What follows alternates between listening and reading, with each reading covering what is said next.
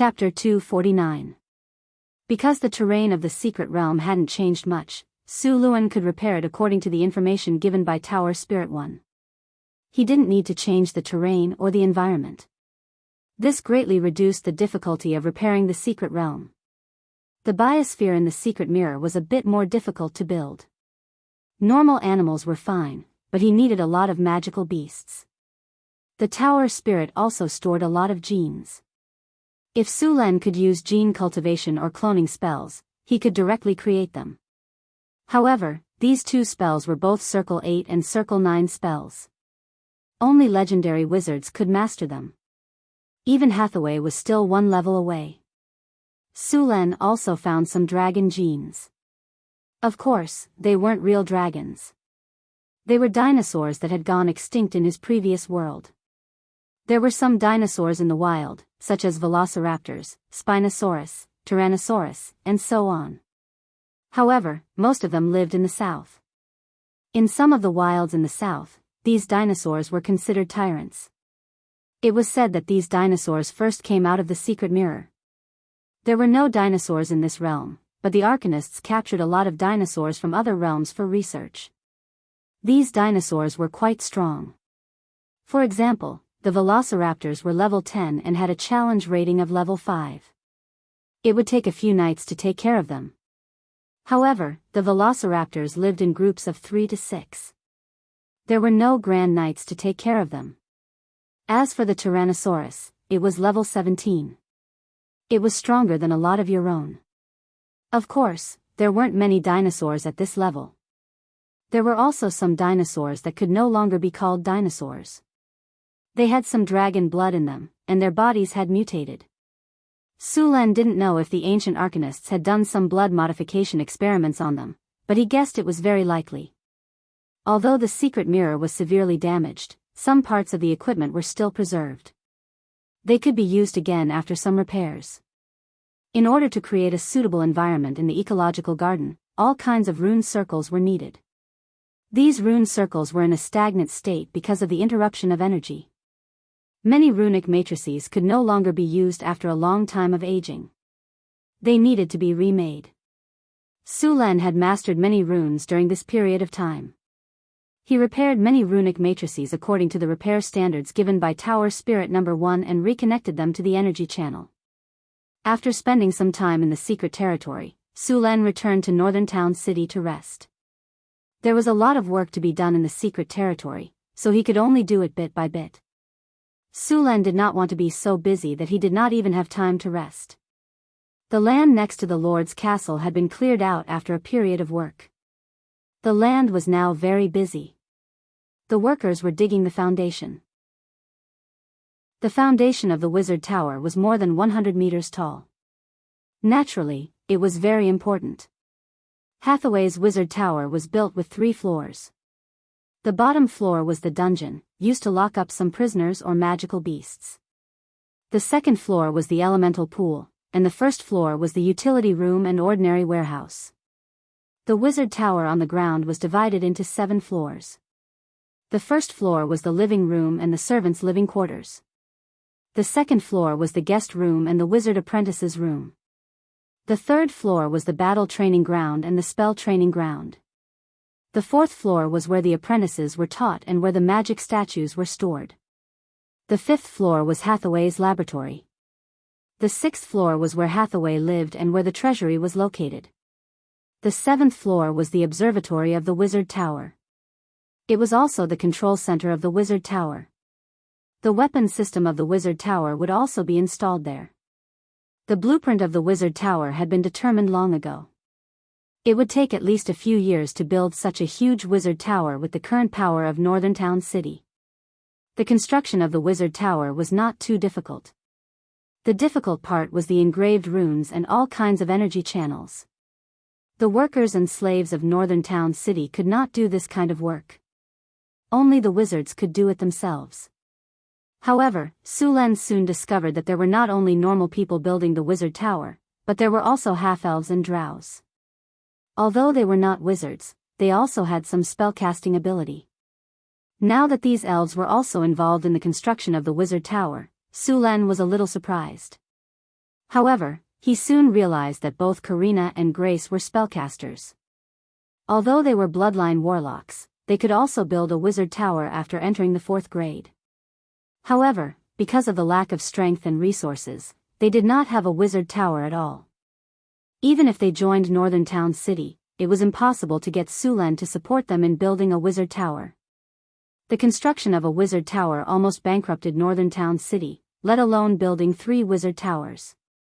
Now that Hathaway was building a wizard tower, they naturally wanted a share of the profits. Although they could not become the owner of the wizard tower, they could still use some areas of the wizard tower. Hathaway naturally agreed to their request. The condition was that they needed to help build the wizard tower. The foundation of the 120-meter wizard tower was a full 30 meters. Thousands of construction teams worked under the supervision of the drows. The soil would be transported to other parts of the city. Under the foundation of the wizard tower, the original soil was turned into rock by using the mud to stone spell. Some places were even blessed with the hardening spell to increase the strength. The base of the wizard tower would be built here.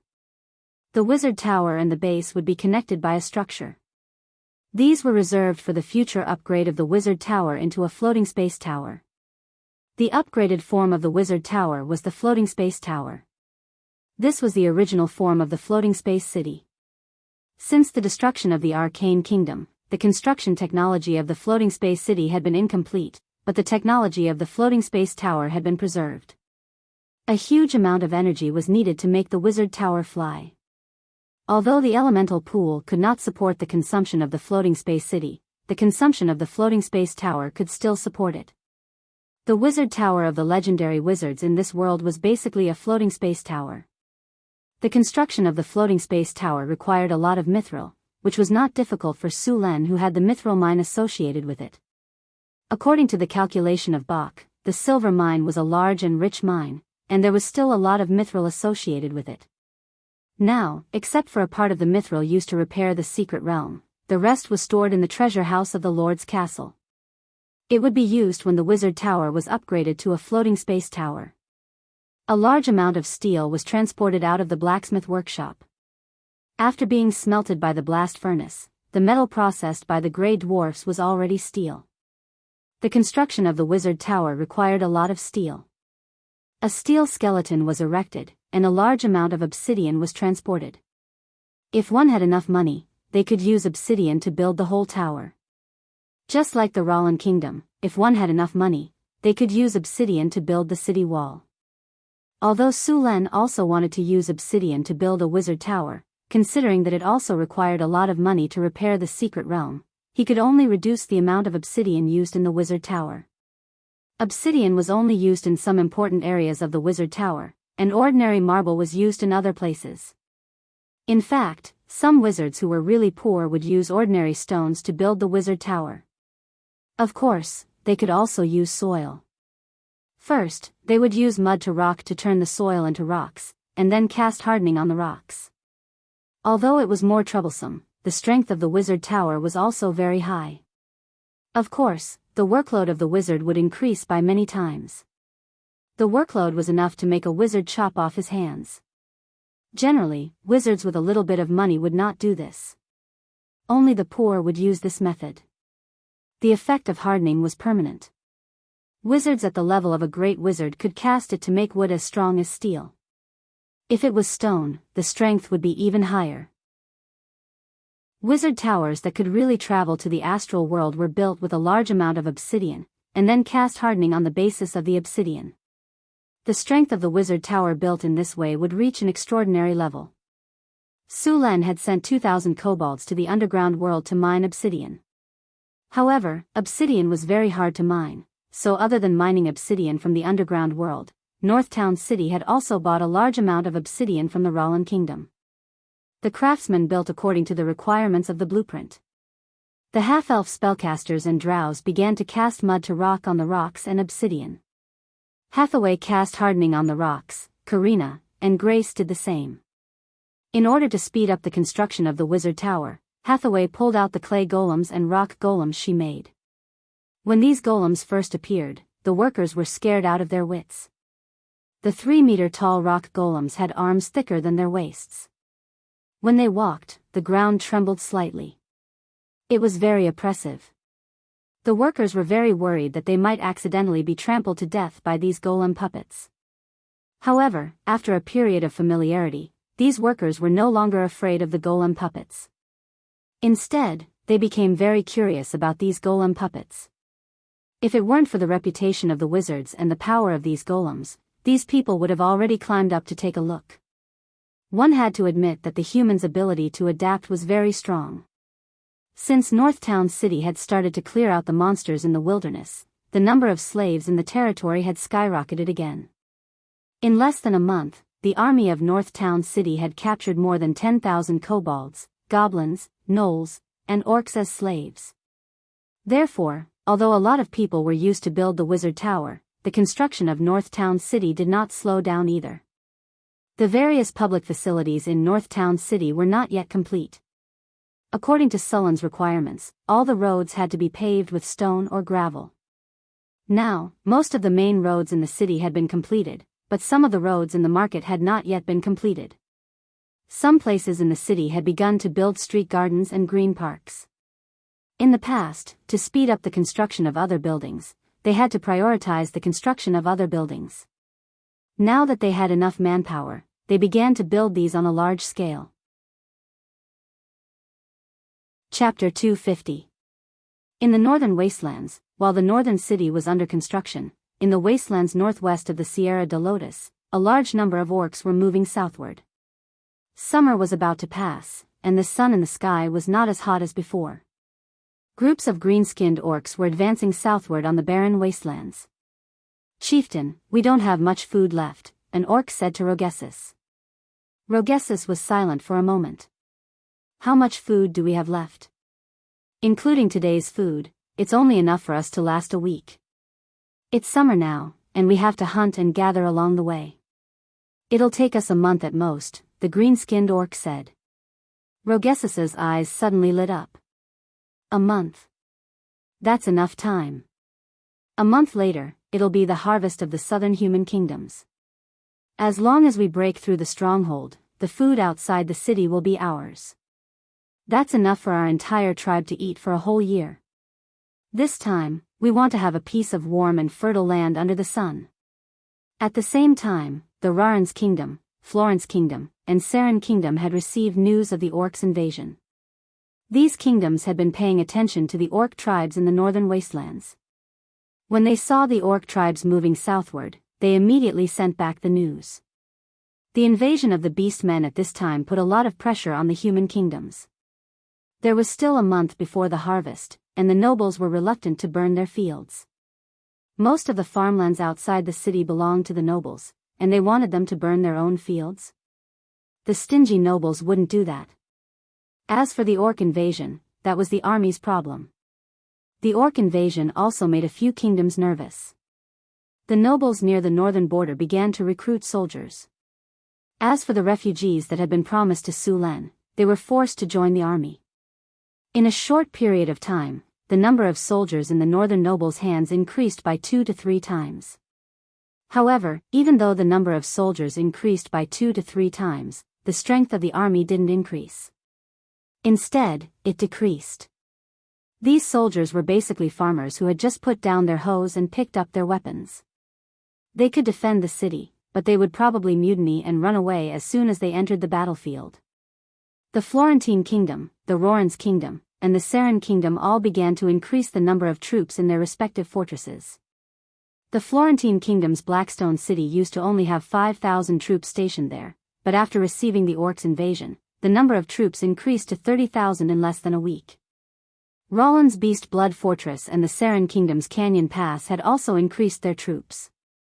At the same time, the nobles of the northern lands had also issued a mobilization order. All sorts of military supplies were being collected. Many merchant convoys that were ready to depart were stopped. Then, some soldiers took the order and confiscated the goods of these merchants. These goods would be returned after the war ended. Of course, this was just an official statement. In fact, these goods would not be returned even after the war ended. In the end, they would only be compensated according to the lowest price of these goods. It wasn't that they wouldn't be compensated at all. In this era, those who could form merchant convoys had the backing of nobles. If there wasn't compensation, those nobles wouldn't give up. The human kingdoms in the north and the northern wastelands were separated by the Nafal mountain range. This Nafal mountain range stretched for thousands of miles. The main peak of the mountain range was covered in snow all year round. Many wild beasts and magical beasts lived there. Although this mountain range separated the humans from the northern wastelands, there were still many paths that could be passed through. The Blackstone Fortress, the Beast Blood Fortress, and the Canyon Pass were the three largest paths through this mountain range. These canyons were much easier to traverse than the other paths through the mountains. There was no problem for large carts to pass through. Apart from these three canyons, the other paths were rugged, steep, and difficult to pass through. There were many places where carriages couldn't pass through. Some of the most dangerous paths were steep cliffs on one side and bottomless abyss on the other. There was only a rugged path that was less than half a meter wide. Most of these paths were used by smugglers and merchants. Not only were these paths difficult to traverse, they were also life-threatening. If they accidentally bumped into the magical beasts that lived there, they would lose both their lives and their wealth. The Beast Blood Fortress was the gate to the north of the Rorons' kingdom. Once this place was breached, the three northern provinces of the Rorons' kingdom would have to face the assault of the orcs. Ever since Count Colin had received news that the orcs were heading south, he had immediately started preparing for battle. There were only 3,000 soldiers stationed in the Beast Blood Fortress. Among them, there was an army of 500 knights. These knights were the backbone of the Beast Blood Fortress. 500 heavily armored knights were mounted on warhorses that were similarly armored. They were the strongest soldiers in the human kingdoms of this world. A knight, man, horse, and armor weighed up to 500 kilograms. When they charged, there was no need to talk about weapon damage. Just the impact alone was enough to rupture the internal organs of an adult orc. The 30,000 reinforcements from the kingdom had also arrived. However, this did not make Count Colin relax. According to the information from the front lines, the orcs could be said to have turned out in full force this time. They were facing an orc army of at least 100,000 men. Outside the Beast Blood Fortress, the various antlers and barricades from before had been completely destroyed. The ground was a mess, with corpses and bloodstains everywhere. The air was filled with the nauseating smell of blood. In the battle that had just ended, the orcs had not gained the slightest advantage. However, they had also successfully accomplished their battle objective. All the defensive facilities outside the fortress had been destroyed. The human soldiers guarding the fortress were still rather excited. Although the orc army seemed to be large, the fortress had taken advantage of the natural terrain. The orcs could not make use of their advantage in numbers at all. The narrow terrain meant that they could only put in a small number of soldiers to attack. The steep mountain walls on both sides of the fortress provided them with a natural side protection. Below the walls, a large number of corpses were piled up. The nauseating smell attracted a large number of vultures. Some scavenger crows were also cawing in the sky. Normal beasts were afraid of an army, but these birds did not have many scruples. When night fell and the battle ended, it was time for them to have a full meal. The orc army camp was only 10 miles away from the fortress. At this time, a large number of orc supervisors were using leather whips to drive the kobolds, goblins, and other slaves to cut down trees. Then the orc craftsmen would make simple siege weapons. Although the orc civilization could not be compared to that of the humans, their social system was much stronger than that of the gnolls, kobolds, and goblins. Just 3 days after the battle between the humans and orcs at the Beast Blood Fortress, the Blackstone Fortress and the Canyon Pass also broke out in battles. After a short period of probing, the orcs began a powerful attack. Sulen knew that the orcs would invade later. After all, the northern citadel was not on the path of the orcs. The closest battlefield to the Blackstone Fortress was only 300 miles away. To the north of the northern citadel was the Sierra de Lotus. If the orcs wanted to attack the northern citadel, they would have to go around the Sierra de Lotus and attack from the northwest. After knowing that the orcs were attacking, Su Len immediately called back the army that was clearing out monsters and bandits in his territory. The northern citadel now had 7,000 soldiers. Most of them were spearmen. There were 4,000 of them, followed by 2,000 archers. Originally, Su Len wanted to form more archers. However, archers were not like spearmen. A wooden stick and a sharp spearhead were enough. The archers' bows needed good materials. Although the centaurs and gnolls had cultivated wood to make bows, the amount was limited. It was hard to form a 2,000 archers. Most of them were still using birch bows. The strongest among them were the gnolls. The strongest of them had already become a gnoll magic archer. They could add elemental effects to their arrows. Most of the gnolls were still at the gnoll archer level. As for the gnoll phantom archer, there was not a single gnoll archer. The main reason was that gnolls needed twice as much experience to level up as humans. But even so, the accuracy and range of the half-elf archers were much higher than that of human archers. Su Luen sent out all the scouts to keep an eye on the movements of the Beastman army. At this time, the Beastman army shouldn't know about Su Luen's city. Once they knew that there was a human city here, the Beastmen would definitely attack. At the same time, the construction of the wizard tower in the city did not stop. However, Su Len sent out a large number of people to start digging the moat. Before, only a small part of the moat was dug out. After the orcs were dealt with, there were no more enemies in the area. Therefore, the moat was stopped. Now, it was just a restart. Sullen's moat would directly lead the water from the Red Sand River. The moat was about 10 meters wide and 3 meters deep. The water in the moat was flowing. Su Len even had the underground spring ability to lead 2 springs from the ground, allowing the water to flow into the moat.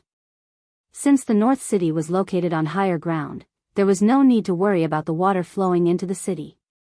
The moat was not only for defense, but also for water transportation. Su Len planned to build a dock outside the city after the war. It would allow ships to transport goods from the Red Sand River to the city gate through the moat. The North City's moat was being built as fast as possible. The caravans in the city had also received news of the orcs' attack. These caravans could not return to the human kingdom before the war ended. They could only stay in the North City for the time being. The guards and mercenaries of these caravans were also called up. Su Len did not plan to send them to the battlefield. He wanted to prevent them from causing trouble. Chapter 251. Although these mercenaries and guards weren't as strong as the regular army, they were still much stronger than normal people. Su Len didn't want these mercenaries and guards to cause trouble in the city while he was fighting on the front lines. Su Luen had never overestimated the moral integrity of mercenaries and caravan guards. In this era, it was very dangerous to do business in the wilderness, especially in the northern wasteland. It was fine when they were in the city or within the city limits, because these people were like normal merchants. But in the wilderness, the law of the jungle prevailed. It was common for the merchant guards and mercenaries to rob other merchant caravans. These people were merchants when they entered the city, and bandits when they left. Unless they were caught directly, it was impossible to tell them apart. Su Len also had a lot of crazy things in the city, such as the secret recipe of white sugar, the brewing process of rum, paper making, and so on. Any one of these skills was worth tens of thousands of gold. As long as you learned one of these skills, you wouldn't have to worry about money for the rest of your life. It wasn't impossible for you to even get a noble title. These people wanted to steal these skills from the first day they came to the city. Last month, Chris caught more than a dozen people who wanted to steal these skills. On average, she caught one every 2 days. As for what happened to these people in the end, it wasn't bad. Alex told Su Len that the low-grade harpies wanted some materials. Su Len waved his hand and gave these people to Alex to live in the Eagle Stronghold. There were more than 3,000 harpies in the Eagle Stronghold. Apart from the harpies and their leader, the rest of the harpies couldn't break free from their instincts. Those who dared to steal skills in the northern wastelands were all strong. Many of them were knights. This was good news for the harpies. These people were fed by the harpies 24 hours a day. They didn't rest at all. They were working hard all the time. These people could be said to be enjoying the feeling of having 3,000 wives. Once the orcs attacked the northern wastelands, the Castellans' mansion would definitely withdraw their men. At that time, the defense would naturally be a bit lax. Sulan didn't think these merchants would let go of such a good opportunity to resist the orcs. They would definitely take advantage of it. Sulan never overestimated human nature. The cheapest and most precious thing in the world was human nature. It was also the most vulnerable thing in the world. Blackstone Stronghold. The battle had already been going on for 3 days. The orc army had sent out a large number of servants to fight. They used these servants to consume the rolling stones and arrows of the humans. The high-intensity battle had consumed a lot of the Blackstone Fort's resources. The Blackstone Fort was a military stronghold and its walls were repaired quite well. The orc army didn't have any advantage. On the 4th day of the war, the Blackstone Stronghold. The city walls. The siege tower was a simple building made of wood. The orc soldiers could enter from the bottom of the siege tower and climb up the stairs. Along the way, they were protected by wooden planks, so they wouldn't be attacked by the enemy. At the top of the stairs was the exit of the siege tower. This exit was at the same height as the city walls. After walking out, one could immediately step onto the city walls and engage in close combat with the enemy. The Blackstone Stronghold was crudely made, but its effect was not bad. The Blackstone Stronghold was built by the Blackstone Stronghold. Although the Blackstone Stronghold was a great tool, its weakness was also obvious. It was slow. The Blackstone Stronghold was built by the Blackstone Stronghold. It was rough and heavy. If it was a normal human, it would be difficult to push the Blackstone Stronghold forward. However, it was just right for the Blackstone Stronghold. Other than the Blackstone Stronghold, the Blackstone Stronghold had also prepared some ladders and battering rams. The Blackstone Stronghold was pushed by the Blackstone Stronghold. The soldiers and generals of the Blackstone Stronghold looked serious. When they saw the Blackstone Stronghold approaching, they ordered the Blackstone Stronghold's archers to shoot fire arrows. The fire arrows were a threat to the Blackstone Stronghold. After being smeared with kerosene, the Blackstone Stronghold's fire arrows were quite good. The Blackstone Stronghold didn't have many fire protection measures. After the arrows hit the Blackstone Stronghold, the kerosene stuck to the wooden planks and ignited them. The Blackstone Stronghold didn't give up and continued to push forward. At the same time, the Blackstone Stronghold's archers on the Blackstone Stronghold began to shoot. The archers on both sides began to fight, and both sides suffered heavy casualties. Under the cover of the archers, the Blackstone Stronghold quickly approached the Blackstone Stronghold. The fastest battering rams were about to reach the Blackstone Stronghold. Suddenly, a fireball the size of a washbasin flew out from the Blackstone Stronghold. The fireball dragged a long tail behind it as it flew towards the battering rams. Boom! An explosion sounded. The battering rams and the dozen or so Blackstone Stronghold soldiers were instantly engulfed in flames. The wooden battering rams were blown to pieces under the force of the explosion. The dozen or so Blackstone Stronghold soldiers were also set ablaze. Wizards! Wizards! We have wizards! The soldiers on the Blackstone Stronghold cheered. The morale of the Blackstone Stronghold skyrocketed. On the Blackstone Stronghold wall, a middle-aged man in a red robe waved his magic staff. Soon, another fireball flew out. This time, the fireball flew directly towards a tall Blackstone Stronghold. The 20-meter-tall Blackstone Stronghold couldn't dodge at all. It was instantly hit by the fireball. This Blackstone Stronghold that didn't burn down after taking so many arrows exploded. The Blackstone Stronghold archers on the Blackstone Stronghold were blown away. The tall Blackstone Stronghold was split in half. Many Blackstone Stronghold soldiers below were directly hit by the burning wood. The Blackstone Stronghold was instantly engulfed in flames. The Blackstone stronghold soldiers that didn't make it out were burned alive. This wizard cast a few fireballs to destroy most of the Blackstone stronghold's siege weapons. He was only an intermediate wizard. There were only a few wizards in the Blackstone stronghold. The wizards wouldn't use up all their mana. What they did just now was to boost the morale of the Blackstone stronghold. Even though most of the siege towers had been destroyed, the orcs quickly pushed out new siege machines. This time, the adepts did not continue to attack.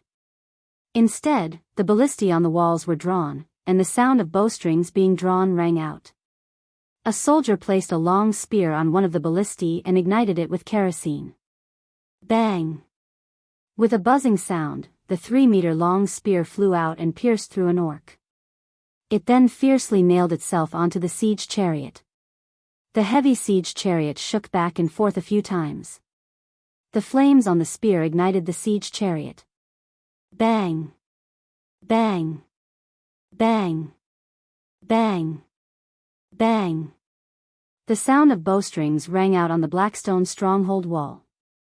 Spears flew out one after another, leaving a trail of corpses in their wake. The Blackstone stronghold soldiers that were directly hit had a bowl-sized bloody hole in their bodies. Some of the Blackstone stronghold soldiers that were too close were directly pierced through. However, the accuracy of the ballistae was limited. Their firing speed was also slow. Many of the siege weapons still managed to get close to the Blackstone stronghold wall. Seeing this, the general of the Blackstone stronghold immediately gave the order to counterattack. 500 knights quietly lined up behind the Blackstone stronghold gate. These knights all wore metal armor and held sharp swords in their hands. The 500 knights quietly stood behind the gate, waiting for the gate to open. An impassioned horn sounded. The gate of the Blackstone stronghold slowly opened. The knights who were already prepared immediately charged. The 500 knights instantly moved. The sound of hooves thundered on the battlefield. The fully armored knights instantly rushed out of the Blackstone stronghold gate and directly charged towards the orc stronghold siege weapons. The orcs never thought that the humans would actually open the gate and attack. The Blackstone stronghold was immediately scattered by the human knights. The infantry was completely massacred by the charging heavy cavalry. Even the orcs were the same. Wherever the knights went, the orcs were cut down like grass. In just 2 charges, the orc stronghold's vanguard was scattered. Seeing the orc stronghold soldiers fleeing in panic, the knights did not continue to pursue. Instead, they ignited the kerosene that they carried with them and threw it on the siege weapons. Dozens of siege weapons were quickly ignited. After these siege weapons were ignited, a deep horn sounded. All the knights turned their horses around and returned to the Blackstone stronghold. After the last knight entered, the gate closed again. The battle was still not over. The orcs did not choose to retreat after losing a large number of siege weapons. Instead, they sent another 2,000 to 3,000 soldiers to attack the Blackstone stronghold with ladders. The general of the Blackstone stronghold, Count Louis, had a heavy expression on his face. These damned orcs want to take us down in one go? Aren't they afraid of breaking their teeth? The archers madly pulled their bowstrings. Many of their arms were sore from pulling the bowstrings for so long. Many archers even had their fingers cut by the bowstrings. A rain of arrows fell from the sky, but the orcs were not afraid at all. The orc stronghold soldiers raised crude wooden shields. Many of the wooden shields were not even stripped of their bark. They forcefully endured the rain of arrows and continued to attack the Blackstone stronghold. A large number of orcs charged without caring about casualties. Soon, a ladder was placed on the Blackstone stronghold's wall. The orc stronghold at the back sped up and quickly climbed up the wall. They then stabbed down with their spears. A few orc stronghold soldiers cut off the hooks of the ladder and pushed it down. 2 orc stronghold soldiers who were halfway up the ladder fell from the sky. A tall orc stronghold jumped up the Blackstone stronghold's wall after a few jumps. He swung his giant axe and chopped the orc stronghold soldiers in half along with their weapons. He then defended the Blackstone stronghold's wall and allowed more orcs to climb up. Soon, 5 orcs came up. These orcs were under the lead of the orc stronghold's leader. The human soldiers around them were forced to retreat. Seeing this situation, a few knights immediately rushed up with their men. Chapter 252. Blood and flesh splattered all over the battlefield. A large number of soldiers were dying every second. The orc warrior that rushed up was also killed by a few human soldiers. Finally, after more than 2 hours of fierce battle, the orcs retreated, leaving more than 2,000 dead bodies behind. The soldiers of the Blackstone fortress finally let out a sigh of relief. They were all exhausted after a whole day of fighting. Gavin stretched his sore shoulders while the guards next to him bandaged his wounds. The soldiers who came to relieve the soldiers who had just fought took the place of Gavin. After resting for a while, Gavin walked down the wall with his servants and headed back to the castle. I've heard about Sir Gavin's fighting style when I was in Cult City. I thought it was just an exaggeration, but after seeing it today, Sir Gavin is even braver than the rumors say. Count Wayne exclaimed. He personally understood the situation on the battlefield today. The ferocity of the orcs shocked him. Most of the captains on the wall began to ask for reinforcements in the middle of the battle. Gavin was the only one who led his men and did not retreat. He didn't ask for reinforcements even once. At the same time, his soldiers suffered the least casualties, but they achieved the greatest results. They killed more than 500 orc soldiers in the section of the wall they defended, including several orc warriors. Sir Wayne, thank you for the compliment. Gavin forced a smile and said, You've seen the difference between us and the orc army today. Without the protection of the wall, we are no match for the orcs. More importantly, according to our intelligence, there are at least 100,000 orcs this time. We only have less than 50,000 soldiers. It will be very difficult for us to defend the city with our strength. That's why I beg you to ask for reinforcements from the king immediately. Also, we have lost 4,000 men today, and the orcs have lost 3,000 men. We can't win in a war of attrition. Sir Gavin, I will ask for reinforcements from His Majesty, Count Wayne agreed after some consideration. But Gavin, you know that even if His Majesty agrees to send reinforcements, it will take at least a month for them to arrive. We can only rely on ourselves for this month. Do you have any ideas? Sir, we can only hold on. After a moment of silence, Gavin said, Let's ask the surrounding nobles for help first. They have quite a number of soldiers. Although they aren't elites, they should have no problem defending the city. Do you think those nobles will be willing to send their troops here? Count Wayne sneered. As a noble, he understood the intentions of those nobles. Even if the Blackstone fort was in danger, those nobles wouldn't agree to send their private soldiers here. Sometimes, even if they knew that danger was approaching, as long as it wasn't right in front of them, these nobles wouldn't care. You could say that they were short-sighted and didn't see the big picture. In fact, most nobles were like that. They had their own castles and their own soldiers. Most of the time, they believed in themselves more. Even if we don't hire a private army, we can still hire new soldiers. We need a lot of manpower. They won't know how to use weapons, but they can at least carry rocks and boil water. As long as they are still healthy, we can just ask them to throw rocks into the water. Gavin said. Gavin, if you do that, the soldiers might suffer heavy casualties in the end. Wayne's heart skipped a beat, and he said with difficulty. Those untrained soldiers might sound nice, but they were actually farmers. The farmers had less than a 10% chance of surviving on the battlefield. Do you have a better idea, sir? Gavin asked. Wayne opened his mouth. He didn't have a better idea either. Let's do it then. Wayne quickly recovered.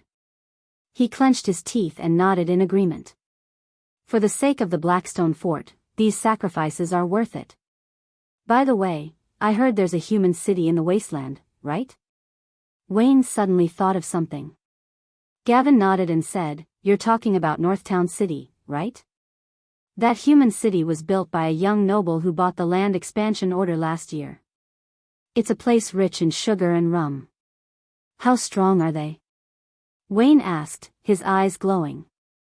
Gavin hesitated for a moment and said, "They're quite strong. I heard from the merchants who went there that they defeated goblins, kobolds, gnolls, and even the orcs.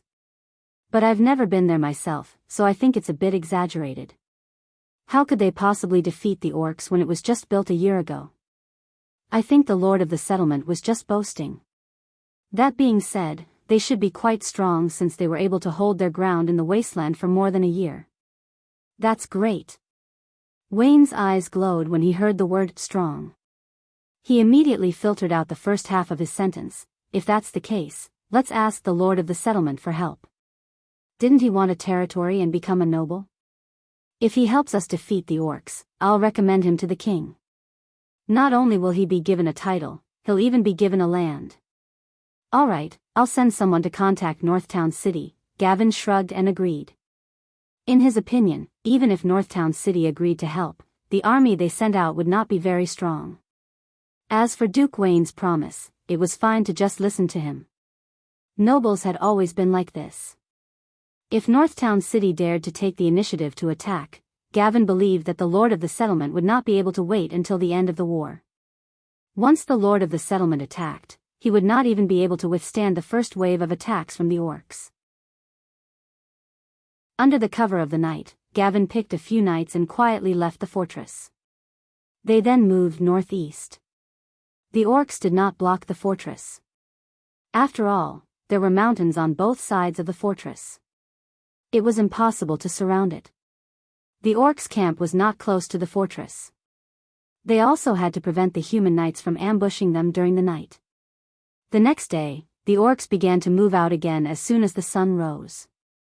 This time, the orcs pushed the siege weapons that they had built overnight to attack the fortress. However, the number of siege weapons was reduced by half compared to the previous day.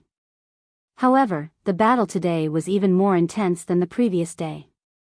This time, the orcs sent out even more soldiers to attack the fortress. They did not have enough siege towers and siege chariots, so they used ladders instead. These orcs did not care about casualties at all. Since the morning, more orcs had been climbing up the fortress walls. "These damned orcs, are they crazy?" Gavin said as he wiped the blood off his face after killing the last orc on the wall with a single slash. "At this rate, we won't be able to last more than 30 days. The orcs are panicking." Duke Wayne looked at the orcs that had temporarily retreated. The other orc army in the distance was already ready. "They don't care about casualties, and they're taking turns to attack us. This method is putting a lot of pressure on us, but the orcs are not having it easy either. Why do you think these orcs are so desperate?" "Why?"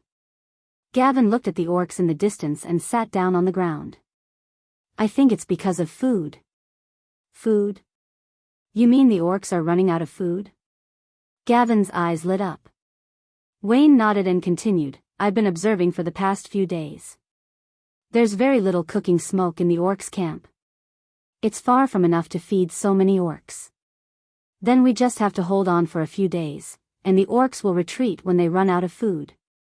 Gavin stood up excitedly. "It's not that simple."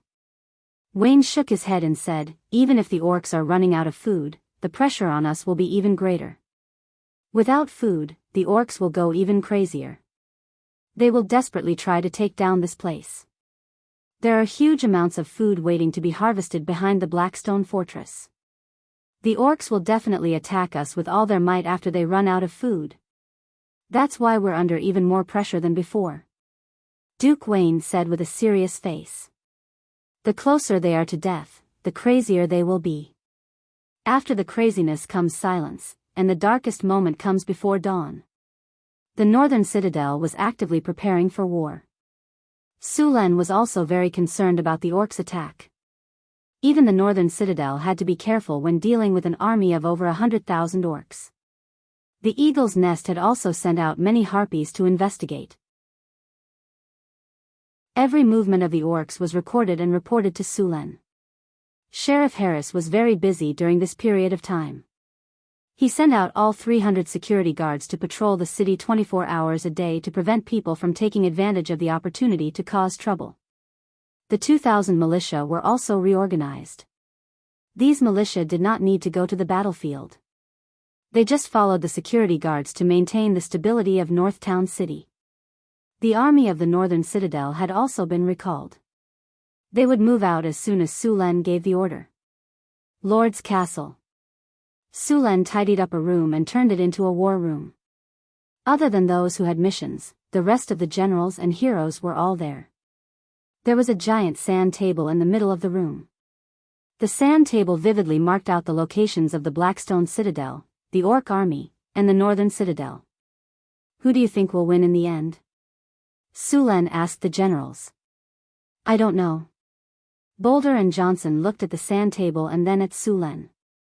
They looked like they didn't know anything. Su Len was not surprised by their reaction. He was already used to it.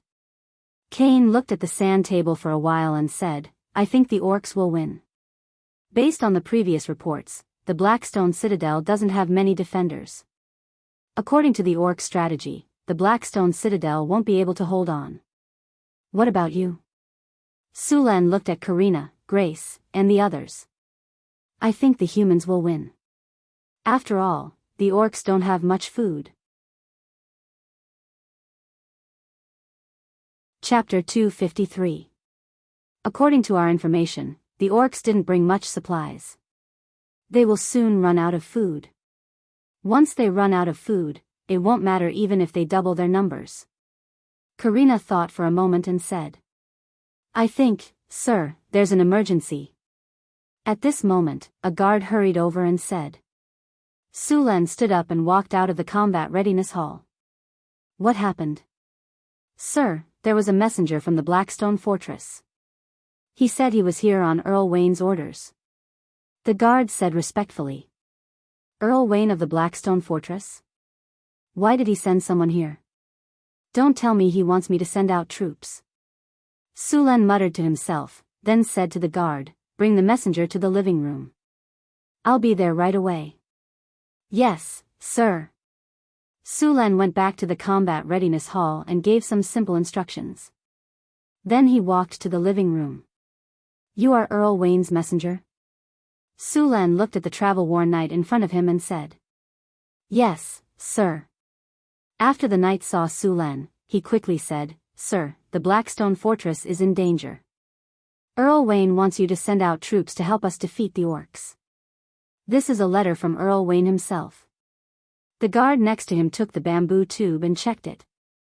Then he handed it to Su Len. Su Len took it and looked at it. There was a noble's badge on the wind outlet of the bamboo tube. The seal was not broken.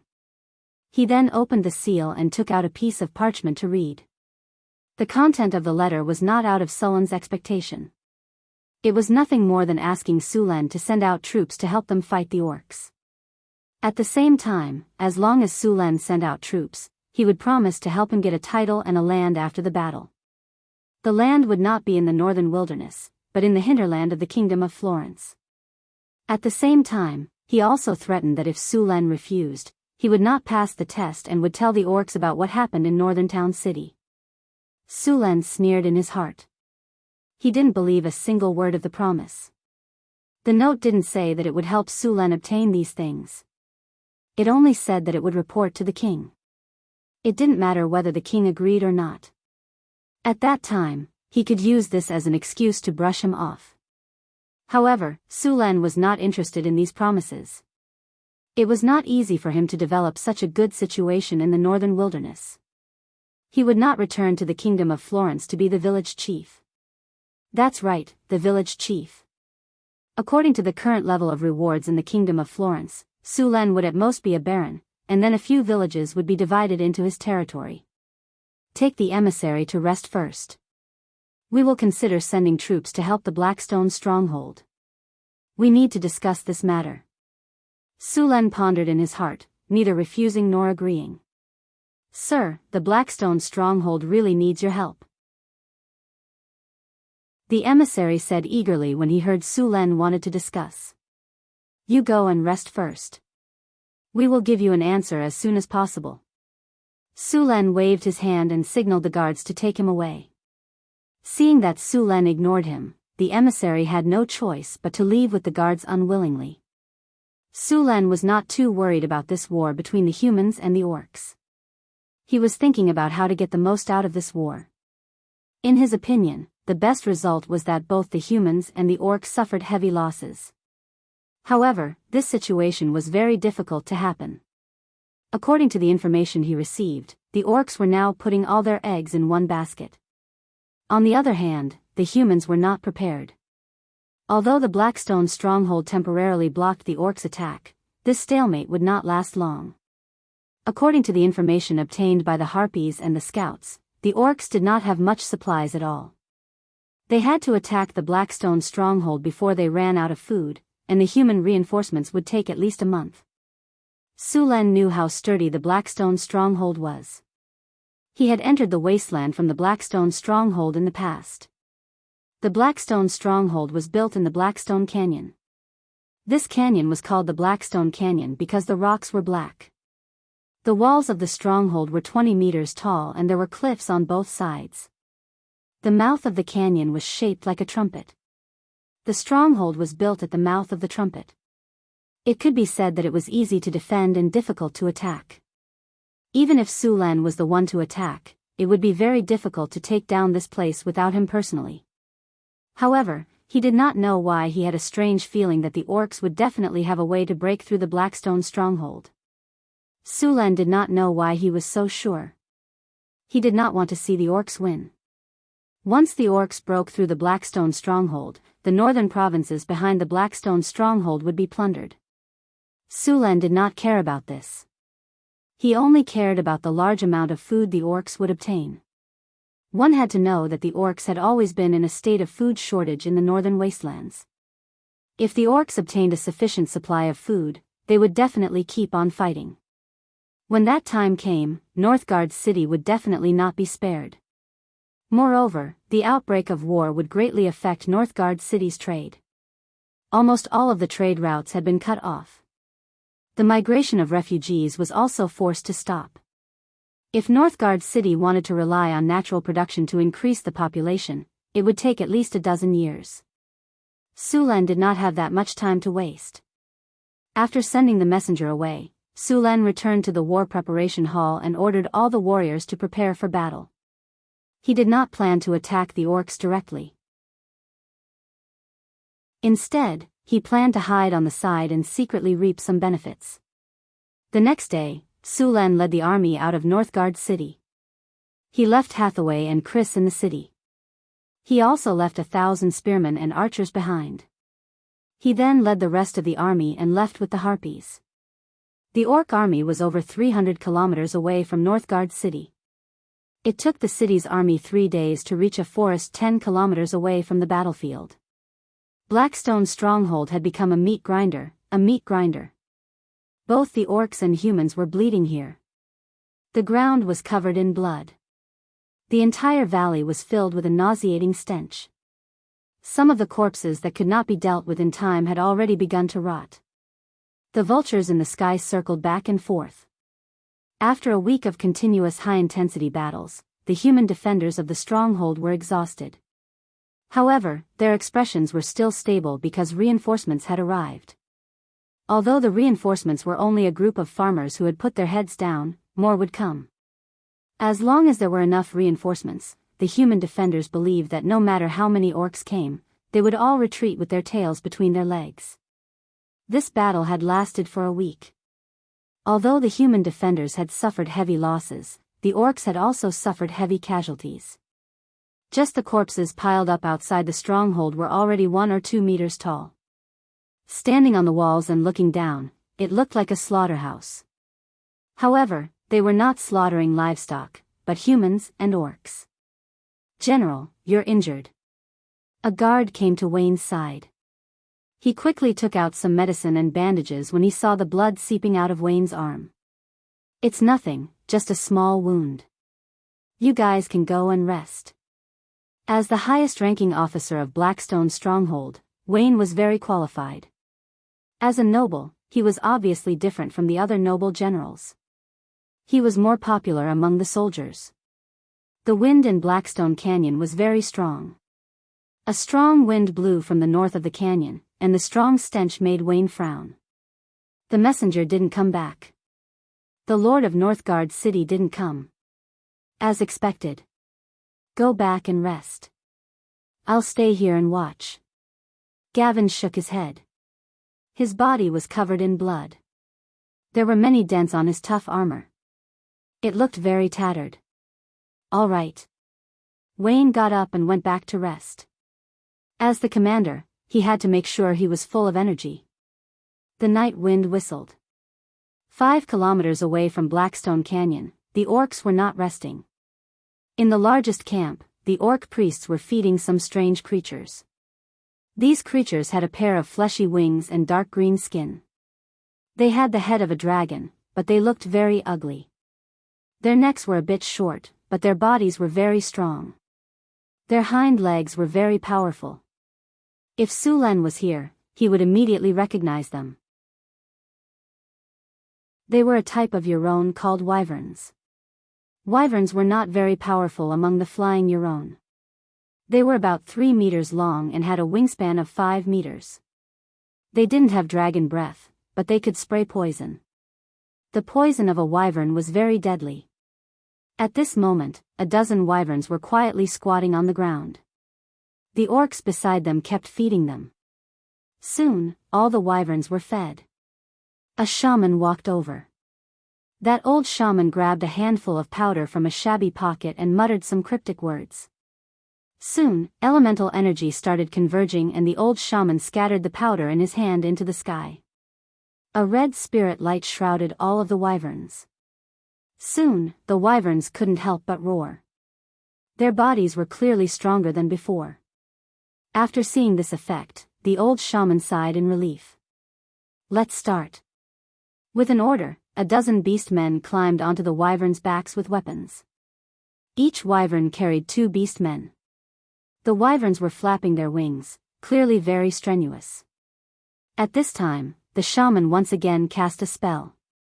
Wind elements converged and buffed the wyverns. Flight. After buffed by flight, the dozen wyverns carried 30 beastmen and flew into the sky. There was no light in the sky, and thick black clouds covered all the starlight. The dozen wyverns merged into the darkness, and after identifying the direction, they directly flew towards the Blackstone Fort. The wyverns were very fast.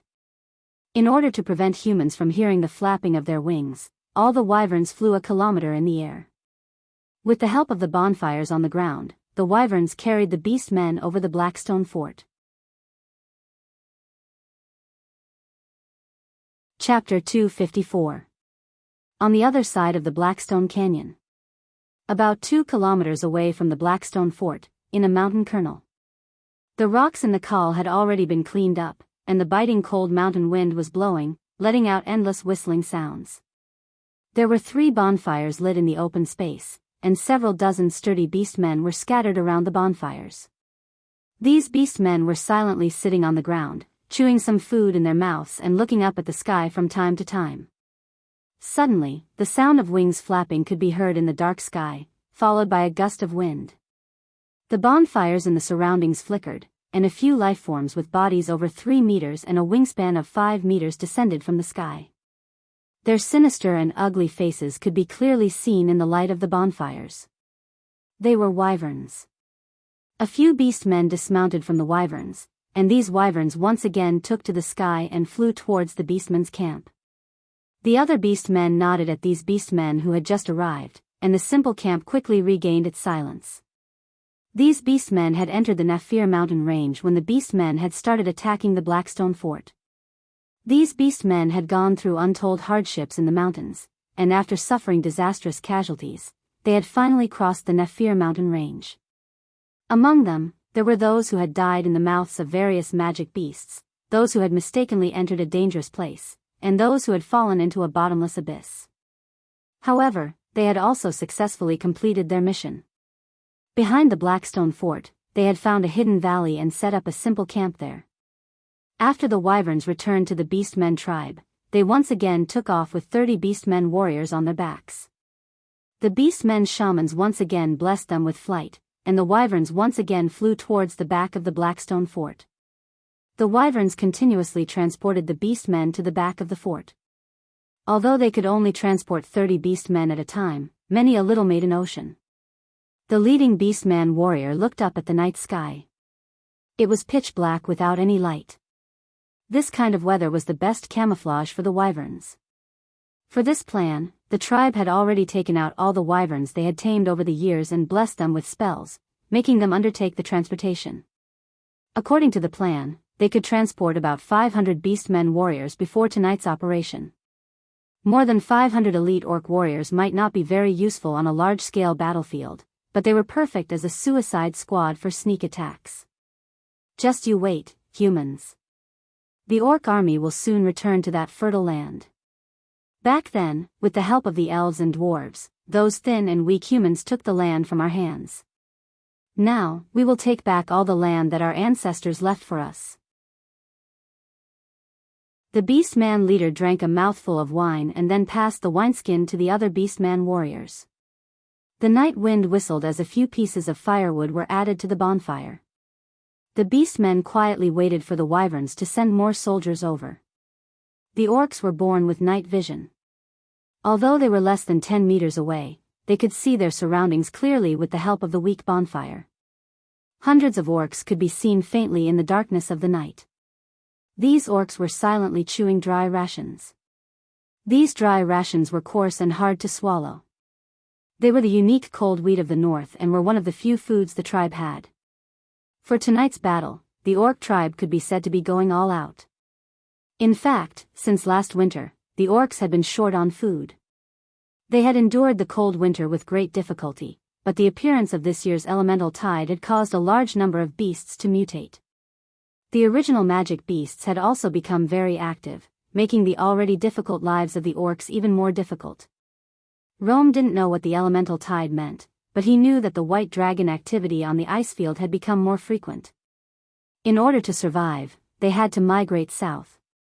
As one of the higher-ups of the orc tribe, he clearly knew how important this war was to their tribe.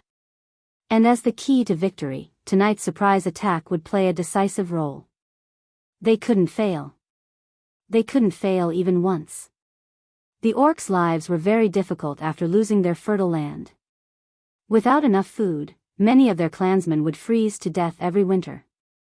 Every snowfall was a test of life and death. Cold and hunger had accompanied Rome since the moment he was born. This time, he wanted his clansmen to no longer have to endure hunger and cold. At this time, the human kingdom was about to have a harvest. As long as they broke through the Blackstone fortress, there would be a bountiful harvest everywhere. Countless grains would be waiting for them to harvest. Looking at the time tool given to him by the great shaman, it was already 2:30 in the morning. Calculating the time, the last batch of orcs should have arrived.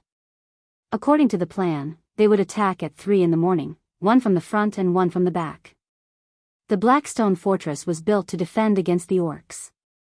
Although it had 2 walls, the southern wall wasn't very high. After all, behind it was human territory. Soon, the sound of wings flapping could be heard. The last batch of orc warriors had arrived. There were already close to 600 elite orc warriors in the small call in front of them.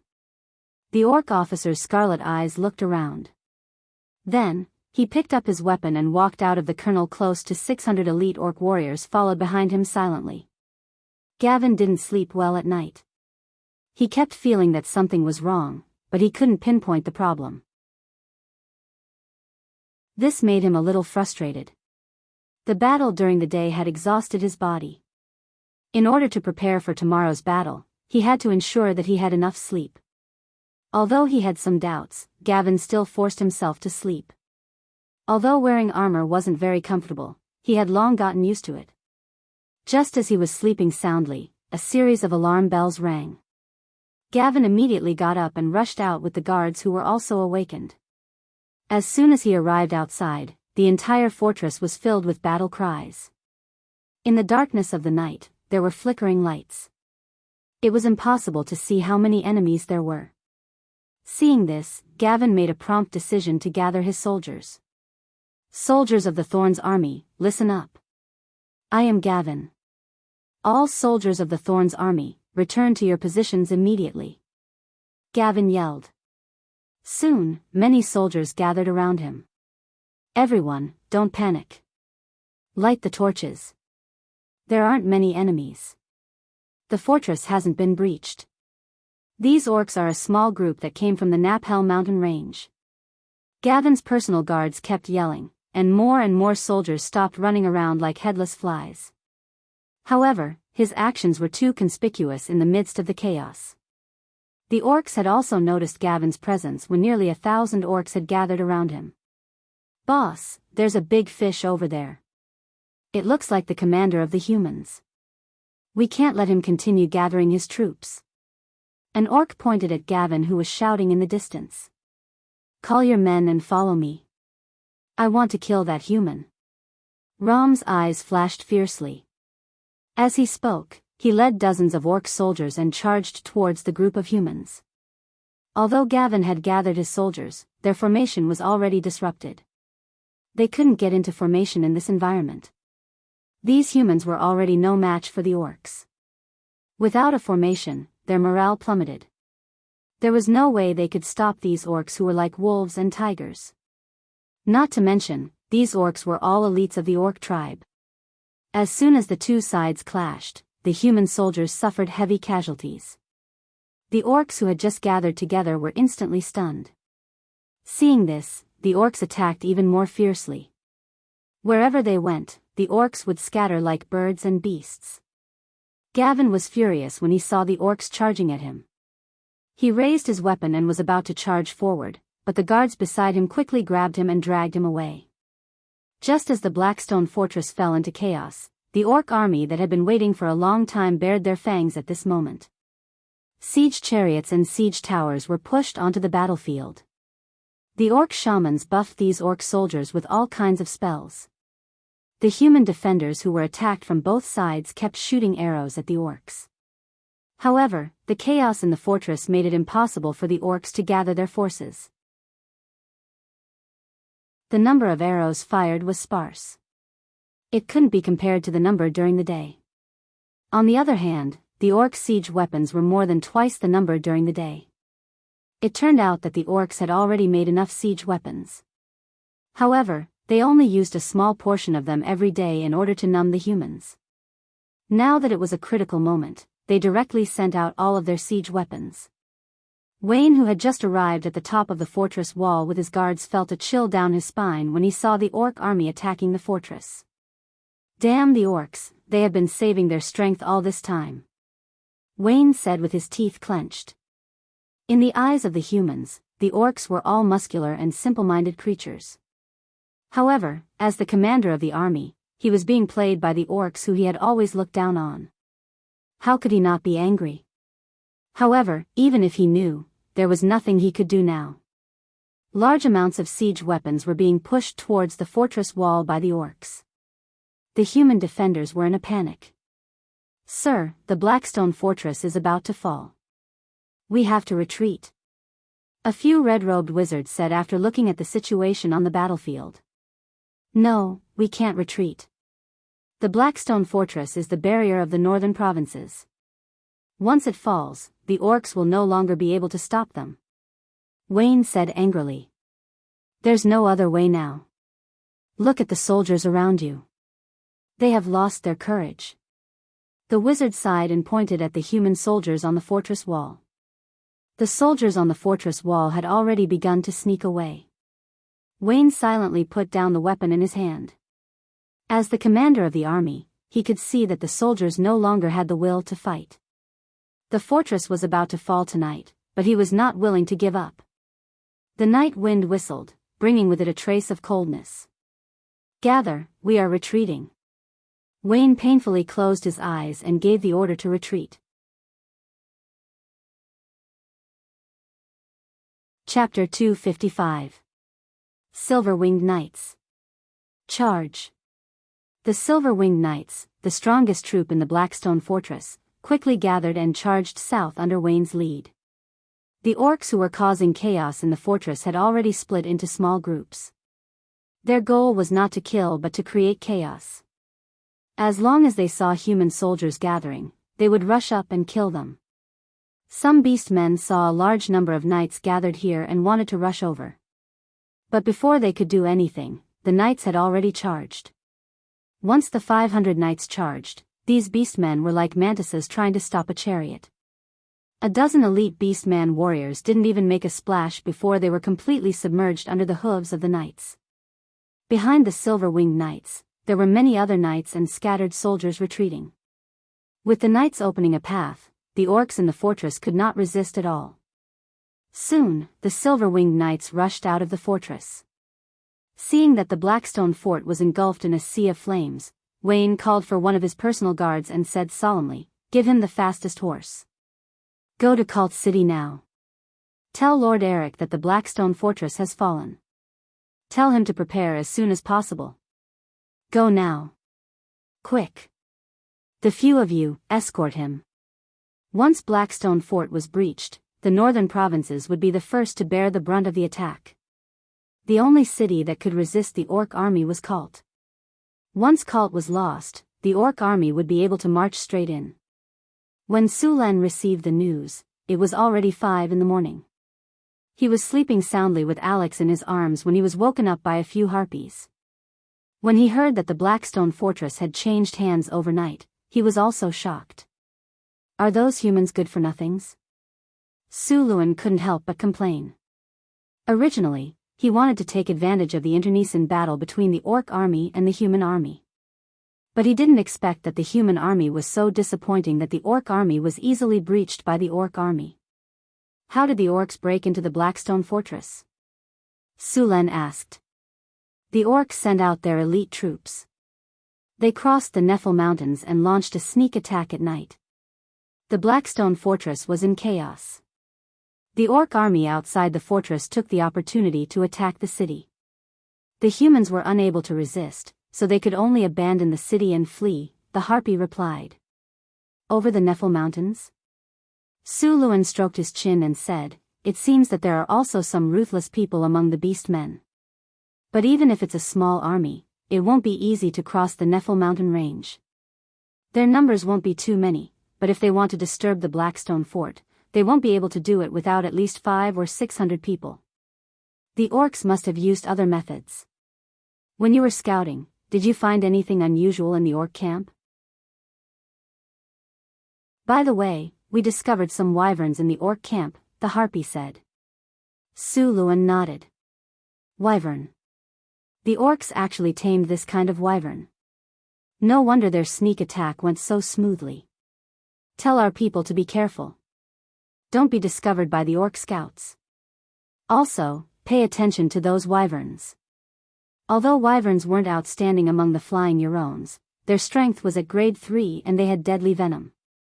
They were a very troublesome type of Eurone. However, the Air Force was still the Air Force. "What's the situation with the orcs now?" Sulan asked. "The orc army is passing through the Blackstone Canyon. A portion of the orcs have started to rush into the northern provinces. Looks like the Kingdom of Florence is in big trouble this time. The Blackstone fortress has been breached.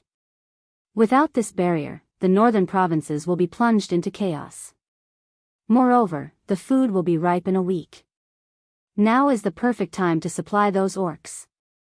Once there is enough food, these orcs will be difficult to deal with." Just as Sulan was hiding, the orc army began to advance into the human hinterland. The first to suffer was Wintersun City. They didn't receive any news that the Blackstone fortress had been breached. Then, at dawn, they saw the orc army. Apart from a portion of the orc army guarding the city, the rest were seizing the time to harvest the food. Although the food would be ripe in a week, the orcs couldn't wait any longer. Seeing the orc army outside the city, the mayor of Wintersun City didn't have the courage to go out and fight. He closed the city gates and recruited soldiers to defend. The orc army didn't care about Wintersun City's actions. Wintersun City wasn't as sturdy as the Blackstone Fortress. The most important thing now was to harvest the food. After harvesting the food, they would attack Wintersun City. There were only 1,000 soldiers in Wintersun City, and their strength was average. There were 7,000 temporary soldiers, but none of them had ever been on the battlefield. As for wizards, there was not a single one. The city wall was only 6 or 7 meters high, which was far from the Blackstone fortress. Faced with this situation, the shamans in the orc army also made their move.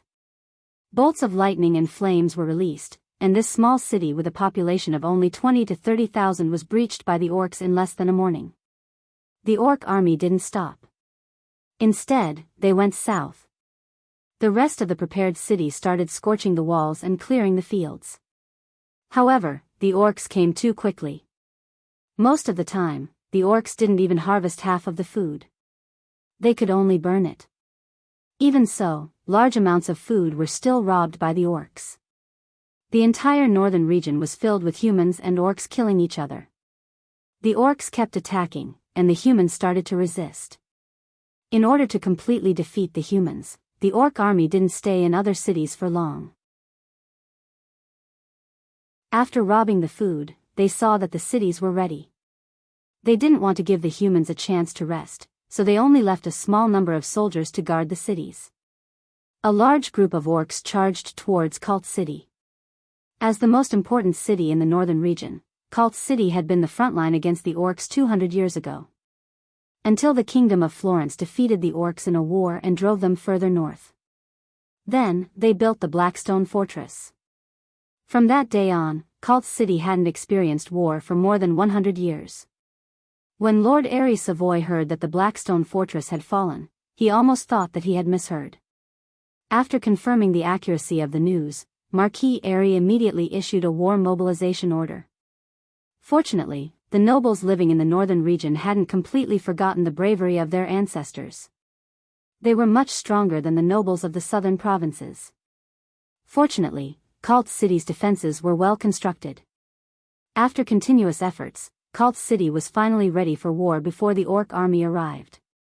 The alarms in the fortress rang, and a large group of armed soldiers began to climb up the walls. Wayne and Gavin also led the remaining soldiers up the walls. The two of them didn't run away. They were responsible for the fall of the Blackstone Fortress. If they ran away now, the lightest punishment they would receive after the war was over would be a demotion in rank. It wasn't impossible for them to be executed. So, in order to reduce their punishment, they had to contribute. During this time, Gavin gathered more than 2,000 soldiers. These soldiers were all experienced veterans. As long as they were reorganized, they would be able to fight again. Wayne also gathered a large number of soldiers. He also had a knight order under his command. Since the orcs' invasion, the war had lasted for more than half a month. In this half a month, both the humans and the orcs had suffered great losses. Of course, the humans had lost more. The orcs had captured more than 20,000 captives and slaves. They didn't intend to kill these humans. Instead, they wanted to enslave them. After all the soldiers were gathered, Gavin and Wayne immediately led them to the city walls. Along the way, soldiers were in a hurry. The constant ringing of the alarm made many people aware of the severity of the situation. When they arrived at the top of the city walls, they saw countless orcs. The entire land was covered in greenery. The war hadn't started yet, but many people were already sweating. Below the city, an orc army of tens of thousands had finished gathering. The orcs had completely surrounded Cult City. The orcs had slaughtered their way into the human kingdom's hinterland in order to uproot Cult City. As long as they could take down the city, the orcs would be able to stabilize their territory. The orcs would never be willing to let go of the fat meat that was already in their mouths. Even if this land wasn't fertile, it was still much better than the northern wastelands where the orcs originally lived. For the Kingdom of Florence, the loss of Blackstone Fortress was like a bolt from the blue. If Cult City was taken over by the orcs, it wouldn't be easy for the human kingdom to reclaim it. A low horn sounded, and the orc army began to move forward slowly. After moving into the range of the archers, the orcs began to charge forward with messy footsteps.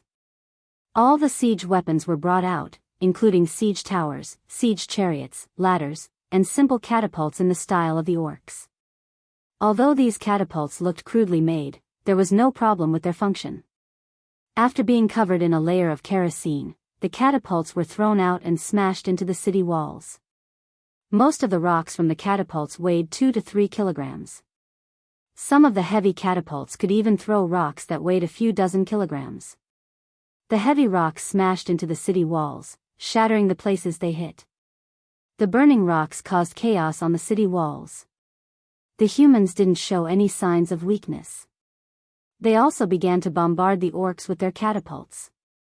Due to the limited space on the city walls, the number of catapults was much fewer than the number of orcs. However, the humans' catapults were more accurate.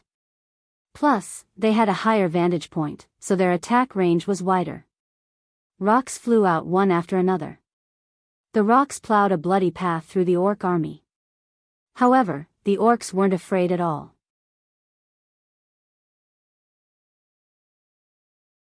Chapter 256. The orcs and humans unleashed their long-range weapons at each other. The orc army had also entered the range of the human archers. The human archers quickly raised their bows and shot at the sky. A dense rain of arrows rained down from the sky.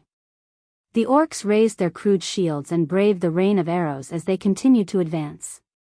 Only a few unlucky ones were hit by the arrows, but to the beast men, the damage of arrows was not high. Ordinary arrows had limited damage unless they hit a vital point.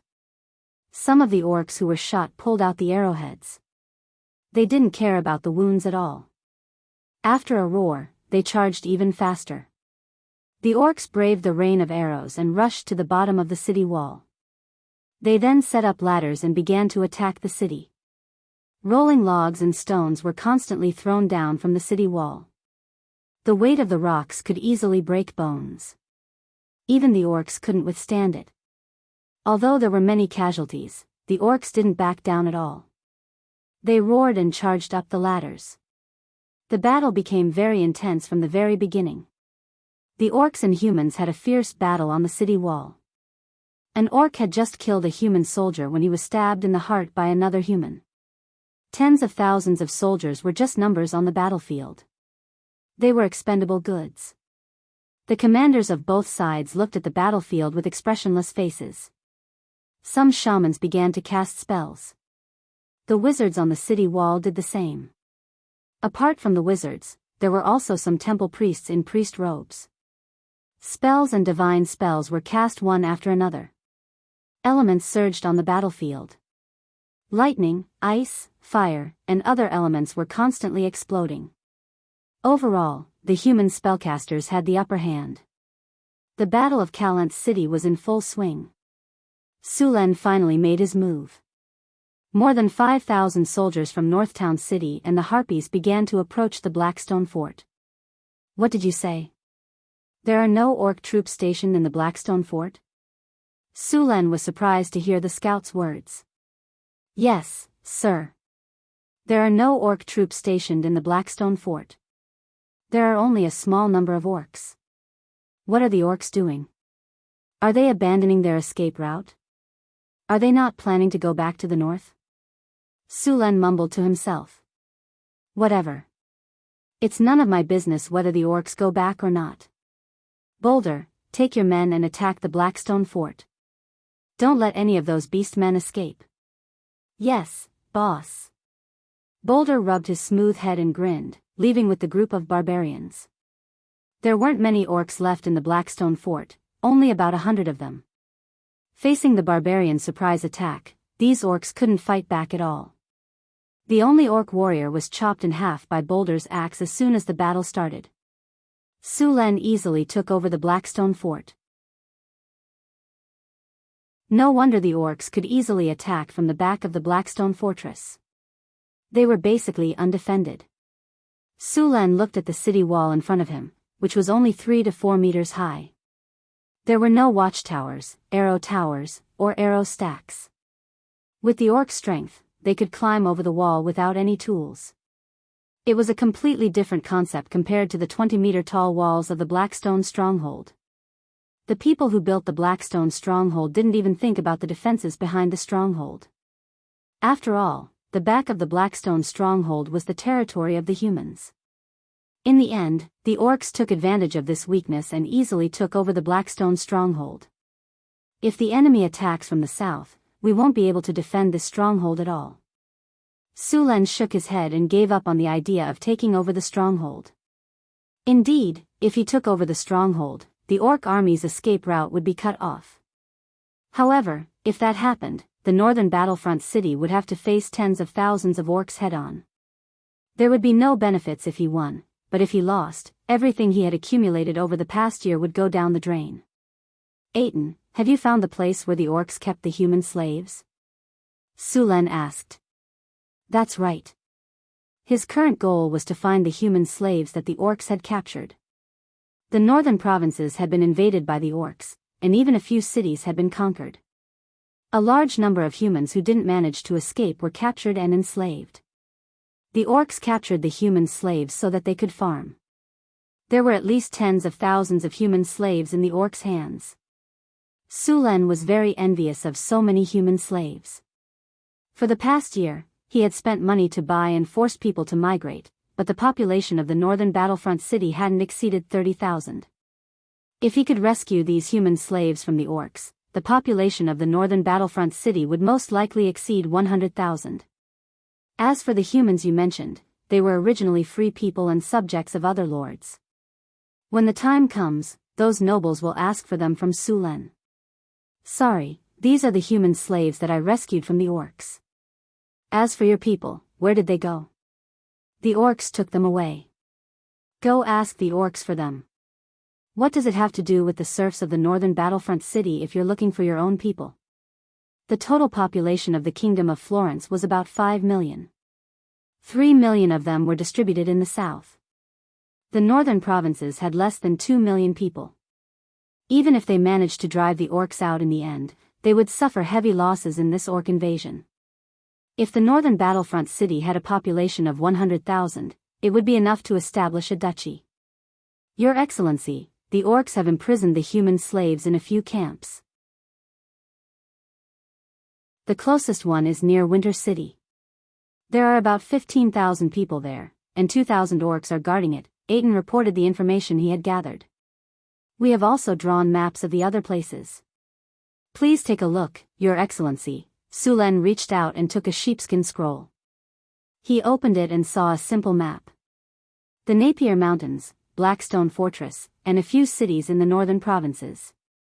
The number of orcs in each city that had been conquered was marked.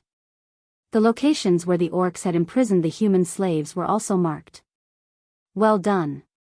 Su Len closed the map and patted Aiden's shoulder. As the first drow to pledge loyalty to him, Su Len valued him very much. Sullen's goal was to capture the captive orcs. After the captives were captured, they would be transported to the northern battlefront city. The Blackstone Fortress was the only way. Su Len had to leave a lot of people here to guard it. Now that the humans and orcs were fighting fiercely, neither side could spare any manpower. This was a godsend opportunity for Su Len. Ever since Winter City was conquered by the orc army, the orcs had chased all the humans out. Those who refused to leave were all beheaded. Even after a few days, the city was still filled with the smell of blood. The orcs did not station many soldiers here. It could be said that this city with a population of 20,000 was now an empty city. Outside Winter City, in a simple camp, many humans were working under the whips of the orcs. They were making weapons and armor for the orc army at the front line. After conquering Winter City, the orcs obtained a lot of resources, which they naturally had to make use of. Su Len reorganized in the Blackstone Fortress and left 500 soldiers there. Then, he waited until the sky turned dark before setting off for Winter City. The 2,000 orc army was not a pushover. Even if northern battlefront city could win, they would suffer a lot of casualties. Therefore, his plan was to launch a sneak attack and defeat the orcs in the shortest time possible. Then, he would steal the human slaves. His goal was not to kill the orcs, but to steal a large number of people. Under the lead of the scouts, the army of northern battlefront city quickly advanced under the cover of the night. By 1 a.m., the army had arrived at the outskirts of the orc camp. At this time, there weren't many guards in the orc camp. After the Blackstone Fort was breached, none of the cities in the northern provinces dared to leave their cities. This made the orcs let down their guard. They did not expect someone to attack the orc camp when the orc army was advancing triumphantly. "Lord, there are no hidden sentries," Aten said as he bent over to Sulan's side. "Then, let's begin." Sulan nodded and ordered. Then, Aten led 20 drows into the darkness. These drows were proficient in investigation, assassination, and sneak attacks. Under the cover of the night, they easily reached the entrance of the orc camp. At this moment, the 2 orc soldiers were yawning as they stood guard. Suddenly, 2 figures appeared in the shadows behind them. Then, the figures flashed and a dagger with cold light flashed towards the orc's throat. The other hand instantly covered the orc's mouth. Fresh blood spurted out. The 2 orcs widened their eyes and struggled violently to break free. But as the blood flowed out, their windpipes were cut, and their struggles became weaker and weaker. After a few breaths, they fell into a dead silence. Sulan waited outside the camp for a while. Soon, the simple gate of the camp was opened. 2 drows held torches and circled in the air 3 times. After seeing the signal, Sulan ordered the army of Northern Battlefront City to attack. The army of Northern Battlefront City quickly entered the camp. Such a big movement could no longer be hidden. Enemy attack. An angry roar spread throughout the camp. A large number of orcs rushed out of their tents. Seeing the orcs appear, the soldiers of Northern Battlefront City formed a battle formation and rushed forward. The archers in the back also began to shoot arrows. Because the orcs were caught off guard, they didn't have shields. A large number of orcs were hit by the arrows. Compared to the bows of humans, the arrows of the half-elves and centaurs were much more powerful. As soon as the arrows came into contact, the orcs paid a heavy price. The spearmen at the front saw the orcs suffer heavy losses, so they formed a battle formation and began to push forward. Facing the spear formation of the Northern Battlefront City, the orcs roared and rushed forward, but they were blocked by shields. Then, they were pierced by a few spears. Suddenly, the sound of wings flapping came from the sky. Before the orcs could react, a large number of rocks fell from the sky. The orcs, who were already lacking in defense, were smashed to pieces. The more serious ones had their heads smashed. A beastman who looked like a commander roared loudly. He wanted to organize an army, and the surrounding beastmen all gathered around him. At this time, a wash-basin-sized fireball fell from the sky and hit that beastman commander. An explosion sounded. Orange flames sputtered. The orc in the center of the explosion was blown away.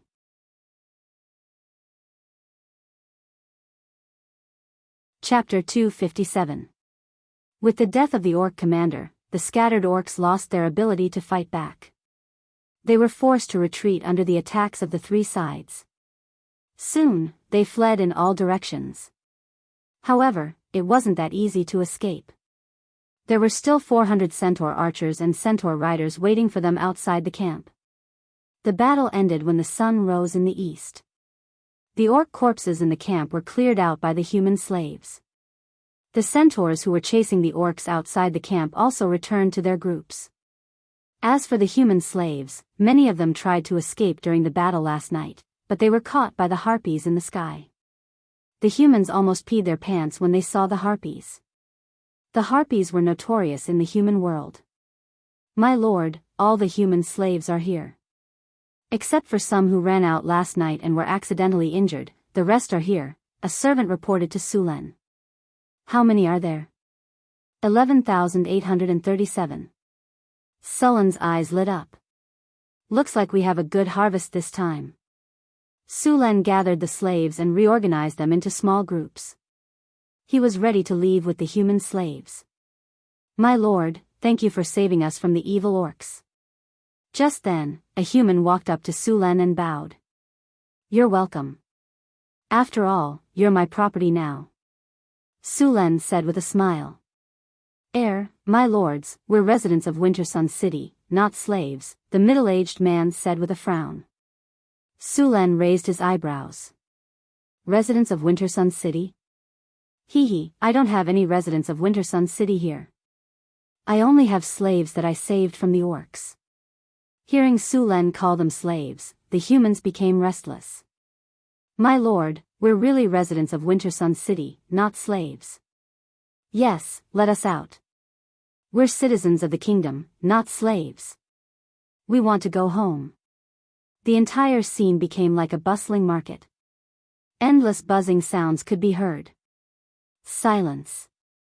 A loud roar was heard, and all the sounds were suppressed. The scene became clear. The soldiers of the North Town City also drew their weapons. Seeing the situation, they immediately quieted down. It seems that you still don't know your place, Su Len sneered. You guys don't know yet, do you? The orc army has already entered the northern provinces. They are now besieging Cult. There are 100,000 orcs in the entire northern lands. Not only here, but there are also orcs in other places. Do you still want to go home? Without my protection, the moment you leave the camp, it won't be long before you are captured by the orcs again. No, it should be killed. The orc army suffered heavy losses last night. The orcs won't be merciful to slaves like you. Don't expect the kingdom to send people to save you. The kingdom's army is currently engaged in a fierce battle with the orcs. They won't be able to take care of you. Now tell me, is there anyone else who wants to leave? Su Len glanced around coldly and said. Everyone lowered their heads when they met Sullen's gaze. Now, I'll give you a chance, Su Len continued after looking around. I am the Lord of Northern City, Su Len. I am the Lord of Northern City. I can promise that as long as you work for me for 3 years, I will release you from your status as a slave and give you a piece of land. In Northern City, you don't have to worry about being attacked by the orcs. After you regain your freedom, I can promise you that the tax on your land will be 30%. As long as you don't break the law, the tax won't increase. After Su Len finished speaking, most of the humans stopped objecting. Some who were still unwilling to accept the result didn't dare to make any moves under the protection of the weapons of the North City soldiers. Soon, the two sides finished a pleasant conversation. Su Len assigned some soldiers and harpies to escort these human slaves to the Blackstone Fort. When they arrived at the Blackstone Fort, these people would be divided into groups of 100, and then migrate to Northgard City in groups of 10. After dealing with the human slaves, Su Len opened the system log to check. Congratulations, host. Under your leadership, your army has defeated an orc army. You have achieved a great victory. You have won the battle. You have obtained 3,620 EXP, congratulations, host. You have obtained a gold treasure chest. You have obtained a star iron. He opened the system space and chose to open the gold treasure chest. The system notification sounded. Congratulations, host. You have obtained the item, machinery control, exclamation point. An ordinary book appeared in front of him. Su Len took the book out and looked at its attributes. Machinery control. This is a book that records advanced mechanical knowledge. It is very difficult for people without a foundation to understand it. After learning it, you will be able to master even more advanced mechanical knowledge.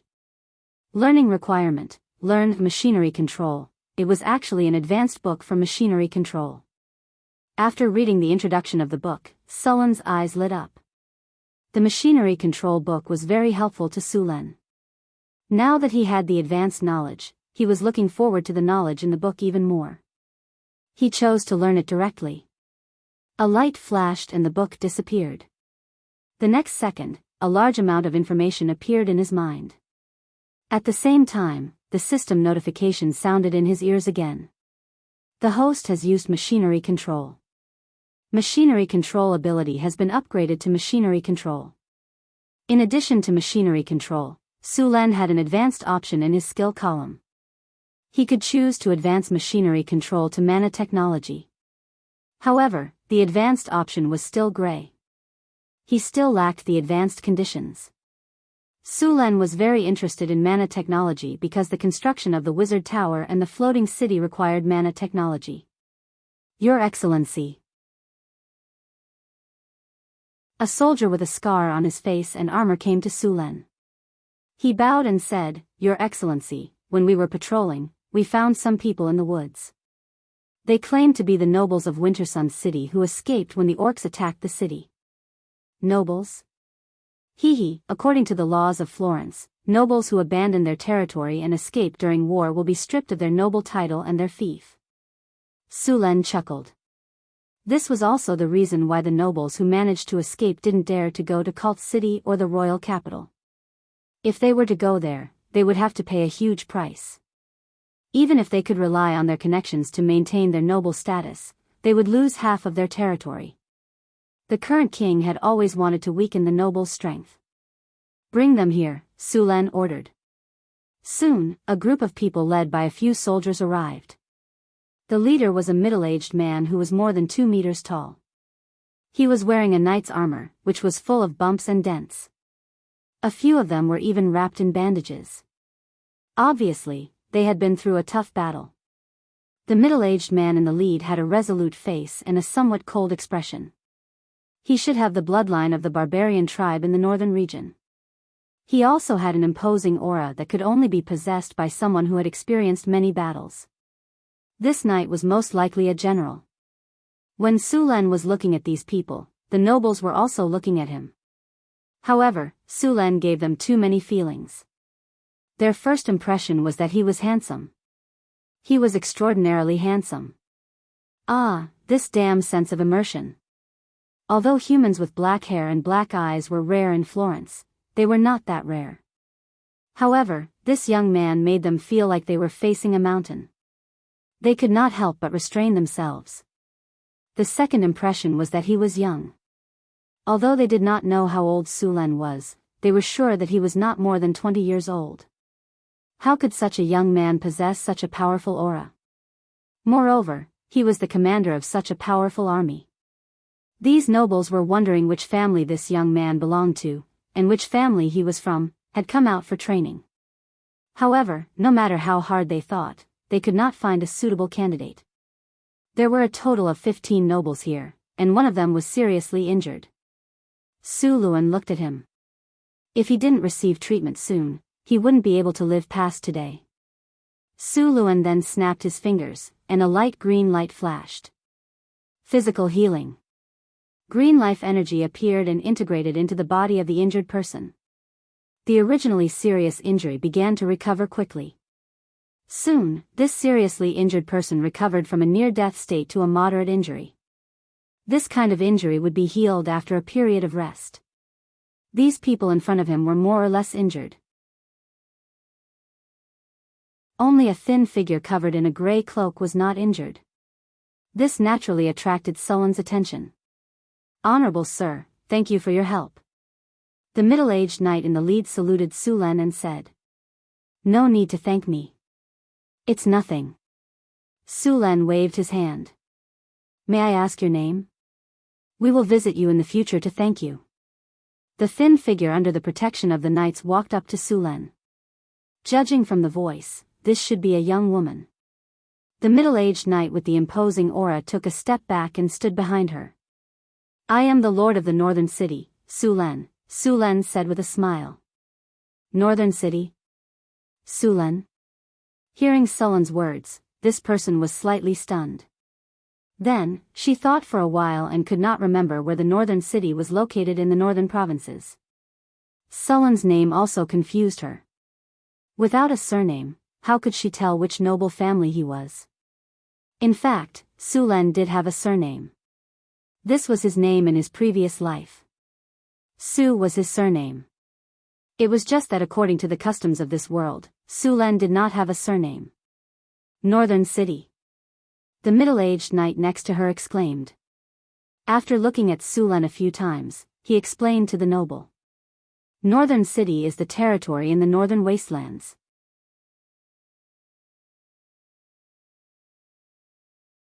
Chapter 258. What? The woman in the cloak looked at Sulen in shock. Since when could a territory pioneer defeat an orc army?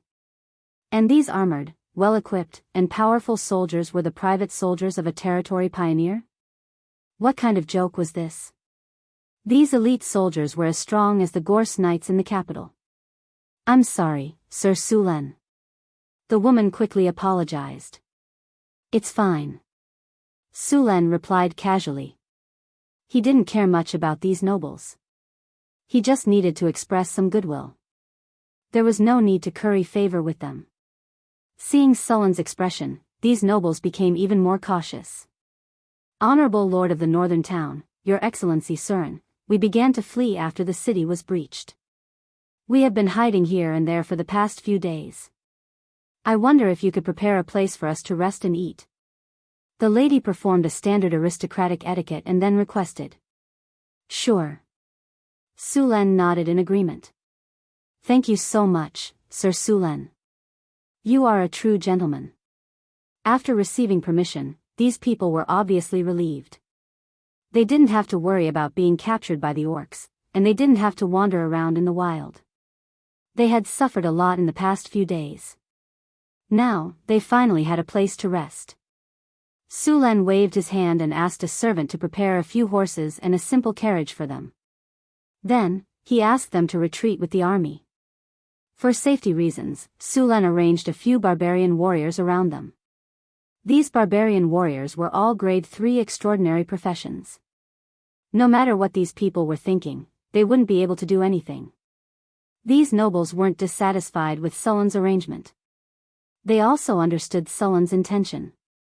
The army quickly returned to the Blackstone Fortress. Su Len arranged rooms and food for the nobles and didn't pay any more attention to them.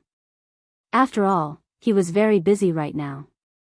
It was not easy to send all 10,000 human slaves back to the North Town. Fortunately, Su Luen had enough manpower now. He divided these refugees into groups of 10 people and a platoon of 100 people. Then, he would send them back in batches. Each batch would send 1,000 people, and there were 200 soldiers in charge of guarding them. The distance between the Blackstone Fort and northern Garrison City was about 150 kilometers. If it was an army marching, it would only take 4 to 5 days to arrive. If it was a cavalry, it would be even faster. However, they were currently transporting slaves. These people would need at least a week to arrive. In other words, a round trip would take at least 10 days. However, this couldn't be helped. After all, it wasn't safe to leave all the slaves in the Blackstone Fortress. It would be troublesome if the beast men remembered this place. Besides, these human slaves were half threatened and half forced by Su Len to be sent to Northtown City. Many of them must be unwilling to give up, and there was a high chance that they would try to escape. However, when they left the Blackstone Fortress and arrived at the northern wilderness, these people had nowhere to run even if they wanted to. Although the soldiers of Northern Town City had cleared the wilderness many times, kobold bandits, goblins, and gnolls still grew like wild weeds. Without the protection of Northern Town City soldiers, it would be a problem for these ordinary humans to survive in the wilderness for a few days. More importantly, the Blackstone Fortress was the only way to enter the Kingdom of Florence from the northern wilderness. With Sullen's men guarding the place, the slaves wouldn't be able to return to Florence even if they escaped. As for following the example of the orcs and taking the shortcut to cross the Napier Mountain Range, even the powerful orcs had suffered heavy casualties, let alone the ordinary humans. That path was a dead end for them. Su Len selected 50 archers, 50 spearmen, and 100 harpies to escort the slaves. He also announced in front of the human slaves that if they tried to escape, the harpies would deal with them. After hearing Sullen's decision, the harpies flew back and forth in the air excitedly. Their eyes scanned the human slaves back and forth. Even Su Len felt a chill run down his spine when he saw their gazes. 100 harpies. Even a knight would be squeezed into medicinal dregs. The human slaves who wanted to escape broke out in a cold sweat. They threw the thought of escaping out of their minds. It was too cruel. Su Len laughed inwardly when he saw these humans keeping quiet out of fear. He then arranged for his men to start the transportation according to the plan. 1,000 people left Northtown City in batches. It took a day for more than 10,000 people to leave. While Su Len was arranging for the evacuation of the slaves, the nobles were carefully observing this rising overlord of Northtown City. In their opinion, Sullen's rise was too fast. It only took him a year to build a city from a desolate territory. He was also known as the Pearl of the Northern Region. As nobles of the Northern Region, they were curious about him and coveted his white sugar production skills.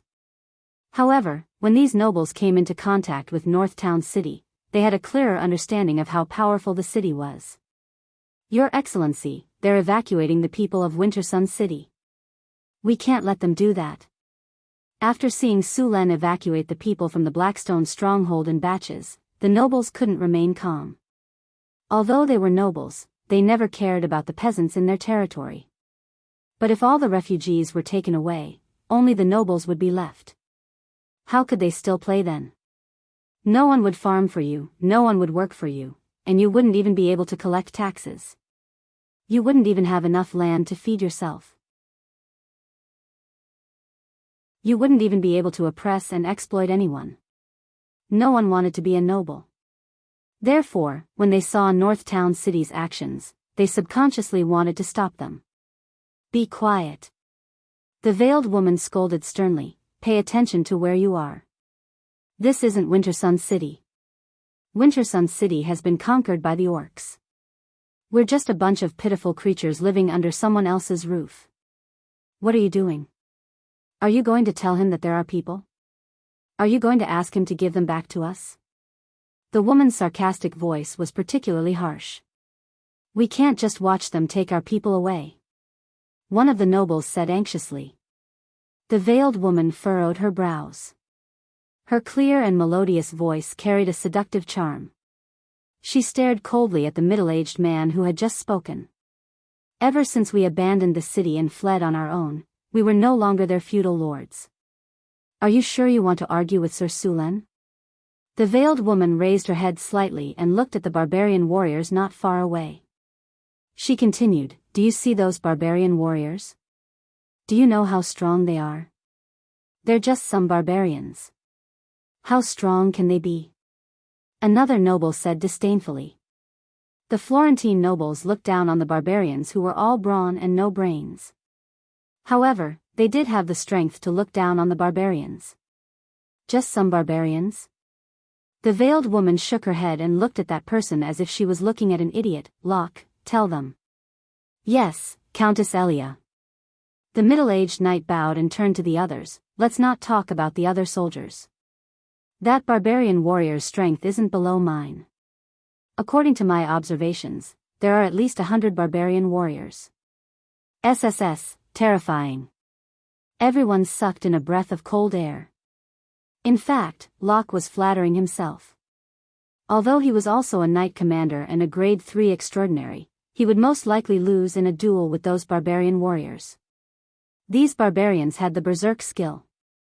Although their rationality would be reduced, their combat strength would be much stronger. Locke, are you telling the truth? Those barbarians have the strength of a third order? One of the nobles swallowed a mouthful of saliva as he asked in shock. Of course it's true. Do you think I'm joking? Locke looked coldly at the nobles. I'm sorry, the noble hurriedly apologized when he saw Locke's expression. Locke, can you tell us about the strength of the Northern Citadel's army? Another noble couldn't help but ask. Locke glanced at them and said, I can only tell you what I saw. I can't guarantee that it's all correct. It's fine. Go ahead and tell us. We'll take it as a reference. The Northern Citadel's army has about 5,000 people. Not only are there barbarians, there are also some centaurs and half-elves. There are also about 4,000 humans. The Lord of Su Len has a very high reputation among these soldiers.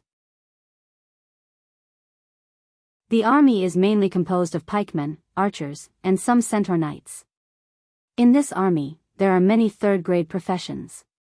I don't need to tell you how powerful those half-elf archers are. Also, the Lord can command the harpies. Although the individual harpies aren't strong, their aerial advantage is too strong. To defeat this army, we'll need at least 50,000 regular soldiers. 50,000 regular soldiers? That's so powerful. The masked woman was shocked. She didn't expect the Northern Citadel's army to be so powerful. Half-elves, centaurs, barbarians, and harpies. The nobles couldn't help but exclaim. How did he manage to get so many races to live in harmony? Half-elves, centaurs, these are all powerful races. Why would they join a backwater like the Northern Citadel? Parker, watch your words. The Northern Citadel isn't a backwater. On the contrary, it's much richer than us. It was the same even before Wintersun was conquered. I really don't understand how he managed to gain a foothold in the northern wastelands. I heard that he's only been a pioneer lord for a year. That means he only used a year to develop to this extent.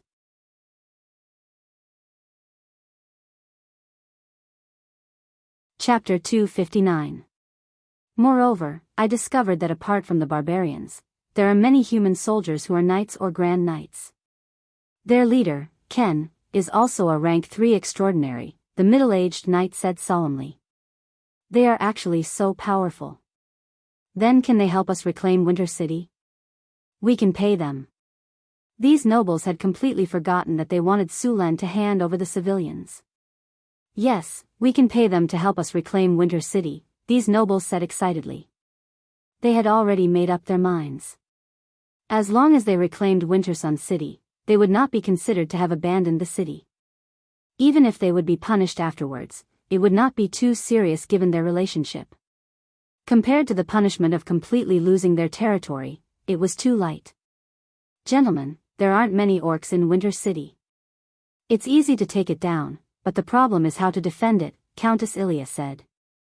That means we have to hire them until the end of the war. Everyone looked at each other.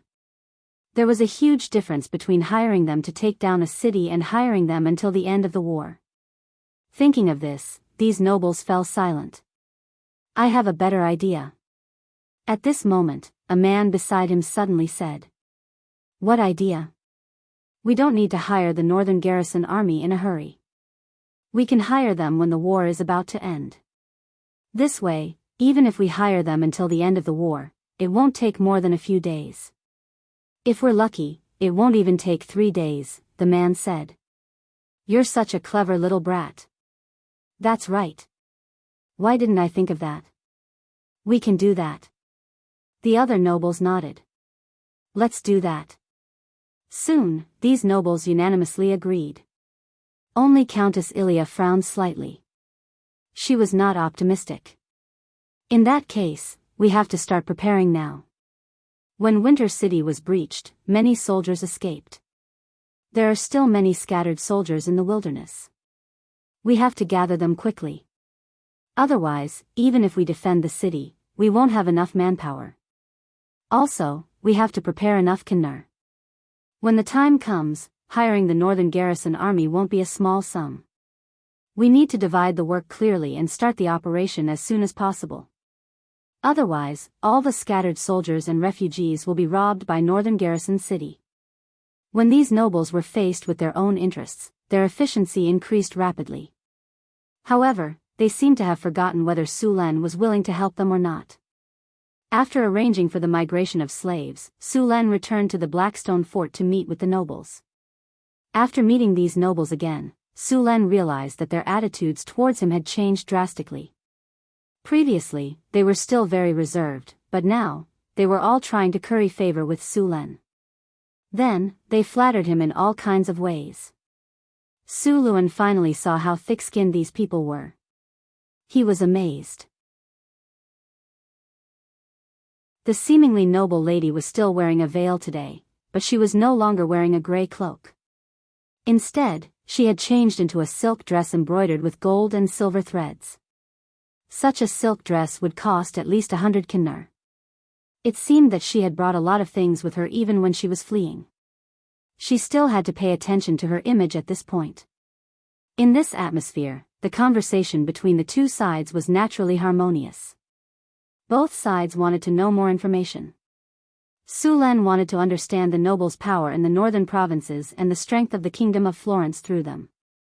He wanted to judge how long this battle would last and supplement his plan to take advantage of the chaos and migrate the population. These nobles wanted to understand Sulan's attitude and his strength. These nobles even expressed that they wanted to ask Sulan to send troops to help them recover their lost land. Su Len only said a few words on the surface and did not make any specific promises. Through the conversation, Su Len also understood the identity of these nobles. The lady was the lord of Winter City, Countess Ilya. The remaining nobles were her vassals. Don't think that women could not inherit the title. In fact, it was not rare for women to inherit the title in Florence. However, after a woman inherited the title, if she got married, her husband would change his surname. If the child wanted to inherit the title, he would have to take the mother's surname. After a conversation, seeing that Su Len did not agree to their request, these nobles were not discouraged. This was just a test, but they still proposed to purchase food and weapons from Northern City. When they fled from Winter City, these nobles lacked food and weapons. It was impossible to gather the defeated soldiers without food and weapons. Su Len thought for a while and agreed. Although these nobles were not very powerful, they could make up the numbers. If the orcs attacked, they could also help to defend. However, the price of weapons and food was not cheap in Su Len. Of course, he did not rip them off. Of course, paying on credit was absolutely impossible, not even for a countess. Although you had a pair of sapphire-like eyes, a slender figure, a slender waist like a water snake, and a round and perky buttocks like a honey peach, and people couldn't help but want to pat you when they looked at you. It would be a pity if you didn't ride on a tricycle with your slender legs. However, these weren't the reasons why you wanted to borrow money. After Su Len refused to buy on credit, these nobles could only buy with money. As they did not have much money, these nobles bought 500 people a month's worth of food and iron-plated armor and weapons. This made Su Len sigh at the wealth of the nobles. They could still afford so much money in this situation. If these nobles were willing to spend the money on soldiers, they would not have been defeated by the orcs. However, there were no ifs in this world. After chatting with the nobles, Su Len started his operation again. The drows led by Aten did not return. After dealing with the orcs in the previous camp, they continued to search for the next target. There were two cities near Winter City. One was Colin City, and the other was North Wind City. The two cities were similar in size to Winter City, but their fates were completely different. Colin City was attacked by the orcs, while North Wind City was preserved. One reason was that Colin City was on the route to Cult City. The other reason was the North Wind Knights of North Wind City. The North Wind Knights were ranked in the top 3 in the northern region. Of course, the main reason was that the orcs did not attack with full force. Outside North Wind City, the orcs sent out wolf riders to plunder and loot some food. The rest of the food was burned by North Wind City. Though the orcs did not send out their main force to attack, they left behind a team of wolf riders and some orc troops. Their mission was to watch and harass the humans so that they could only hide in the city and not support Cult City.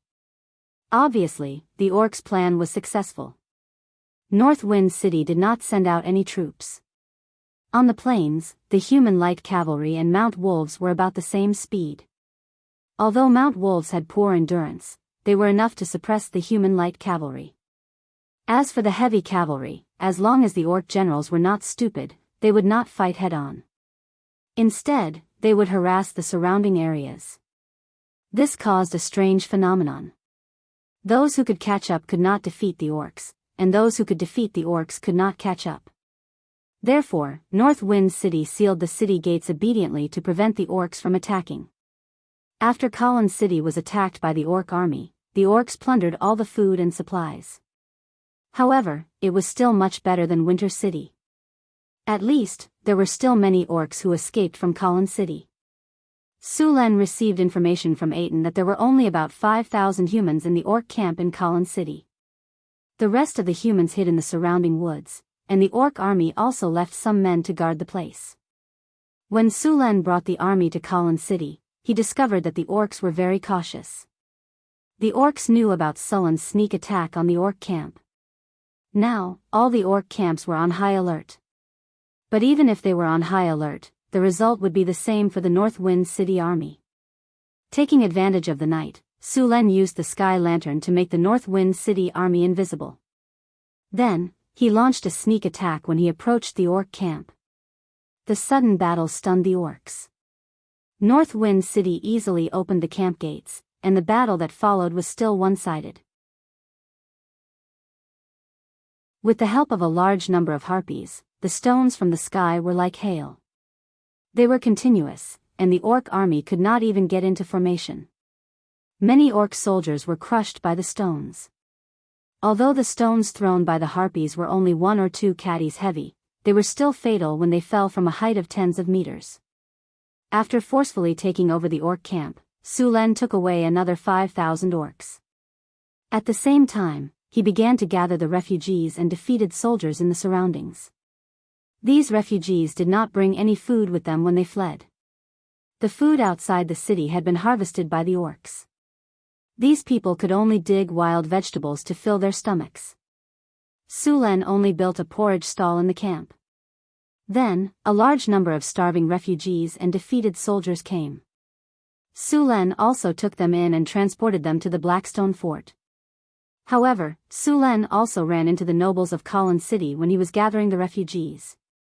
When these nobles found out that Su Len was just a nobleman who had opened up a new territory, they directly asked Su Len to provide them with food. Then, Su Len taught them a lesson. Although he did not harm their lives, they still had to suffer. Su Len also forcibly took away the defeated soldiers and refugees they had gathered. Since you have no food, then leave it to us to feed you. Su Len found a reason to swallow these people, leaving only a small portion for them.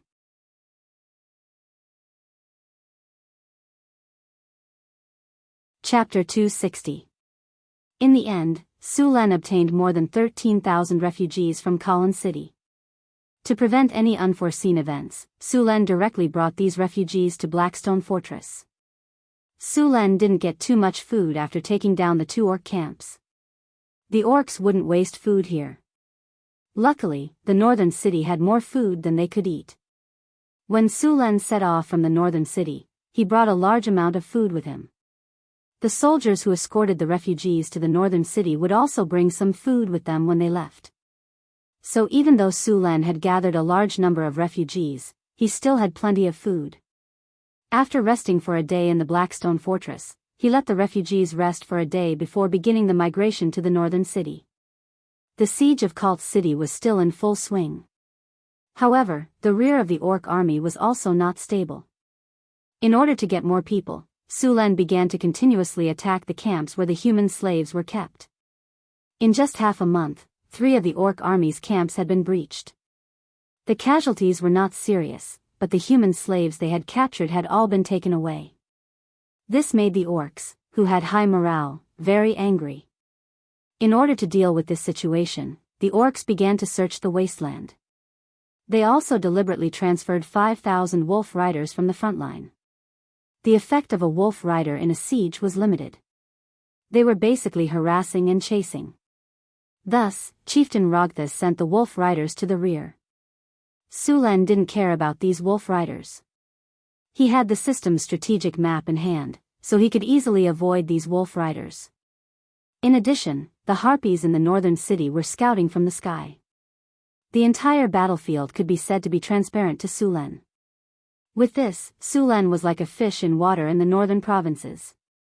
In order to attract the attention of the orc army, Su Len purposely led a small group of soldiers to harass the orc supply line and attack the orc supply line. This seriously affected the orc army's supply line. The wolf riders wanted to follow behind Su Len, but they could only eat his dust. With the help of the harpies and the strategic map, Su Len even pretended to attack a supply line to lure the nearby orc camp to help. Then, he ambushed the reinforcements sent by the orc camp. It didn't take him much effort to defeat a 2,000 orc army. By the time the orcs left with the supply line, Su Len had already swaggered away with the refugees he saved from the camp. Of course, Su Len could play around with the orc army because he had the system and the harpies' help. At the same time, the main force of the orc army was fighting against the humans in Cult City. They couldn't transfer the entire army to encircle Su Len. They could only let the wolf riders cooperate with the orcs in encirclement, but the effect wasn't good. Cult City. More than 80,000 orcs had completely surrounded the largest city in the northern provinces. The siege had been going on for half a month. Both sides had suffered heavy casualties, but overall, the orcs had the upper hand. In the central tent of the orc army, an orc man was sitting on a chair covered with an ice-field giant bear skin. He was drinking hard liquor. This vodka is really amazing. I really don't understand how those humans can make such a good thing. The commander of the army, Rugthus, grabbed a bottle of vodka and took a big gulp. Great shaman, our army has been stuck here for a long time. Do you have any good ideas? Another abnormally old orc shook his head. After the crushing defeat at the Blackstone Fort, these humans are very vigilant. They've dispatched Griffin Knights. Although our Wyvern Knights are powerful individually, they're too few in number. And we've also made a mistake. We shouldn't have surrounded the entire city. If only one side of the wall was left, we might have broken into the city by now. Why is that? Because we've surrounded the entire city. The humans have no way out. Naturally, they'll fight us to the death. The old shaman's voice was hoarse. It sounded like he was scratching a wooden board with his fingernails. It was very uncomfortable. Then let go of the southern wall, Rogessus ordered. Yes, sir. A servant beside him walked out of the tent to pass on the order. Where are the human kingdom's reinforcements now? Rogthus continued to ask. An orc general below replied, because we've broken through the Blackstone Fortress and surrounded Cult City, the human army has sped up their march. In about 3 days, they'll reach Cult City. The number of reinforcements is around 100,000. They're led by Marquis Winter of the Human Kingdom. Looks like the humans are getting anxious. The Pillar of the Kingdom, the legendary Knight Winter, has also been sent. Rogthus sneered. Chieftain, should we make some preparations first? One of the orc generals suggested. We definitely won't be able to take down Cult City in 3 days. When the human reinforcements arrive, they'll attack us from both inside and outside. We'll be in a passive position. Don't worry, I've already made the arrangements. Rogthus waved his hand. At this moment, an orc messenger hurried in. Chieftain, there's an urgent military report. What happened? Rogthus put down the bottle of wine and asked. Chieftain, we've just received news that one of our human camps has been breached. 2,000 warriors have been killed or injured, the messenger said. Bang! With a loud bang, the thick wooden table in front of Rogessus was smashed into pieces by his palm. We failed again. I'm sorry, Chieftain. The messenger was so scared that he quickly bowed down. He didn't even dare to raise his head. After a while, Rogthus suppressed his anger and said, Have you figured out the reason for the failure? We have some guesses. The enemy seems to have a very powerful and covert detection ability. They seem to know our movements like the back of their hand. Our movements have failed several times because we were discovered in advance. This time, we were even ambushed by the humans. More than 2,000 orcs were killed or injured. The messenger let out a sigh of relief. This was over for the time being. He quickly told the chieftain what he knew. 5,000 wolf riders and 10,000 orc soldiers had been mobilized. In the end, not only did they not catch a single enemy, but they also suffered heavy losses. If they weren't careful, they would lose their lives. A special source of detection. Rogthus pondered for a moment. He then asked the high priest beside him, High priest, we need the help of a god. Although the orcs believed in shamanism, they also had their own god, Gawushan. This orc god was also a powerful god. Although the gods in this world didn't pay much attention to them, they would still respond to their believers. The old shaman didn't speak. He just got up and took some tools. Then he began to pray to the gods. Rogthus didn't show any impatience. He just quietly watched the old shaman pray. Time passed quickly. After about an hour, the prayer finally ended. The old shaman moved his body and slowly got up. Father God told me that the enemy uses harpies for reconnaissance, and they have a strange ability to detect enemies within a range of 20 kilometers. Harpies. Rogthus muttered to himself for a moment, I'll assign the wyverns to your 2 teams. With them, I think you should know what to do. I want you to eliminate that rat as soon as possible. The herald was overjoyed when he heard that Rogessus had allocated 2 teams of wyvern knights. He immediately patted his chest and promised, Don't worry, Patriarch. This time, we will definitely get rid of those rats. Rogthus smiled and said, Then it's settled. I'll wait for your good news. Barton. An orc with a body that wasn't considered strong among the orcs, but he looked very well proportioned. He walked out, Patriarch, Barton is ready for your orders. Although wyverns could fly, their carrying capacity was limited. Therefore, each wyvern knight couldn't be too strong. However, in order to deal with the war, they had to be strong and skilled in martial arts. You take 2 teams of wyvern knights and join the encirclement of that rat. Kill that rat as soon as possible. Do you understand? As you wish. Barton beat his chest with his right hand and performed an orc military salute. Patriarch, don't worry. As long as we cut out those harpies, we will definitely kill those rats in the shortest time possible. The herald said confidently. This is your last chance. If you can't do it, then go and repent to Father God. Rogthus said coldly. His tone was like the cold wind from a glacier, making people feel cold all over. Yes. Yes. The herald's body trembled a few times, then he bowed and left the tent. When he came out, he discovered that his body was covered in cold sweat. Sulen was escorting a large number of refugee slaves with his team. After eating the 2,000 orc army, the orcs finally became well-behaved. They all tightly guarded their camp and didn't attack again. Sulen took advantage of this time to continuously recruit refugees. Many villages outside the city fled when the orcs raided. Now that Sulen defeated the orcs, these people naturally followed Sulen. In this era, there was an unwritten agreement between the nobles and their subjects. That was, the subjects worked for the lord and paid taxes, but the lord had to guarantee the safety of the subjects. If they couldn't do it, then the lord would gradually lose the hearts of the people, and the subjects would scatter. This kind of situation was very rare in the south of the kingdom. After all, there were very few wars in the south. However, in the north, this agreement was still very important. Sulen easily recruited a large number of people.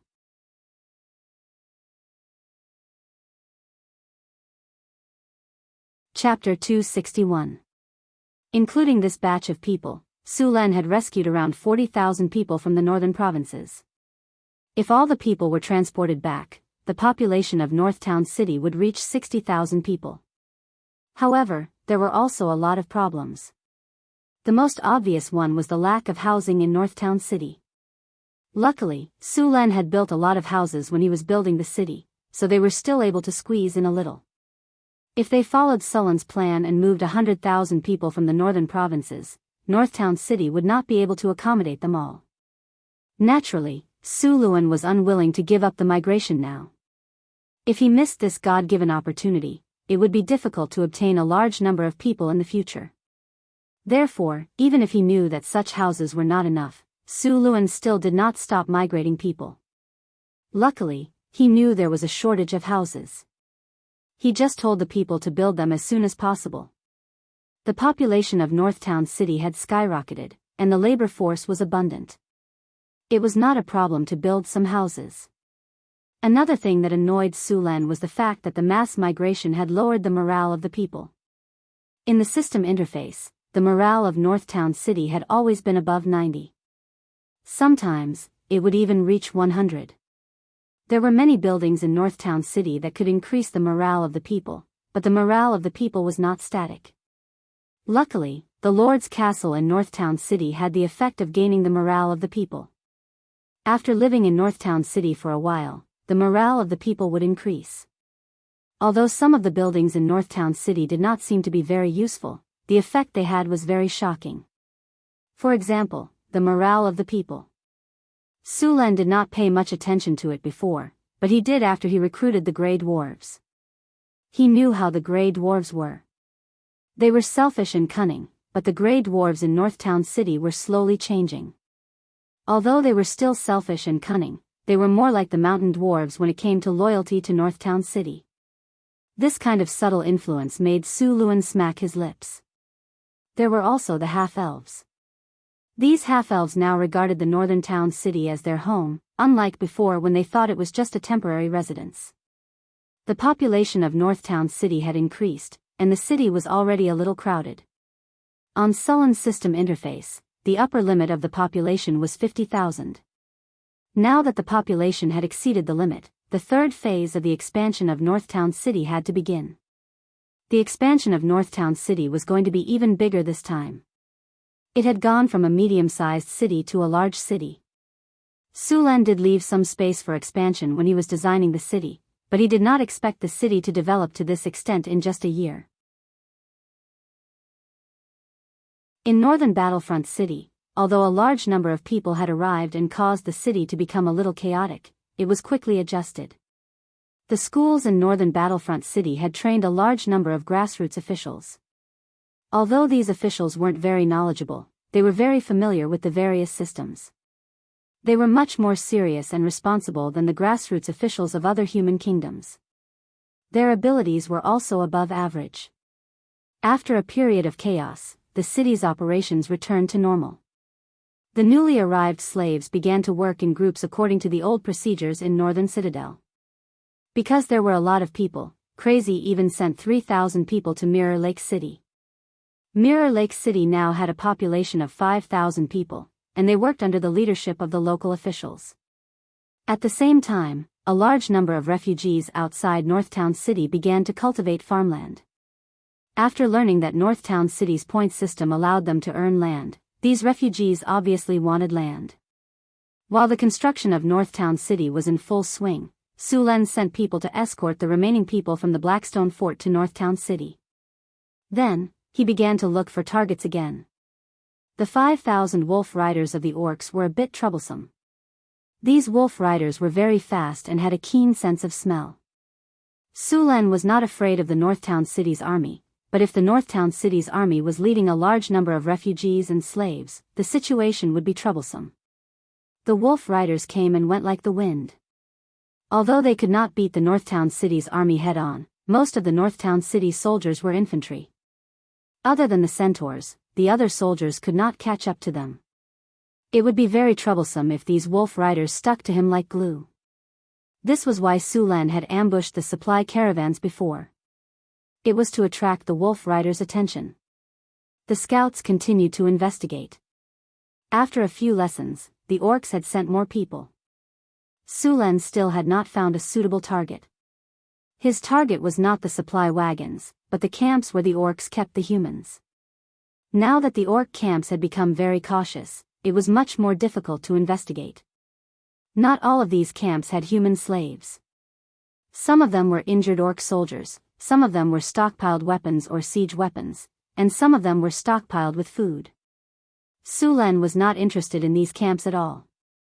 Another reason was that if Sulen made too much of a ruckus, the orc army at the front would send a large number of people to wipe him out.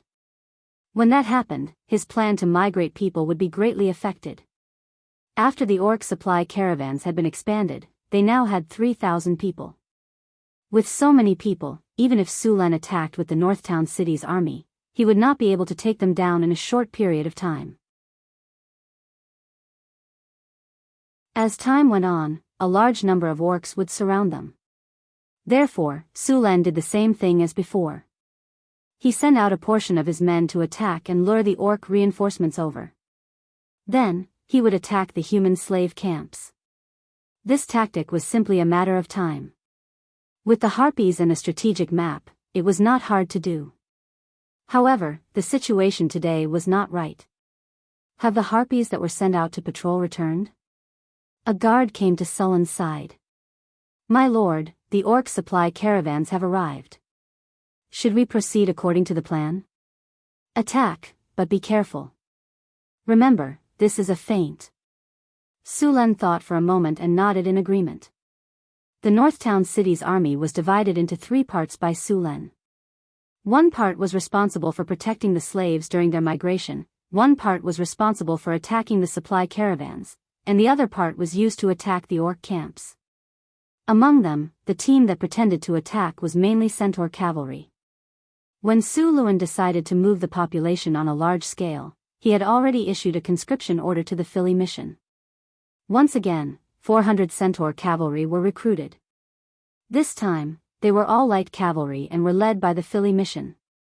After not seeing her for a while, the little mare looked more mature.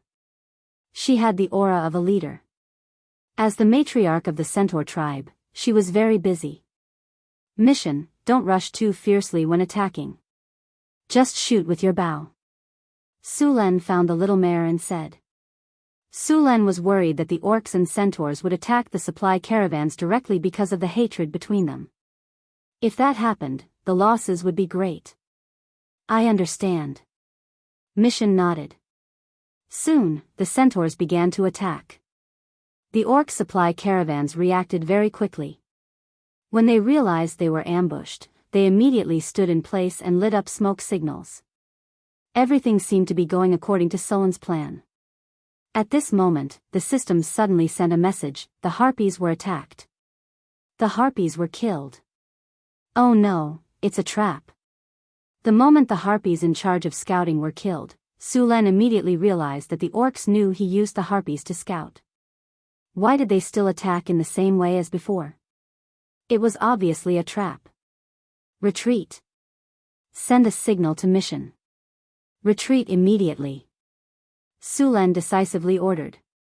Yes, sir. A messenger jumped on his horse and immediately ran towards the centaurs. The other soldiers also gave up attacking the orcs' camp under Sullen's order and began to retreat. The little mare mission did not hesitate at all after receiving the order. She immediately changed direction and retreated with the centaurs. Your Excellency Su Luan, what happened? Mihian asked with some doubts after returning here. This is a trap. Let's retreat first. Su Len explained and immediately ordered a retreat. But it was obviously too late to retreat now. Just after Sullen's order, the supply caravans in the distance suddenly changed. They opened the tents on the caravans. Instead of food and supplies, the caravans were stacked with wolf mounts. The supply caravans in front of them were all made up of wolf riders. More than 3,000 wolf riders were quickly prepared. They picked up their weapons and began to wander around on their wolf mounts. These wolf riders clearly knew that their mission was to entangle this army. At the same time, a large number of red dots began to appear on Sullen's strategic map. From the map, the orcs' army had already surrounded Sullen's army on all sides. I really didn't expect this. We've been hunting geese all day long. This time, we've been pecked in the eye by the orcs. Sullen's face was a bit ugly. Looking up at the sky, there were more than 10 black dots rapidly approaching. Su Len realized that these were wyverns flying in the sky. Seeing these wyverns, Su Len finally understood. Although the harpies could fly, there was a huge gap between them and the wyverns. Not only their combat power, but their flying speed was also crushed by the wyverns. The harpies' flying speed was not as fast as the wyverns. In order to eliminate him, the orcs had already transferred wyverns from the front line. With the wyverns, the orcs naturally knew the movements of the northern city's army.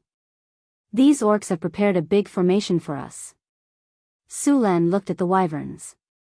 Although they were surrounded on all sides, Su Len didn't look nervous at all. Do you really think you can win? Su Len sneered.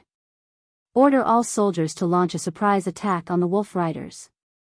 We'll kill our way out this time. The trap is indeed useful, but be careful. The prey you've caught might be a giant dragon.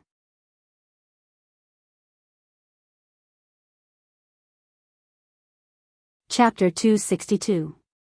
Su Len didn't play hide and seek with the orcs anymore.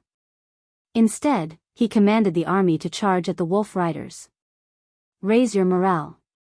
Boost morale. Lower enemy defense.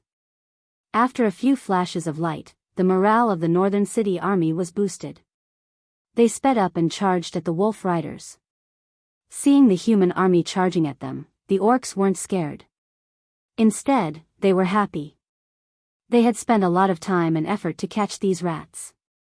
Now that they finally caught them, how could they let them go so easily? Alex and his harpies arrived just as the soldiers of Northgard City were charging forward. The harpies had been hiding nearby for the sake of ambushing the enemy. Now that they had discovered it was a trap, they had no choice but to take it out on the spot. The 3,000 orc wolf riders didn't realize what was different about the human soldiers they were facing. In their minds, the humans weren't strong at all. They could only hide behind the city walls and shoot arrows. Ever since they took down the Blackstone Fortress, the orcs had never lost a battle in the wild. Against the humans, the orcs had a psychological advantage. Seeing the humans charging at them, the wolf riders weren't afraid at all. They roared and charged forward, completely abandoning the mobility of the cavalry. However, compared to the human cavalry, the wolf riders' charge was still very strong. Plus, the orcs all used heavy weapons, so they could charge like heavy cavalry. "I've finally caught you rats." Brooks sneered. He looked at the human army charging at them and said, "I thought this guy was a big shot, but now it seems like he's just relying on his detection ability." At this moment, the sound of wings flapping came from the sky. Looking up, a few thousand harpies were flying over from the forest not far away. Seeing this, Brooks' face changed. Damn it, why are there so many harpies? But before he could figure it out, the human army of the northern city had already charged up. Wind tornado. 2 tornadoes appeared and quickly charged at the orc wolf riders. The tornadoes picked up a lot of dust and other debris. The wolf riders couldn't help but close their eyes. At this moment, the front line of both sides officially came into contact. The military training of the northern city had completely blended into the soldiers' blood. Even if they were charging, the spearmen could still form a formation. The 3-meter-long spears formed a spear formation that showed their power as they charged forward. The first row of wolf riders were instantly pierced by the spears, and they didn't seem to have any intention of stopping. They continued to charge forward, and the orc wolf riders in the front row suffered heavy losses in just one clash. Behind the spearmen, the archers of the northern city were also ready. 500 archers knocked their arrows and shot 45 degrees into the sky. The arrows flew past the spearmen and accurately landed on the head of the orc wolf riders. These unarmored orc wolf riders were hit by the arrows. The bows used by the northern city were made by the gnomes and centaurs. Not only did they have a long range, but their power was also far beyond human bows. Even if they were shot at a high angle, they could still pierce through scale armor. On top of that, these orc wolf riders weren't wearing any armor at all. A large number of orc wolf riders were hit by the rain of arrows. The 2 heavy punches in a row stunned the orcs. Before they could react, the harpies had already arrived above the orc wolf riders. In the next second, a large number of rocks came crashing down from the sky. The fist-sized rocks fell down like hailstones. For a moment, the orc army was bleeding profusely. The charging formation was smashed to pieces, and a large number of orcs were injured by the rocks. The orc army was like wheat being cut down. Row after row of orcs fell. The spear formation of the northern city didn't show any signs of stopping. The 3-meter-long spears were like candied haws on a stick, continuously piercing through orcs one after another. As a qualified general, Brooks finally reacted under the continuous attacks. He loudly yelled out orders. Throwing axes. Throwing axes. The orc wolf riders weren't equipped with bows, but they were equipped with throwing axes. When they were charging, they were very powerful. The spinning axes could break through armor at close range, and if they hit a vital point, they would either be killed or heavily injured. Of course, not all wolf riders were equipped with throwing axes. For the orcs, who lacked iron ore, throwing axes were a consumable item. They couldn't be used on a large scale. After hearing the order, the wolf riders all grabbed the axes at their waists and wanted to throw them forward. However, the wolf riders' formation was already scattered, and there were only a few throwing axes. Apart from a few unlucky ones that got hit, they didn't do much. On the contrary, under the continuous attacks of the arrows and the harpies, the orc wolf riders suffered heavy casualties. When the northern city army was charging, the Little Mare mission had already brought the centaurs to the flank of the orcs. 800 centaurs directly rushed up from the flank. At the very front were 200 centaur heavy cavalry in iron armor. These centaurs were tall and strong, and their iron armor shone with a cold light.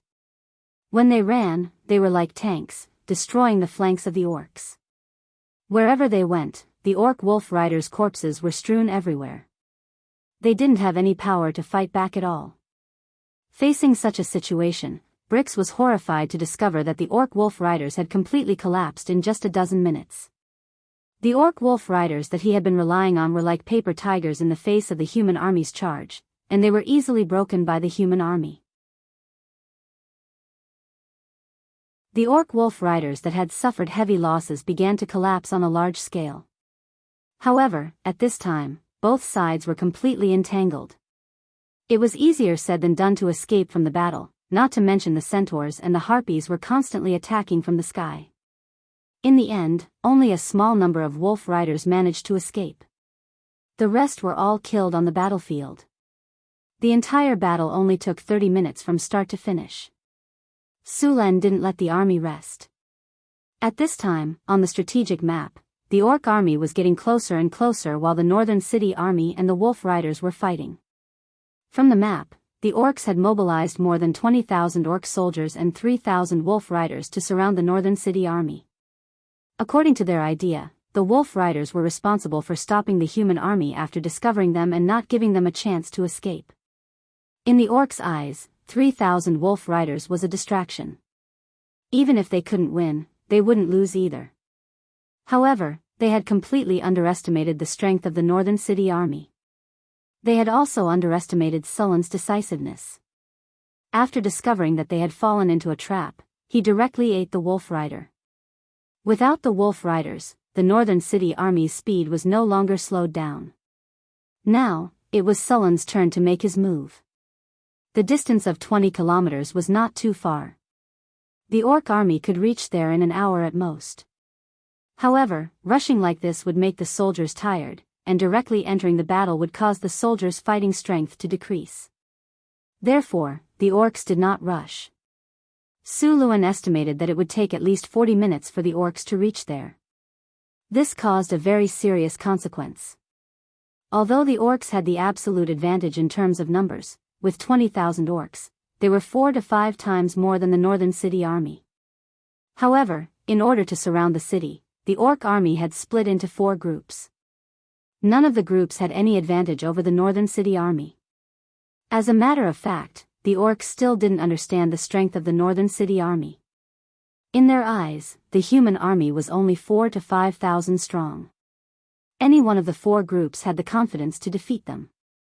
Unfortunately, the northern city army and the Florence army were 2 completely different concepts.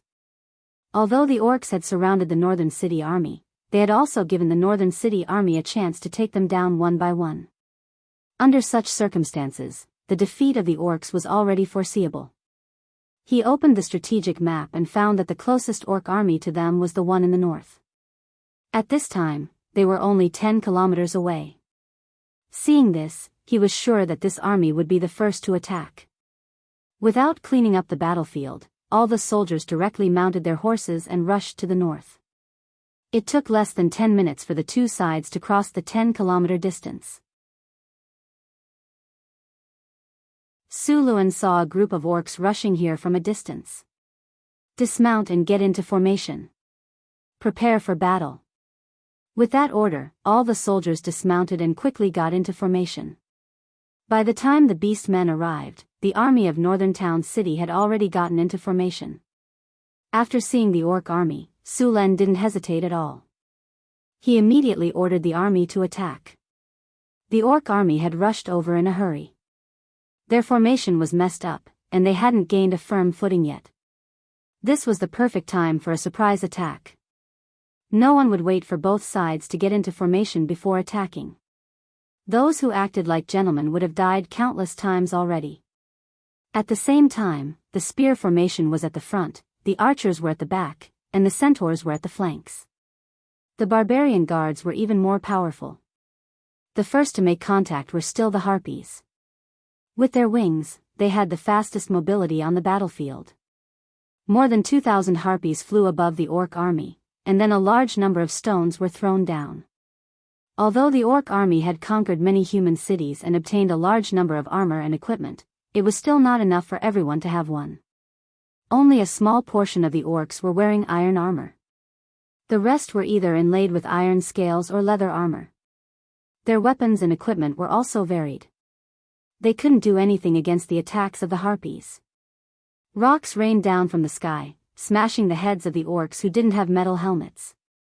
The orc army that was already in a mess quickly dodged the rocks, and their formation became even more chaotic. Seeing this, Su Luan didn't want to miss this opportunity. The army of Northtown City took this opportunity to launch an assault. The orc army's defense line was directly torn apart under the attack.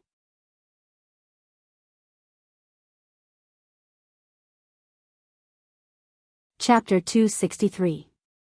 The northern citadel's pikemen had been through a lot of battles. Even the weakest pikemen were elite pikemen. The backbone of the army was the heavy armored pikemen. These heavy armored pikemen had all reached the level of knights. In the kingdom of Florence, a knight was at least a centurion. These heavy armored pikemen were very strong in close combat. They were much stronger than the orc infantry. Only the elite orc warriors could fight them, but there weren't many of them. Not to mention, the northern citadel's army was well equipped, while most of the orcs only had leather armor. Under these circumstances, the orcs were no match for the northern citadel's army. The orcs originally wanted to kill the humans with their axes, but their vision blurred. They felt a sharp pain in their chest, and the energy in their bodies was quickly drained away. Then, they fell into an endless darkness. The barbarian warriors in the northern battlefront city army were even more desperate. They loved this kind of chaotic battlefield. 200 barbarian warriors were wearing full-body armor made by the dwarves. They were holding giant axes in their hands. The heavy axes were like toys in their hands. Even a strong orc would be cut in half with a swing of their axes. These barbarian axe berserkers all activated berserk, and with all kinds of buffs, they became even faster. They swung their axes like windmills, and wherever they went, corpses littered the ground. Not a single complete corpse could be found. The barbarians were attacking with all their might, and they had no defense at all. However, the dwarven full-body armor they were wearing blocked all the attacks. The orcs were powerless against these killing machines. The archers began to fire, and the continuous rain of arrows caused the orcs to suffer heavy casualties. Following this, the centaur heavy cavalry launched a surprise attack on the orcs' flanks. 200 centaur heavy cavalry formed a conical formation, and behind them were even more centaur light cavalry, attacking from the flanks. The heavy cavalry tore through the orcs' formation, causing the already chaotic formation to turn upside down. The orcs were beaten up by the northern citadel's army since the beginning of the battle. They didn't even have a chance to breathe. The harpies in the sky began a new round of attacks. Large amounts of rocks fell from the sky. The orcs didn't even have a place to hide.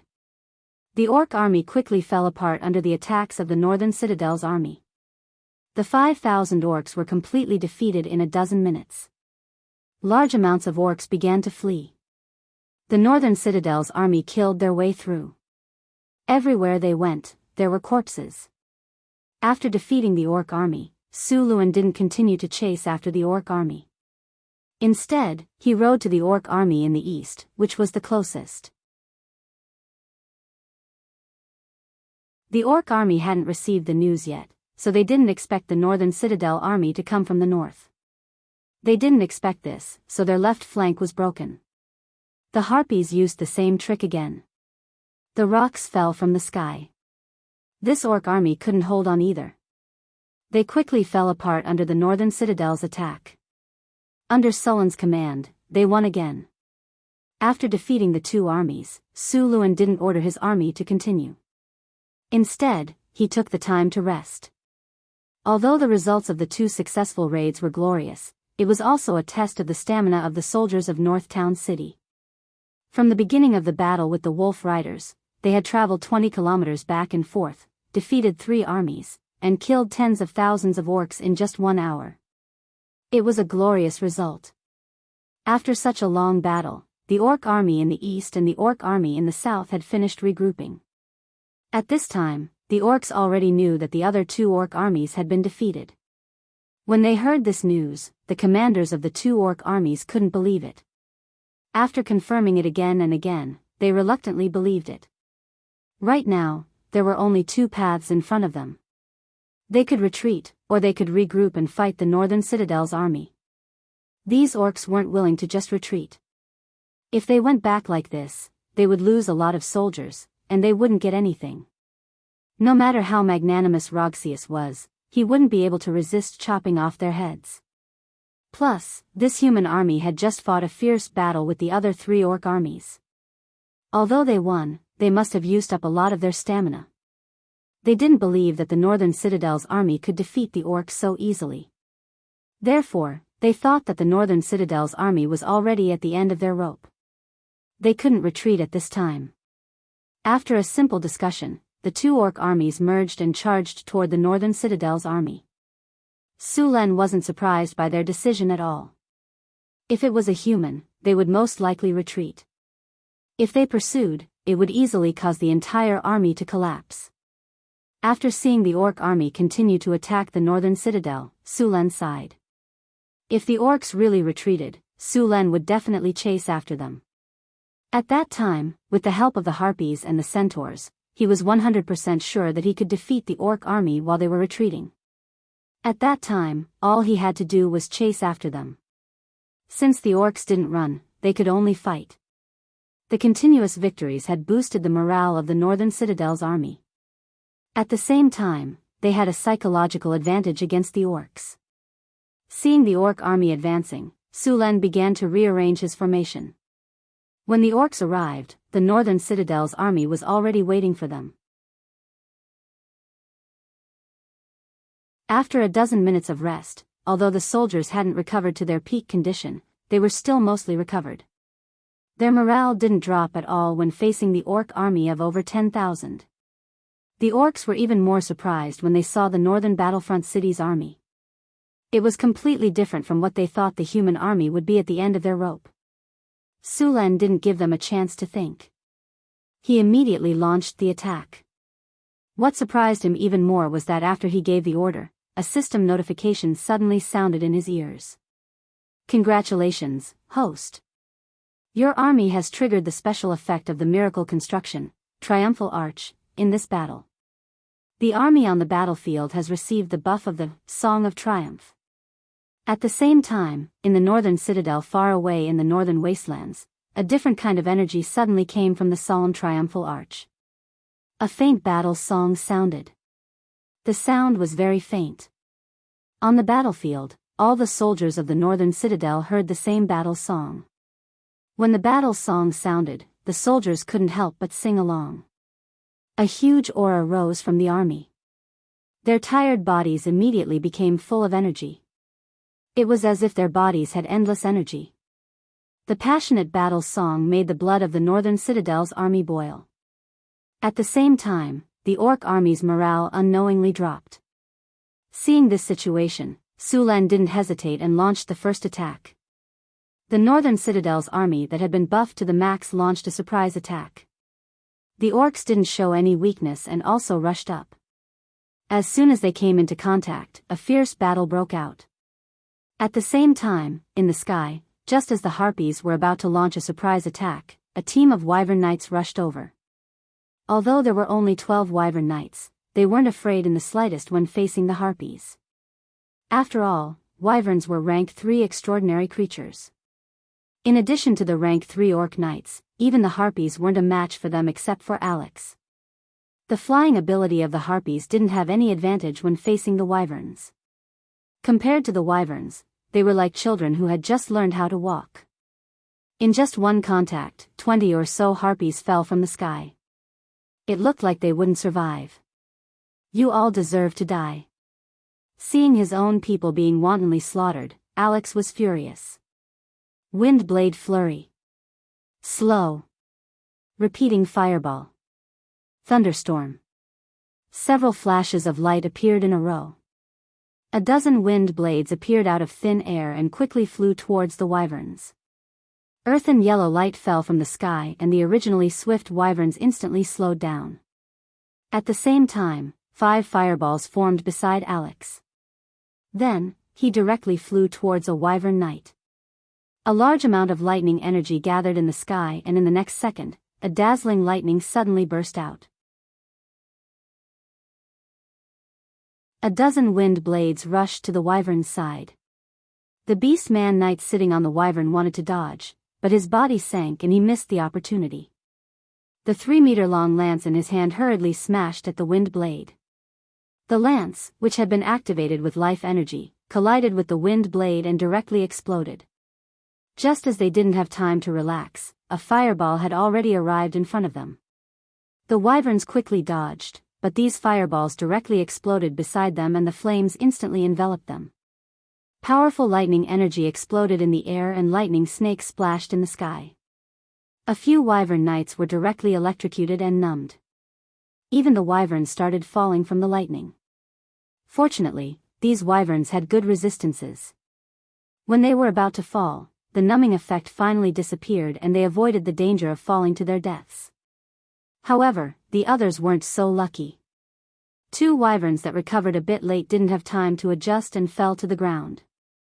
Even with the physique of wyverns, falling from such a high altitude would cause their bones to break.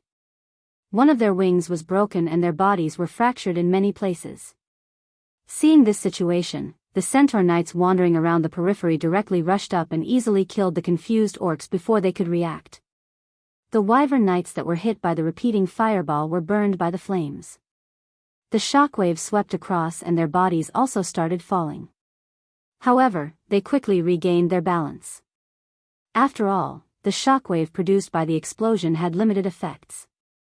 Whoosh whoosh whoosh. At this time, a few javelins suddenly flew out from the Northgard city's army. These javelins were powerful and heavy and instantly hit the wyverns. These wyverns stiffened and then accelerated their fall.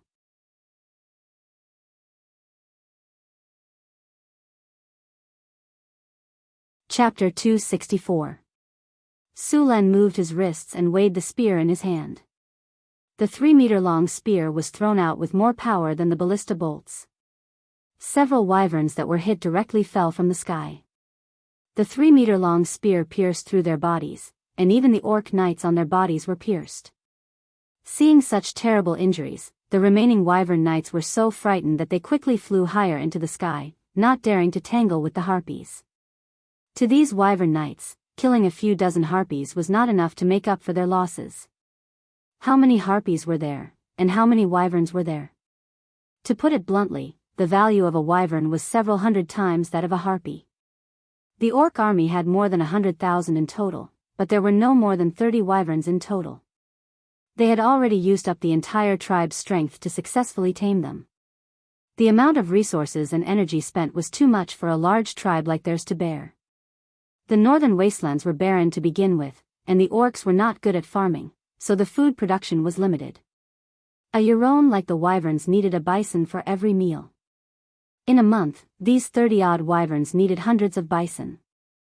Not to mention the cost of capturing and taming them. Every wyvern was very precious in the orc tribe. Now, 6 or 7 wyverns had died in this battle.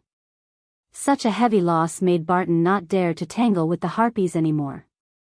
Even in Cult City, they had only suffered 3 casualties after fighting against the human griffin knights for half a month. On the other hand, the human griffin knights had suffered more than 20 casualties. Originally, Barton did not care too much about the mission of encircling this human army. After all, in their opinion, this human army only dared to launch sneak attacks. As long as they blocked them, it would be easy to deal with them. In the end, the development of the situation surprised them. After being surrounded, the human army did not have the slightest intention of escaping. Instead, they directly killed the wolf riders that were in charge of delaying them. Then, they quickly ate the 2 orc armies, and then went to fight with the remaining 2 armies. Even their Wyvern Knight squad suffered a great loss. The Wyverns retreated from the battle in a panic. Alex coldly glanced at them and did not give chase. The main reason was that these Wyverns were very fast, making it very difficult to chase them down. The battle below was still ongoing, so the Harpies could not leave the battlefield. Without the Wyverns' interference, the Harpies once again launched a surprise attack on the orcs. A large number of stones fell from the sky, and the orcs, who lacked protection, were unable to resist at all. The originally struggling front quickly began to collapse. At this time, Su Len activated the lightning domain. There were no legendary level warriors in the orc army. After all, they thought that it wouldn't be too difficult to wipe out the small army that had been causing trouble at the rear. However, they didn't expect that the 20,000 orcs would be defeated by this small army. What was even more unacceptable was that the commander of this army was actually a legendary powerhouse. They had originally wanted to catch a big fish, but instead, they caught a shark. Not only was the bait eaten, but even the fishermen could not escape.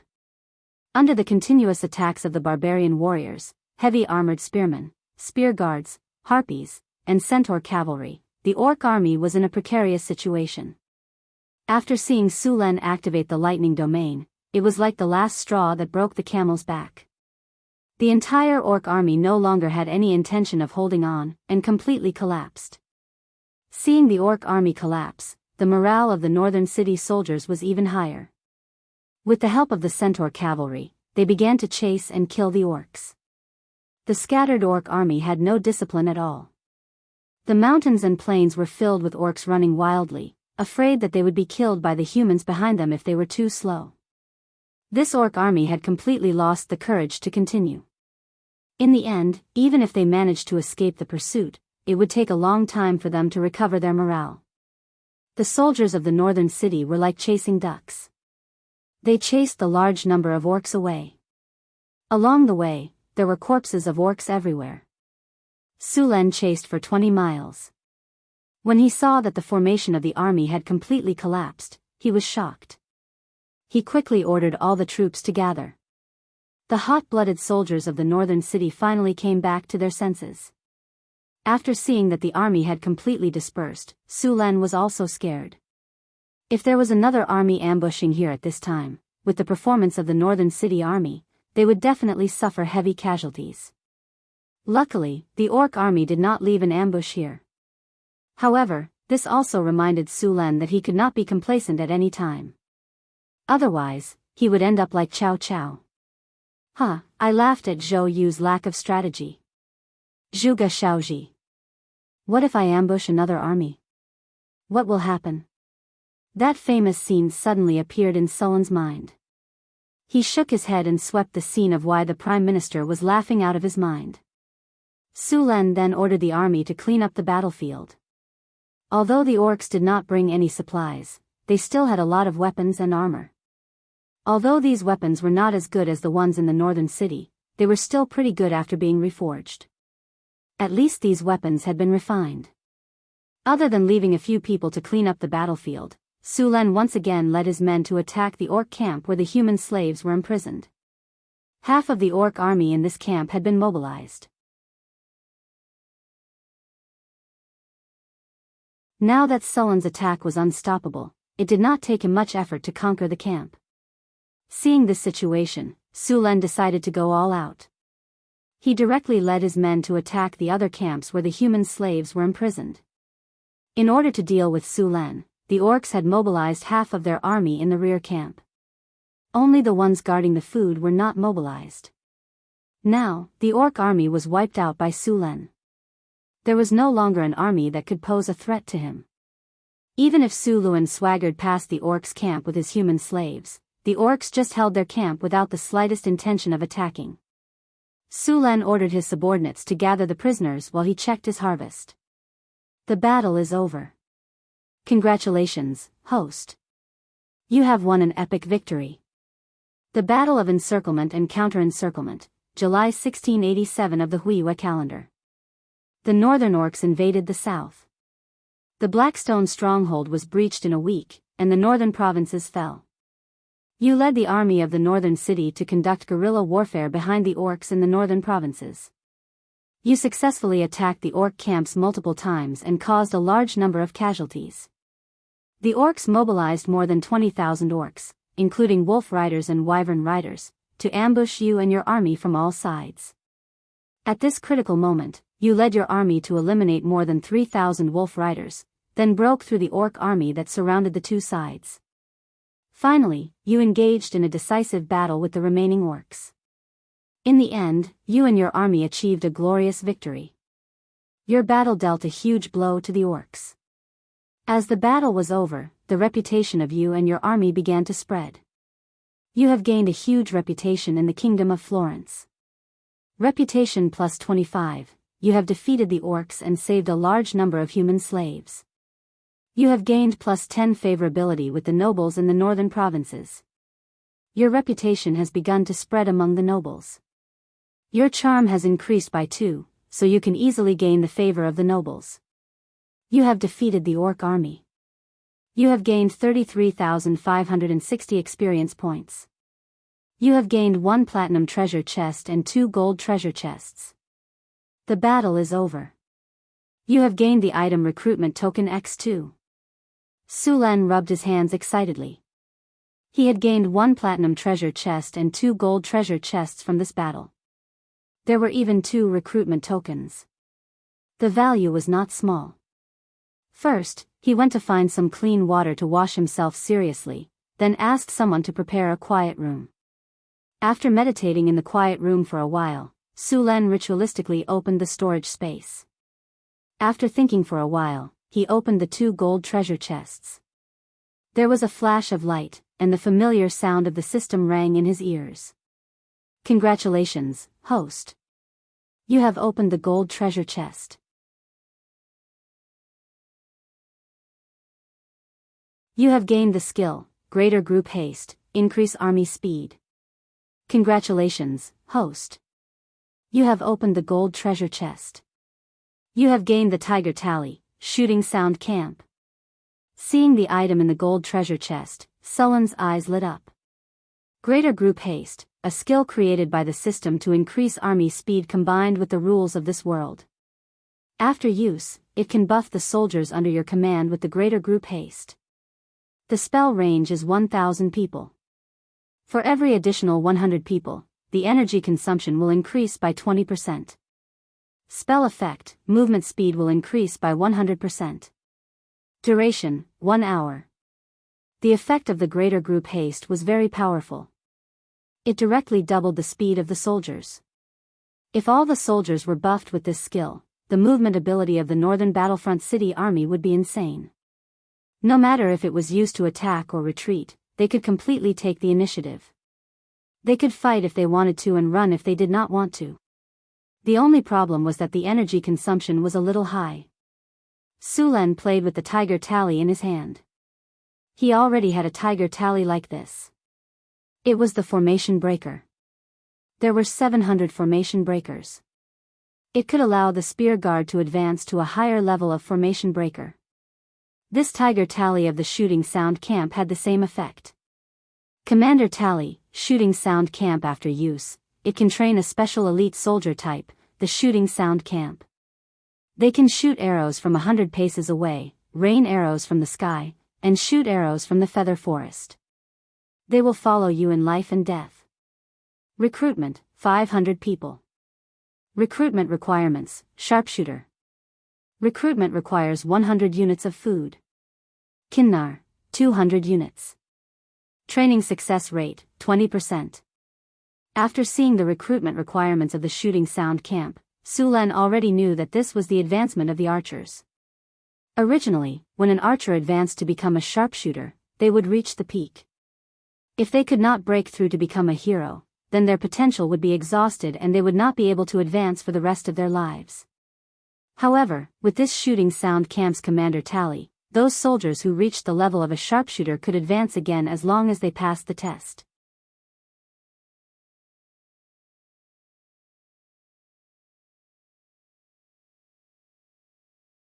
Chapter 265. In the Feather Forest Archery Battalion, the sharpshooters who had advanced would have 3 skills: Rain of Arrows, increased shooting speed, and Sharpshooter. Rain of Arrows allowed these sharpshooters to shoot multiple arrows at once without affecting accuracy. Increased shooting speed was an increase in attack speed. As for Sharpshooter, it increased the arrow's attack power, armor-piercing effect, accuracy, and range. To put it bluntly, it was like an ancient sniper. However, Sharpshooter consumed a lot of energy and needed time to recover every time it was used. However, the power was very good. Su Len estimated that if he encountered those wyverns again, the archers of the Advanced Archery Battalion would be able to kill them with Sharpshooter. After seeing the tiger tally of the Archery Battalion, Su Len couldn't help but want to train a few of them. However, compared to the Formation Breaker, the Archery Battalion was more difficult to recruit. The archers had more experience than the spearmen, so it was much slower for the archers to advance compared to the spearmen. Su Len originally wanted to let the gnomes become full-time archers, but the results showed that the conditions didn't meet the requirements. This made Su Len give up on the idea. There weren't many archers in the northern citadel who had reached the level of archer. There were only 3 of them. 2 of them were the war spirits he had recruited before. 3 archers, the chance of advancing was only 1 in 5. If they were unlucky, none of them would advance. Although the gnomes couldn't become full-time archers, the gnomes' phantom magic archers weren't any weaker than the archery battalion. However, if they wanted to advance, the long experience bar would make them despair. Su Len put away the tiger tally of the archery battalion. He planned to set up a training camp when he returned and train the soldiers of the archery battalion. After putting away the things, Su Len rubbed his hands and opened the remaining platinum treasure chest. A beautiful special effect flashed and a system prompt sounded in his ears. Congratulations, host, you have opened the platinum treasure chest. You have received a skill point pack. Skill point pack? What was this? Su Len looked at the flashing purple brocade bag in front of him. This brocade bag looked very exquisite. There were beautiful patterns embroidered with gold thread. One look and he knew that it was expensive. Skill point pack. After opening, you can receive 5 normal skill points and 1 legendary skill point. Legendary skill point? Sullen's heartbeats suddenly accelerated. He had used the legendary skill point before. Part of the credit for his lightning domain was due to the legendary skill point. It was also because of the fusion of the legendary skill point that Su Len had successfully fused the Thunder Lightning Spear, Floating Lightning Array, and Lightning Control into the lightning domain.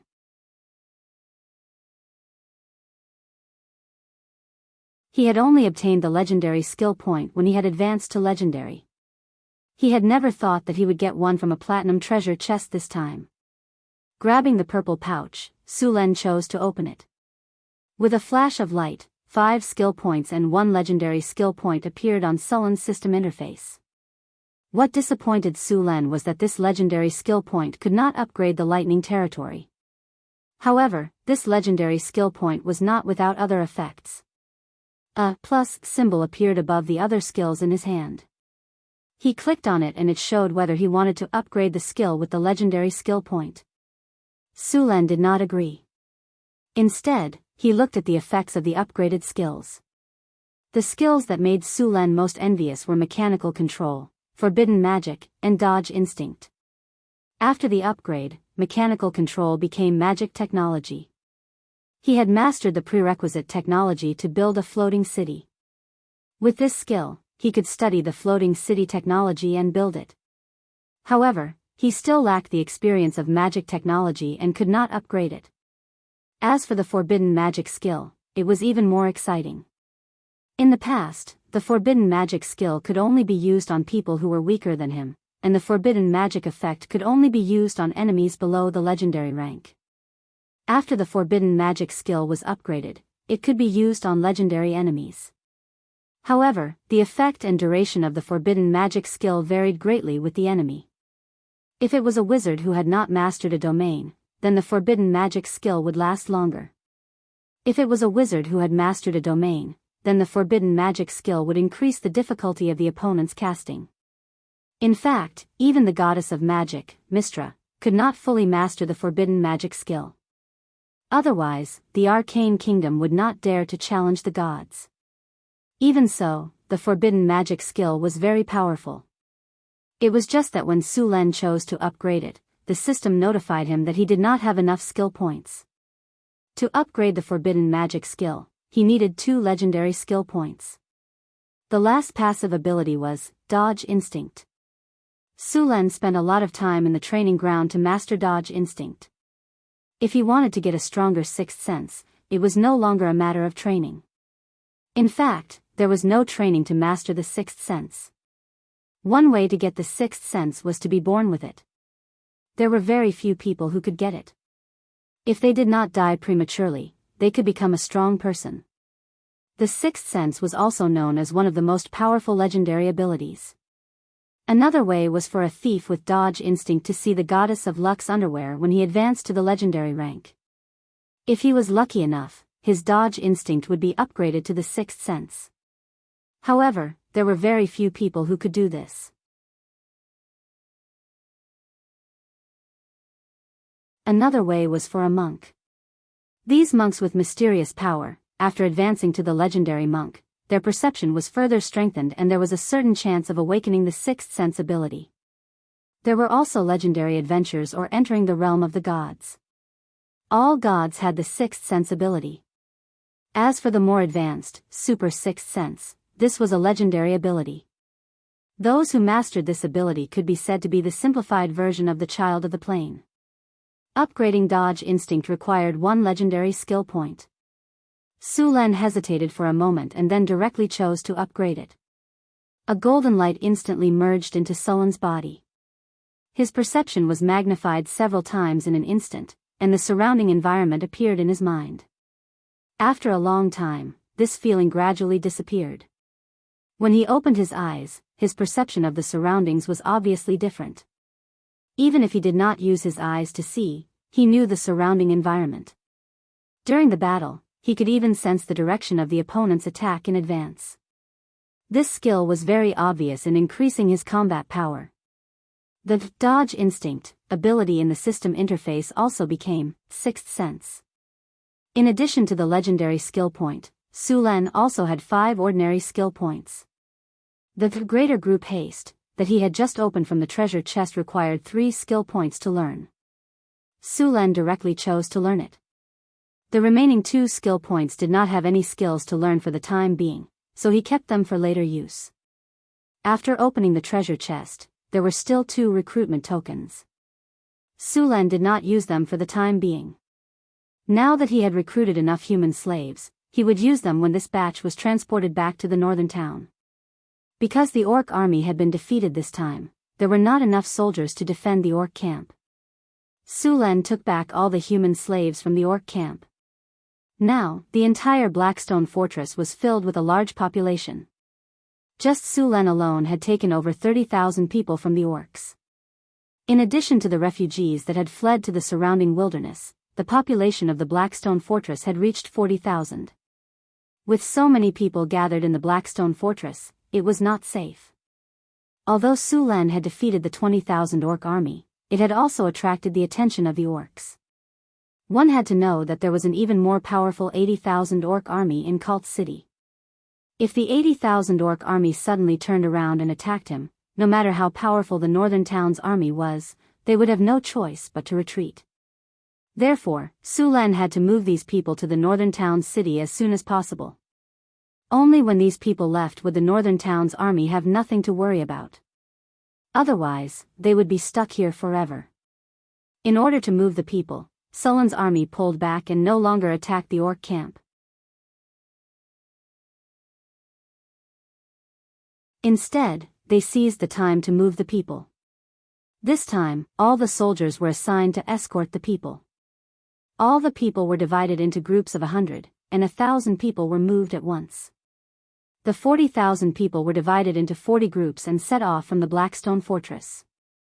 The entire northern town's army was mobilized. Tens of thousands of people were boundless, let alone 40,000. The journey from the Blackstone fortress to the northern town city was filled with migrating groups. Fortunately, the northern town's soldiers were experienced in migrating. Although there were a lot of people this time, there was not much chaos. Su Len had already sent someone to the northern town's city to inform them of the migration. Even the northern town's city could not handle the influx of 40,000 people. Therefore, they were told to prepare in advance. Food, clothing, housing, sanitation, and so on were all big problems. There were no empty houses in the northern town's city. After the refugees and slaves arrived, they had no choice but to build a large number of camps and live in them for the time being. At the same time, they had to pay attention to the spread of infectious diseases. Su Len was too lazy to comment on the medical conditions of this era. In Sulen's eyes, the doctor's treatment methods were a complete gamble. The medical standards of this era were not very advanced. Of course, it did not mean that there was no way to treat a sick person. As long as they donated some money to the temple, a priest would cast a divine spell on them. The divine spells that could cure diseases and cure diseases were very effective, but the price was too high. Ordinary people would have to save up for a few months to afford them. Of course, to show the mercy of the gods and spread their faith, the priests would charge a lot less. The temple would also take out a day every month to treat the poor who did not have money. Of course, the number of people they could treat was limited. As for why did the temple need so much money? Did the gods need money? It was not like there was no such thing. However, the temple claimed that the money was needed for the construction of the temple and the operation of the temple.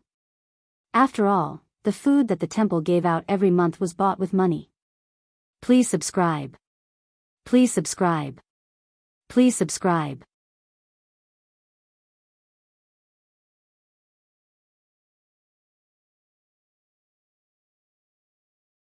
Chapter 266. There were no temples in the northern citadel.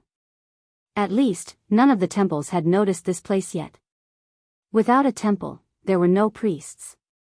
Fortunately, the buildings in the northern citadel had health attributes, so the humans living here rarely fell sick. Even if they did, they could still survive. However, the refugees and slaves who had just migrated here could not do so. They had experienced the Orc War and had to hide in the wilderness or work in the camps. Their bodies were not in good condition. Even after a few days of recuperation in the Blackstone Fortress, they still could not recover their health. Then there was the long journey to the northern citadel. Many of them fell sick. Chris was caught off guard by this situation. After all, she was a succubus, not a doctor. Fortunately, Hathaway was also here. As a wizard and an alchemist, she knew how to concoct potions. She immediately began to concoct potions when she discovered that the migrants were sick. It was not difficult to concoct potions to treat common diseases. The only problem was that they were in high demand.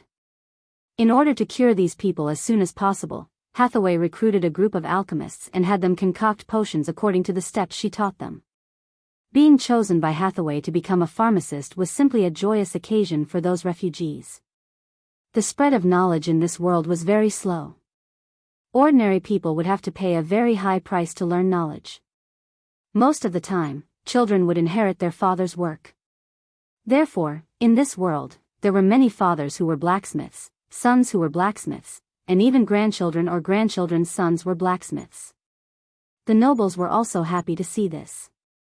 This way, there were very few people who could cross the social class gap.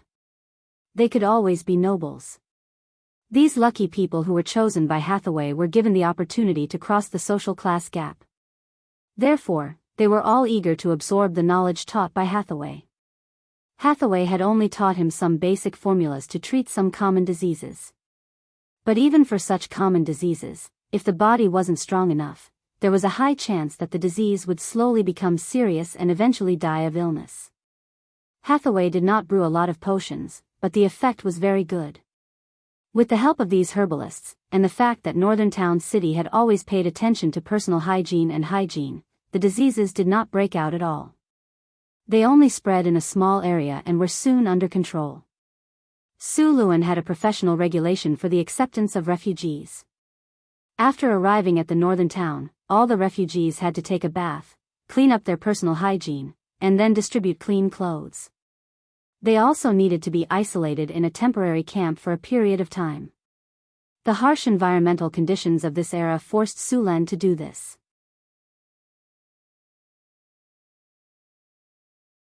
After finally confirming that there were no problems, these people were assigned to various work groups. With the help of the pharmacists and the artificial quarantine, the condition of the refugees and slaves was soon under control. The northern town city was not affected at all.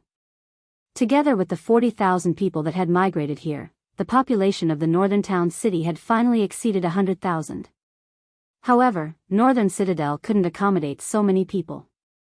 Chrissy had built a dozen or so temporary settlements near Northern Citadel for the refugees and slaves from the Blackstone Fort to live in.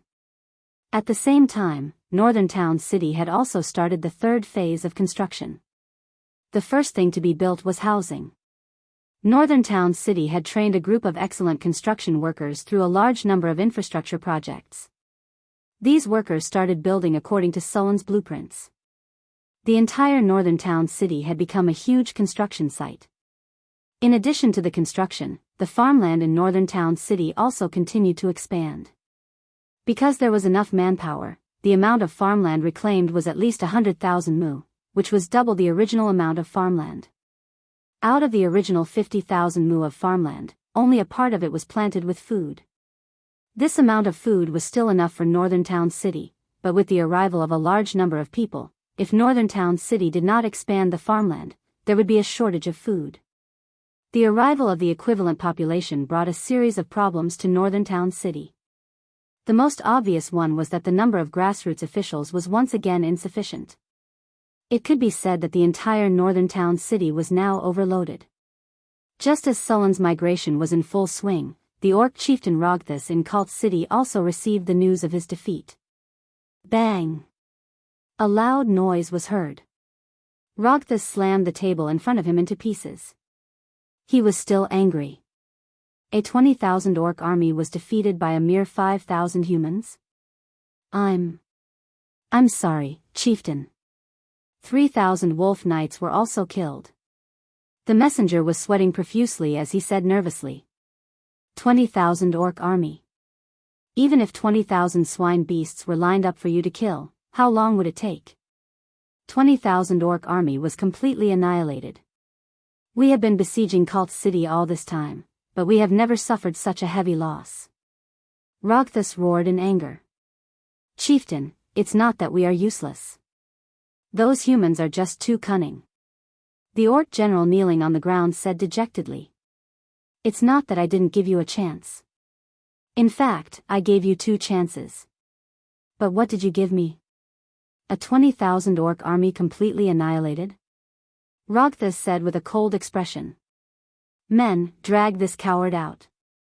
Chop off his head and use it as a sacrifice to our fallen comrades.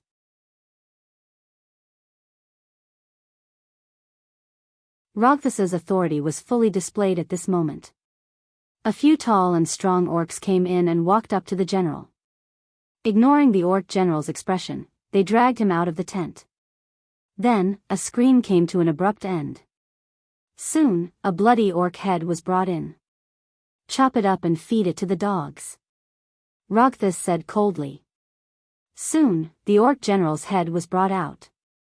Rogthus looked around the tent and said slowly. The loss of 20,000 orc army has put our rear camp in a precarious situation. Once they break through the camp where we store our food, the consequences will be unimaginable. So, we need to get rid of this human army as soon as possible. Chieftain, our main forces are fighting in Cult City. The number of soldiers left is limited. Send 10,000 elites from the front line. Chieftain, I'm not sure if you've noticed the special characteristics of this human army, the old great shaman suddenly said. Great shaman, what special characteristics do they have? Rogthus asked curiously. The other orc generals also looked over. Cough, cough. Did you notice? Although this human army is attacking our rear camp, the camps they're attacking and occupying are the ones where we keep our human slaves? The great shaman said slowly. Yes, that's right. After the great shaman's reminder, Rogthus also realized what was going on. Why do they only attack the camps with humans? The great shaman continued to ask. Without waiting for the other orcs to answer, he continued, there's only one answer. This human army is here for the human slaves we've captured. Human slaves. Rogthas's face was filled with shock. Yes, human slaves, the great shaman said with certainty. Look, there were a few times when they could have broken through the camps where we store our food, but they didn't. Also, although the logistics teams were also robbed, they left as soon as they came in. They didn't stop at all. These people are looking for the camps where the humans are kept. Why are they doing this? Rogthas was puzzled. Was rescuing the humans worse than cutting off the food supply of the orc army to help the humans win? That's the problem. There's only one reason these humans are doing this. There's a problem within the human kingdom, the great shaman said with a wise face. It was as if he had already seen through everything. You're saying that there's a conflict within the human kingdom? Rogthas's eyes lit up.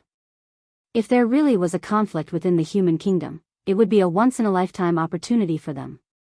Sulan didn't know that his actions of rescuing the refugees had caused the orcs to be on high alert. These orcs were also imagining things on their own. He was still recruiting refugees in the Blackstone Fortress. Other than him, there were other nobles who were also recruiting refugees. These nobles were completely forced by Sulan. If they didn't recruit refugees, all the refugees would be taken away by Sulan. At that time, even if they successfully drove the orcs away, they wouldn't be able to rebuild their territory without the refugees. Although the northern wilderness had experienced a war, the casualties weren't too serious. Other than the original cities in the northern provinces, there were also many villages scattered around the cities. These villages didn't have tall walls to protect them, so they were easily breached by the orcs. After a round of robbery, a large number of humans escaped into the wilderness. In order to recruit more refugees, Sulan took out the 2 recruitment tokens he had obtained from the previous battle. He played with the tokens for a while and chose to use them. The host has used the recruitment token. The effect of the recruitment token has been activated. Sulan's attraction to the refugees in the surrounding wilderness has greatly increased. After using the recruitment token, Sulan didn't stay idle. He began to prepare the soldiers. The recruitment token was very effective. In just half an hour, Sulan received a report from a guard. Sir, there's a large number of refugees coming. They want to join our northern town city, a guard said excitedly. How many people? Sulan asked. I'm sorry, sir. I didn't count, but there are at least 1,000 people. 1,000 people? The recruitment effect is so good this time. Sulan was a little surprised. The recruitment tokens he had used before weren't as effective.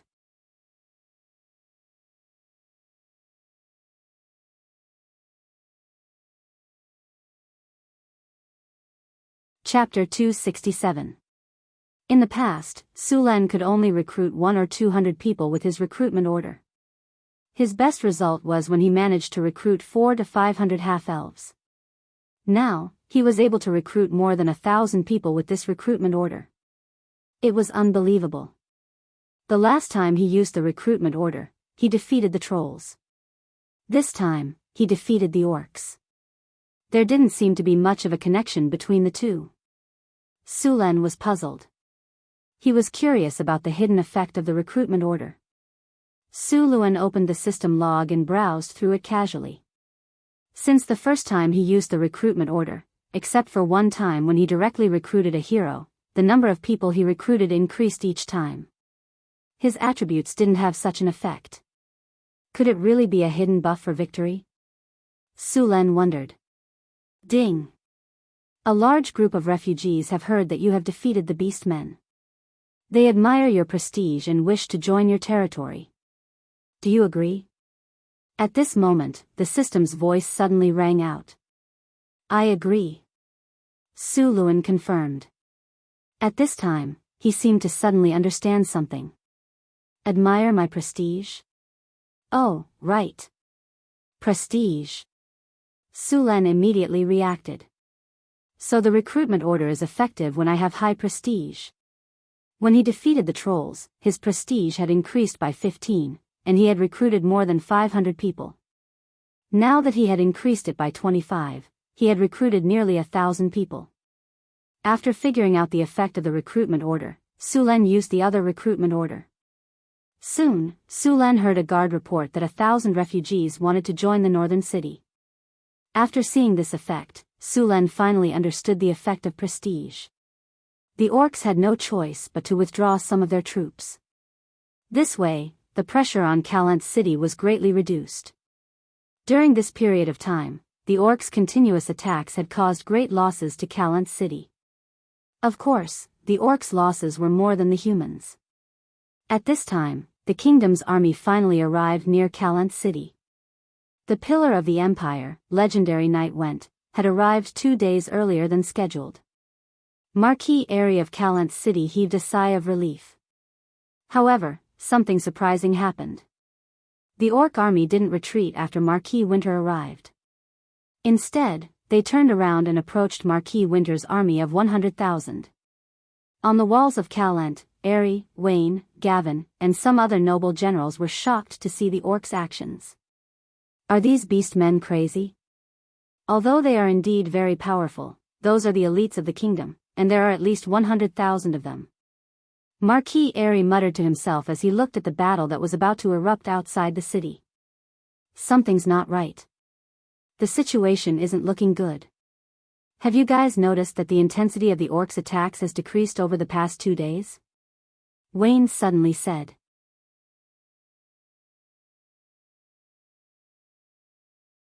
That's right, the orcs haven't reached the city walls in the past 2 days. The others suddenly reacted. Oh no, the orcs are doing this on purpose. They've been conserving their strength for the past 2 days and waiting for the human army to arrive. One of the generals said with a pale face, in order for the kingdom to speed up the dispatch, we have been saying that the situation is dangerous. That's why the army led by Marquis Winter is actually a tired army. After hearing the general's explanation, these people immediately reacted. After all, they lived in the northern provinces and often had to fight. The nobles weren't as rotten as the nobles in the south. They had been on the battlefield and had all kinds of battle knowledge. Now that they were reminded, they completely understood the orcs' wishful thinking. They had made up their minds to launch a decisive battle while the human reinforcements were still unsettled. After seeing the approaching orc army, Marquis Winter also realized that he had made a fatal mistake in order to rescue his people. At this moment, a group of tall figures walked out of the orc camp. Seeing these figures, both the soldiers of Calant and the soldiers of Marquis Winter couldn't help but gasp. Mammoths. They're mammoths. 200 tall mammoths ran out from the orc camp. These mammoths were 5 meters tall, and their bodies were covered with a thick layer of fur. Their thick and sturdy legs were like pillars, and their fierce and sharp tusks were 3 meters long. These mammoths were powerful beasts that lived in the northern wastelands. Each mammoth weighed at least 20 tons. They were also one of the few beasts that could go head-to-head with a land dragon. There were 3 beast men riding on each mammoth. One beast man held a long machete, one beast man held a long spear, and the last shaman was in charge of beating war drums to control the mammoths. The appearance of more than 200 mammoths immediately caused a commotion. Many soldiers even turned pale with fright. These prehistoric beasts were too oppressive. Although there were only 200 mammoths, the vibrations they created when they walked were greater than the movements of thousands of heavy armored knights. These mammoths were also equipped with simple armor, and there were also some sharp weapons tied to their bodies. The war drums sounded, and the mammoths began to charge. The human reinforcements, who had yet to recover from their rapid march, felt their limbs turn cold when they saw the orc mammoths charging at them. Their bodies went soft, and their faces turned pale. The mammoths roared. The entire battlefield could hear the tyrannical aura in their roars. In the face of a 5 to 6 meter tall behemoth that weighed dozens of tons, charging at you like a heavy tank, it was as if you were facing a huge tank. What would you do? Stay where you were and be trampled to death, or run far away?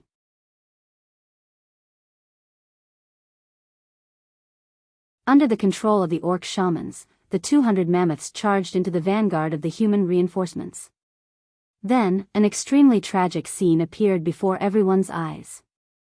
The vanguard of the human reinforcements was instantly torn apart by the mammoths. Then, these behemoths began to slaughter. The long trunks of the mammoths directly rolled up a heavily armored soldier and threw him more than 10 meters away. He then heavily smashed into the ground. The heavy elephant legs stomped down and several soldiers who couldn't dodge in time were trampled into meat patties. The terrifying tusks of the mammoths lightly jumped and pierced through several humans along with their armor.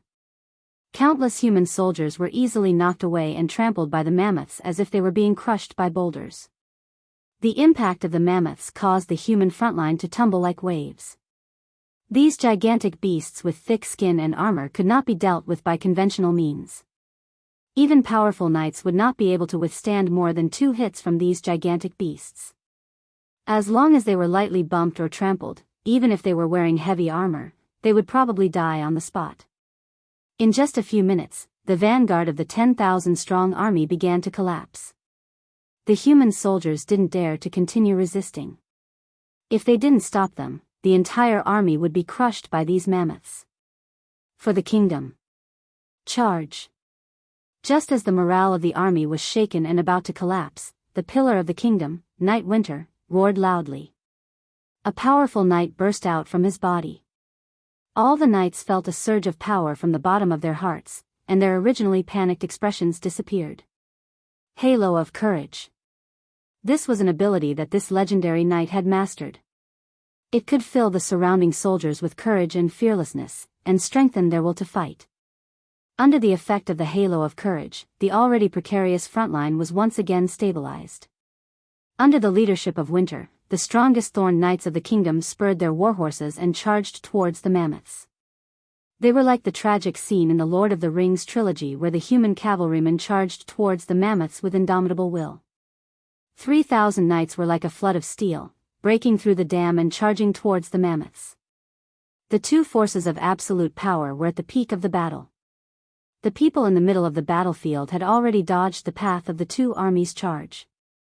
As for those who couldn't dodge in time, they were already dead under the feet of the mammoths. The distance of 1,000 meters was covered in the blink of an eye. The strongest knights of the human kingdom and the strongest army of the orcs had their first clash. Ice Storm. On top of the mammoths, the shaman riding the mammoths suddenly roared.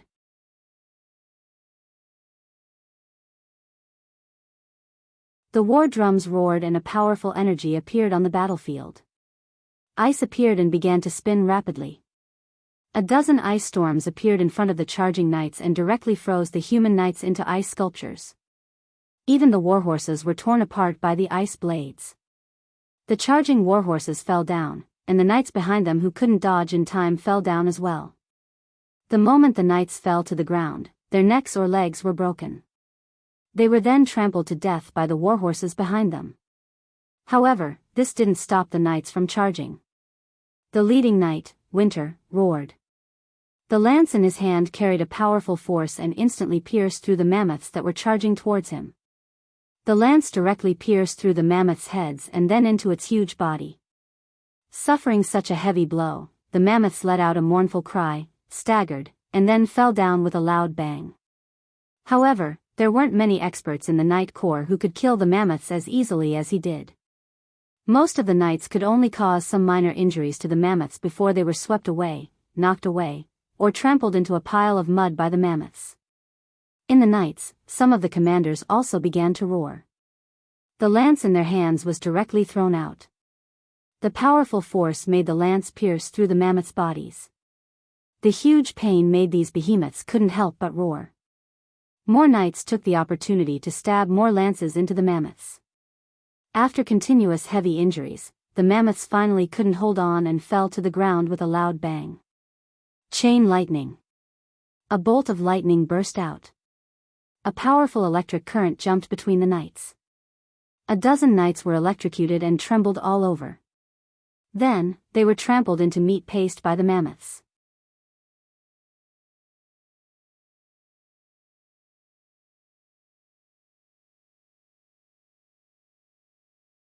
Chapter 268. War Trample. The strongest mammoth raised its head and roared. Its voice resounded throughout the battlefield. It raised its two thick front legs and stomped down heavily. Boom! A muffled sound, like a muffled thunder in the winter, was low but shocking. The hard ground was cracked by the war mammoth, and a yellow light spread out from the war mammoth's body. The surrounding human knights only felt the ground shake, and the warhorses panicked. For a moment, the charging formation was disrupted, and some warhorses even lost their footing and fell. More than 200 war mammoths used war trample at the same time. It was as if an earthquake had occurred on the battlefield. The human knights who were in the middle of their charge were interrupted. Bursting fireball. Orange-red fireballs flew out from the human frontline and smashed into the mammoths. The fireballs exploded, and a scorching heat wave spread out. The mammoths that were hit by the fireballs cried out in pain. The flames continued to burn their bodies, and the intense pain made these mammoths very crazy. They charged left and right, and directly threw off a few orcs on their backs. Under the burning flames, the mammoths became even crazier. They even collided with another mammoth next to them. The two mammoths collapsed. The battle became more and more tragic. The human knights suffered heavy casualties. The mammoths were huge creatures with thick skin and thick flesh. They were also wearing simple iron armor. Their impact was unparalleled. These mammoths had thick skin and thick flesh. Ordinary soldiers wouldn't be able to cut through them even if they were armed with sharp weapons. Only a knight-level expert could pierce through the mammoth's defense with the help of the horse's impact. Even so, they could only penetrate a few inches into the mammoth's skin. This kind of injury wasn't fatal to the mammoths. Moreover, the mammoths had been fed many kinds of magic potions by the orc shamans. Their vitality was very strong. The mammoth's powerful trunk swept out, sending a knight flying for over 10 meters. There was an obvious dent in his chest armor made of fine iron, and blood gushed out from his mouth. There were even pieces of his internal organs mixed in the blood. It was obvious that he would not be able to survive. The sharp tusks of the mammoth were even more ferocious and terrifying. Any warhorse that was struck by the tusks of the mammoth would have its stomach ripped open. The body of the warhorse would also be sent flying. Even the plate armor of the knights would be easily torn apart by the mammoth's sharp tusks. Apart from that, the mammoth's most powerful weapon was its stomp. With a weight of more than 10 tons, both the rider and the horse would be trampled into meat paste. The spearmen and swordsmen on the mammoths weren't to be trifled with. They were usually the bravest warriors in the tribe. Their average strength was at the knight rank.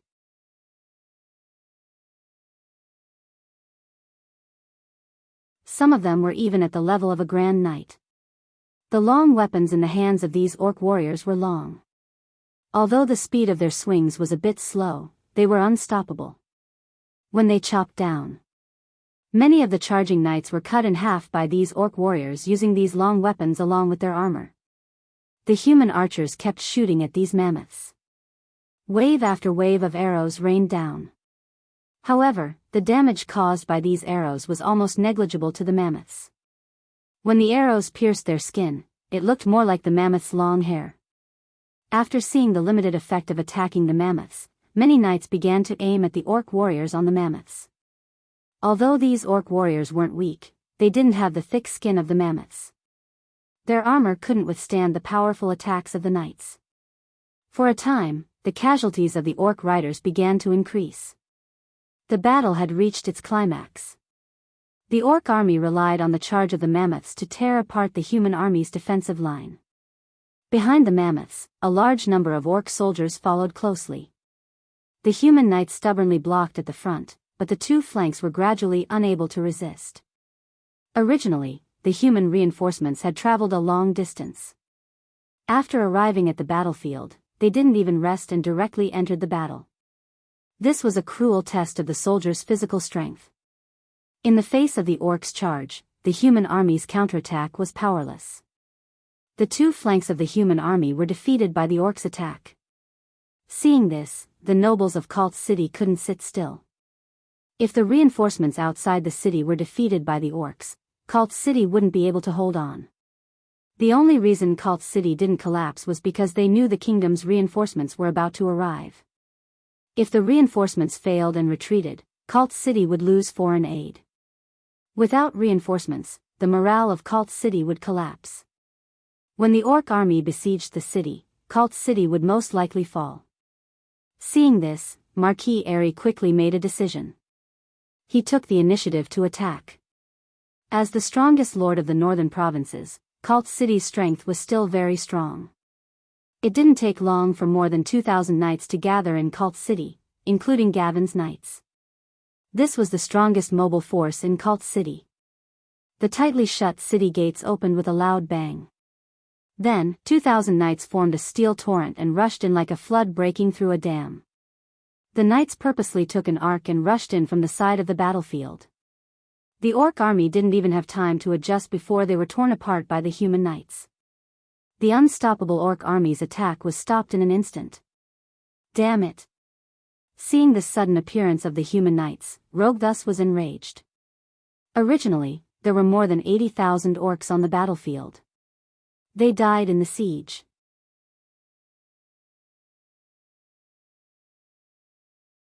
Because of Sullen's attack from the rear, more than 10,000 orcs were mobilized.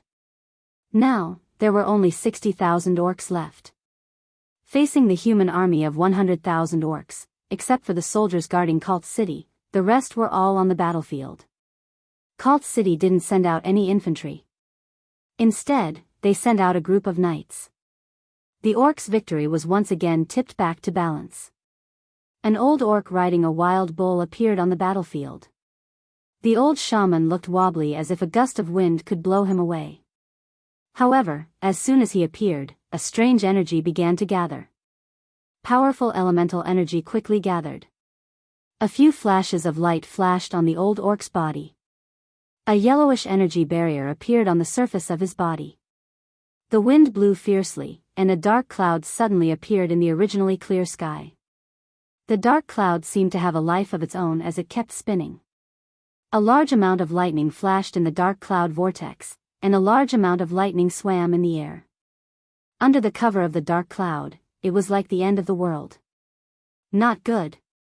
Wen's expression changed drastically.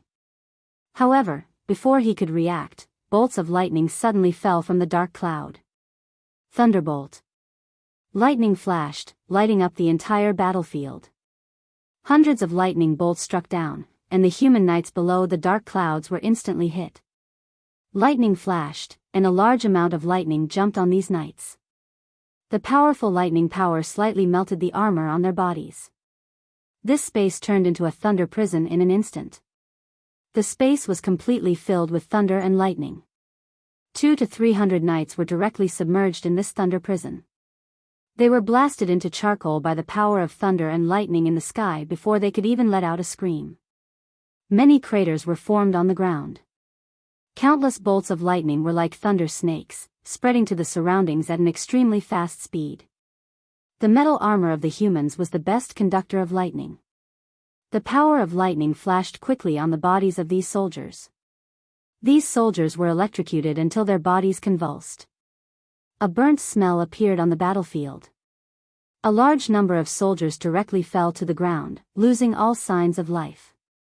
This spell was like the might of the heavens. The entire battlefield was speechless at this moment. Even legendary knights couldn't do this. Only spellcasters could release such amazing power. This was also one of the reasons why wizards could achieve such a high status.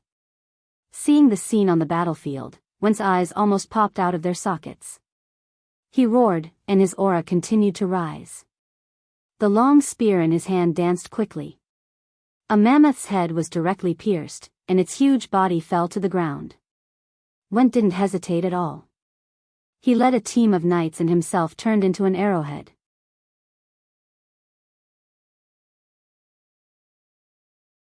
They formed a conical formation and rushed towards the shaman. The legendary knight was unstoppable.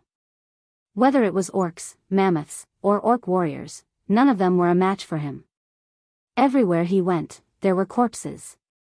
At this time, a strong orc also led people to meet him. The orc was holding a giant axe. He roared, and a violent aura spread out from his body. It was the chief of the orcs, Rogthus. The two legendary powerhouses noticed each other in an instant. Both of them didn't intend to dodge. Instead, they sped up and rushed towards each other. Like a comet colliding, a loud noise sounded on the battlefield. A violent energy escaped from the two of them, and directly pushed away all the people and objects within a radius of 10 meters. No matter if it was an orc or a human, they all consciously avoided this place. Under the full power of the two legendary powerhouses, even a little bit of leaked energy would cause serious injuries. In serious cases, they would even lose their lives. As a legendary knight of Florence, when strength was naturally tyrannical, Rogthus wasn't weak either. It would take a long time for the two of them to decide the winner. Seeing that Went was entangled, the old orc prepared to cast another spell. Bursting Flame, Ice Storm, Thunderstorm. Spells were cast one after another. Although it wasn't as powerful as the previous spell, its power wasn't weak at all. At the same time, the human wizards around were also casting spells quickly. Chain Fireball, Chain Lightning, Wild Wind Blade Dance. A large number of spells swept across the battlefield. A fireball exploded in the formation of the orcs. Even if they had scattered in advance to avoid it, more than a dozen of them still fell to the ground. Most of them were dead, and the rest wouldn't live for long.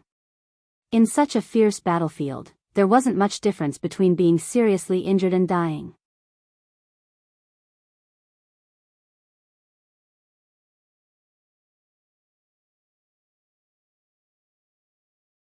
Chapter 269. While the battle was going on in Cult City, Su Len had already left Blackstone Fortress with his army. He didn't plan to be the main force in this battle, but he could still get some benefits from it. In a battle of this scale, a few thousand people from northern Battlefront City wouldn't even be able to cause a few ripples. Therefore, he had to be careful. On the battlefield of 200,000 people, the flames of war spread for more than 10 kilometers. Su Luen did not get too close to the battlefield. At this time, all kinds of elemental energy were constantly released on the battlefield, which made Su Luen feel frightened. The orc shamans had already made their move, and the human wizards were not backing down either. Su Len could already sense at least 4 legendaries on the battlefield. As soon as the orc shaman made his move, a middle-aged priest stepped up. At the same time, more than 10 wizards stepped up to help. Even so, they could barely hold on. Fortunately, the remaining adepts and priests were much more powerful. They gradually suppressed the orc shamans. Su Luen's heart shook when he saw the beast-man mammoths charging. These things were simply weapons of war. If these 200 mammoths were to charge at the Northern Citadel's army, then even if the Northern Citadel's army could resist them, they would suffer heavy losses. It was even possible that the entire army would be wiped out. 1 or 2 of these mammoths were easy to deal with, but once there were enough of them, they would be unstoppable. Su Len was curious about the orcs' plan. He didn't expect them to have such a trump card. If Marquis Winter didn't make a prompt decision to lead his knights forward, the entire human army would have been crushed by these mammoths. If the orcs had 500 mammoths, even Marquis Winter's knights wouldn't be able to hold on. These mammoths were powerful creatures on par with the land dragons. Although the human knights managed to stop these mammoths, they still suffered heavy losses. Out of 3,000 knights, it would be a miracle if a third of them could survive. No matter how this battle turned out, the Kingdom of Florence had suffered heavy losses. Compared to the battle between the orc chief and Marquis Winter, Su Len focused on the battle between the orc shaman and the human wizard priests. Both were legendaries, but the shaman was powerful enough to suppress a legendary priest and several great wizards. Other than being able to use divine spells, this shaman was also a wizard. His casting speed was shockingly fast. Bursting Fireball, Hold Human, Disintegrate, Dimensional Slash. One spell after another was cast. The humans were even running for their lives. There were even a few warriors who joined forces and used counterspell to interrupt his smooth casting. However, it was obvious that 3 of the magi were pale, and traces of blood flowed out from the corners of their mouths. This was the backlash from counterspell.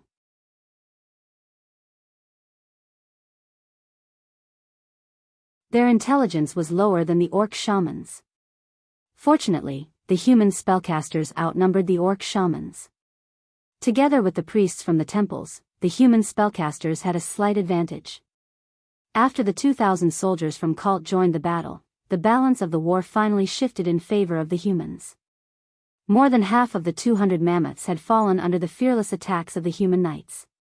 The humans had also paid a heavy price. On the right side of the battlefield, the elite beastman warriors were brandishing their heavy spiked clubs as they broke through the human defensive line. These fearless beastmen endured the spells and charged forward. Many of the beastmen had already been burnt black, but they were still crazily swinging their spiked clubs. Some wolf riders wandered around the edge of the battlefield. Since Sulen killed 3,000 orcs, there were only 4,000 wolf riders left. These wolf riders swung their machetes and followed the orcs into the human formation. Then, they tore the human formation apart bit by bit. The human spearman formation was directly broken through by the wolf riders. In a short period of time, the human spearmen were divided into a dozen groups. If there were no accidents, these human spearmen would soon be devoured by the orcs. However, at this moment, fireballs fell into the wolf riders. The violent explosion sent more than 10 people flying. A wolf rider instantly twisted his body and hid beside his wolf. The wolf was blasted into a bloody mess on the spot. He was also sent flying for more than 10 meters and fell heavily.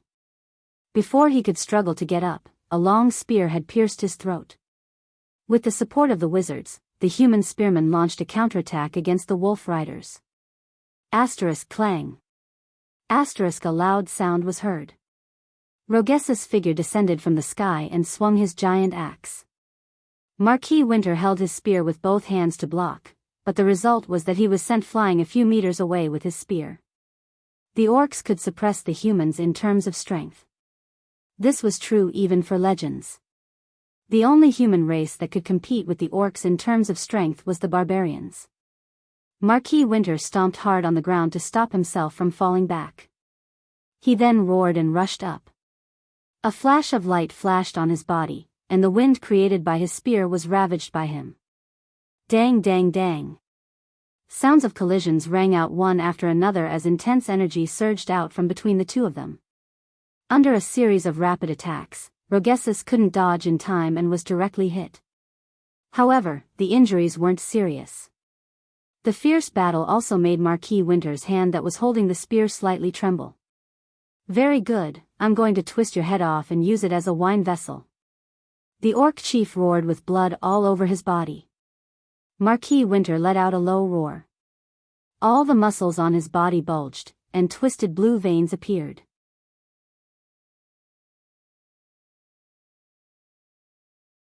A bloodthirsty light flashed in his eyes as he said, "You will become my stepping stone to become stronger." Bloodthirsty rage.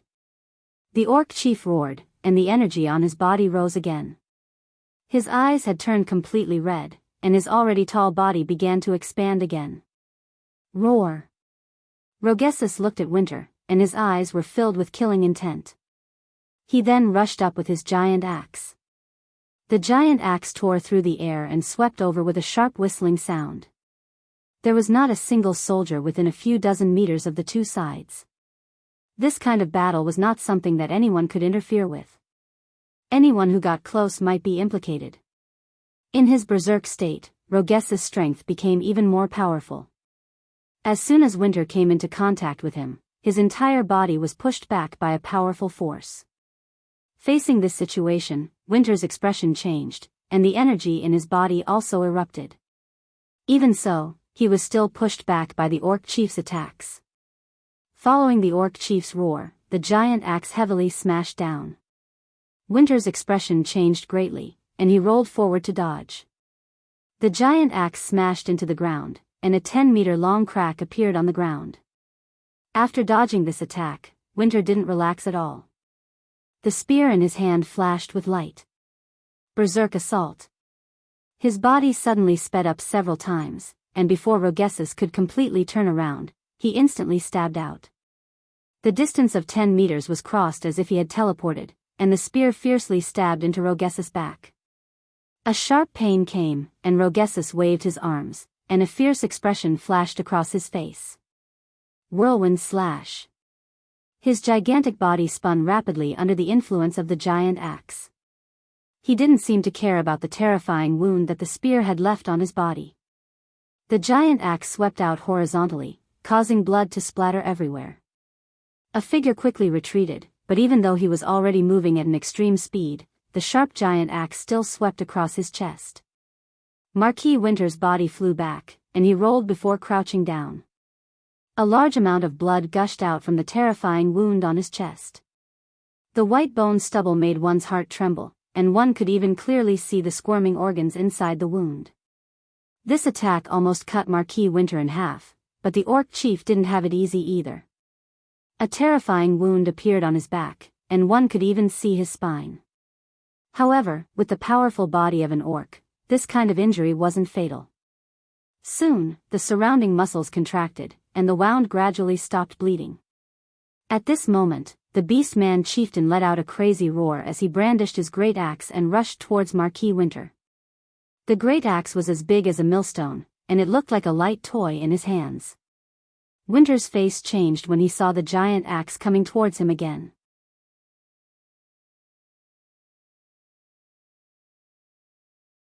The wound on his chest had greatly affected his body's flexibility, which was very deadly in battle. While Winter was in a tough battle, the human army began to counterattack with the help of the wizards. The 200 war mammoths had all been killed, and the human knights had also suffered heavy casualties. However, without the war mammoths, the remaining human knights began to charge again. The orcs no longer had any powerful soldiers that could stop the charge of the human knights. The knights of Cult City had merged with the reinforcements, forming an army of 2,000 knights. The knights charged again like a flood of steel, rushing towards the orc army with unstoppable momentum. The orc warriors swung their spiked clubs, wanting to fight back, but the warhorses rammed into their chests. The full body armor of the warhorses carried a force of a few tons. Even the strong bodies of the orcs could not withstand it. The ribs in front of their chests were directly broken, and blood spurted out like a fountain. Then, the orcs were trampled by the huge hooves of the horses. The charging knights carried an unstoppable momentum as they charged into the orc army. The orc army was retreating under the charge of the human knights. Spells exploded one after another, and the orc army was on the verge of collapse. Even if the orcs resisted with all their might, they were still like waves in the ocean when faced with the charge of the human knights. They were so insignificant. More orcs began to retreat. P.S. I forgot to post after writing.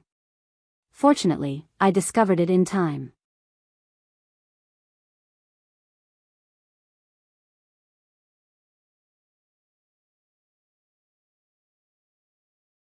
Chapter 270.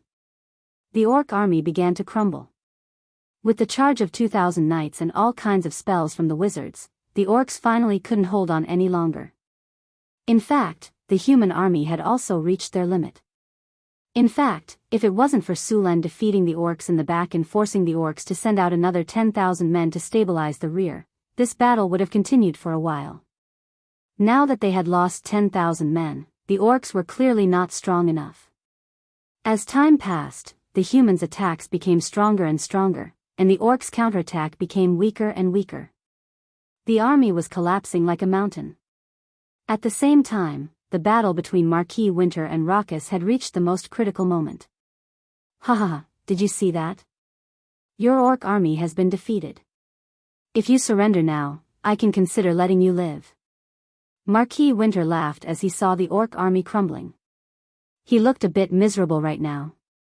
Although the wound on his chest was no longer bleeding, his fighting power had decreased a lot. Really? As long as I kill you, the human army will lose their commander, and the orcs will be able to turn the tide. Raucus said coldly. Raucus, I admit that you are very powerful. I am not your opponent, but it won't be that easy for you to kill me.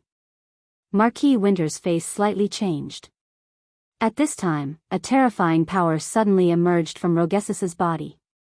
A blood-red radiance seemed to have materialized as it enveloped his body. Blood kill cut. The blood-red light quickly spread on his body and wrapped around the weapon in his hand. The dazzling blood-red light covered his vision, making him look like a red lightning bolt. A red light flashed across the sky. It looked like it teleported and directly appeared next to Winter. The giant axe in his hand left behind a series of afterimages as it slashed across. Everything happened so suddenly. Winter only made a few dodging gestures, but the giant axe had already swept past him. Everything in front of him was split apart. Raka's speed was beyond human vision. In the next second, Marquis Winter was chopped in half by the giant axe. Plop! Wen's tall body fell to the ground, and Ragthas slowly got up. His breathing was very rapid, and his expression was very tired. The hand that was holding the giant axe was even slightly trembling. The back that was no longer bleeding ruptured again, and blood gushed out like a fountain. It was obvious that the attack just now had also caused him to suffer heavy injuries. You've been raised for a long time, but you haven't experienced a battle of deep thought. You seem to have forgotten how to fight. Didn't your teacher tell you not to talk too much in battle? Rogue thus raised Marquis Winter's head and said slowly, "Don't let your guard down until the battle is over." After killing Went, Rogas grabbed his head and roared, "Went is dead." The deafening sound instantly spread throughout the battlefield.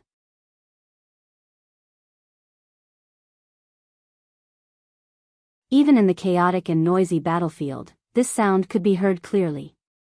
The human army that was chasing after the orcs suddenly stopped when they heard this voice. Don't believe his lies. At this moment, a gentle and deep voice sounded in their ears. The voice was like a spring breeze, making them involuntarily choose to believe him. Continue to attack and drive these orcs out of our homeland. The hesitant human army no longer cared about anything else and continued to pursue the orcs. On the other side of the battlefield, a few figures in wizard robes looked at the chaotic army in front of them and said, "Durayon, luckily you made a move in time. It's just a pity about Marquis Winter." A wizard in a red robe next to them said with pity. When they saw Marquis Winter die in battle, these wizards knew things were not going well. They immediately used a spell to amplify and hint to minimize the impact of Marquis Winter's death. Seeing that the human army did not collapse as he expected, and instead continued to chase after him, Rakas's face finally changed. However, the general situation of the battlefield could no longer be changed by him alone. If he was a legendary wizard, he could cast a powerful area of effect attack spell, then there would still be a chance. However, the only one who had this ability, the great shaman, was tightly entangled by the priest and several wizards. As long as he wanted to cast a powerful spell, those wizards would immediately counter it with spells. The great shaman couldn't do anything at all. Although Rogas killed the problem, he was also like an arrow at the end of its flight. How many people could he kill by himself? The entire battlefield was collapsing. The orcs had lost their momentum.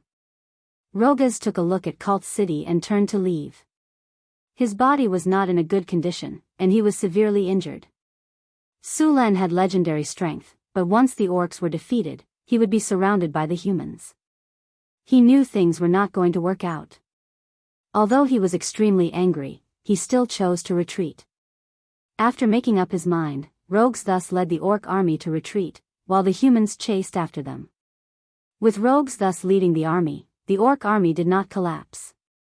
As the orcs retreated, they left behind a large number of corpses, creating a horrifying scene. The human army also suffered heavy losses. In fact, if you only looked at the number of casualties, the human casualties were much higher than the orcs. The orcs left 30,000 corpses here, while the human casualties were as high as 50,000. In the following battle, the orcs left another 6,000 corpses and got rid of the humans. The human army did not continue to pursue. Winning this war was also very thrilling for the humans. Moreover, these soldiers were already tired from the journey and had experienced a fierce battle. If it were not for the support of the priests, these human soldiers would have been unable to hold on.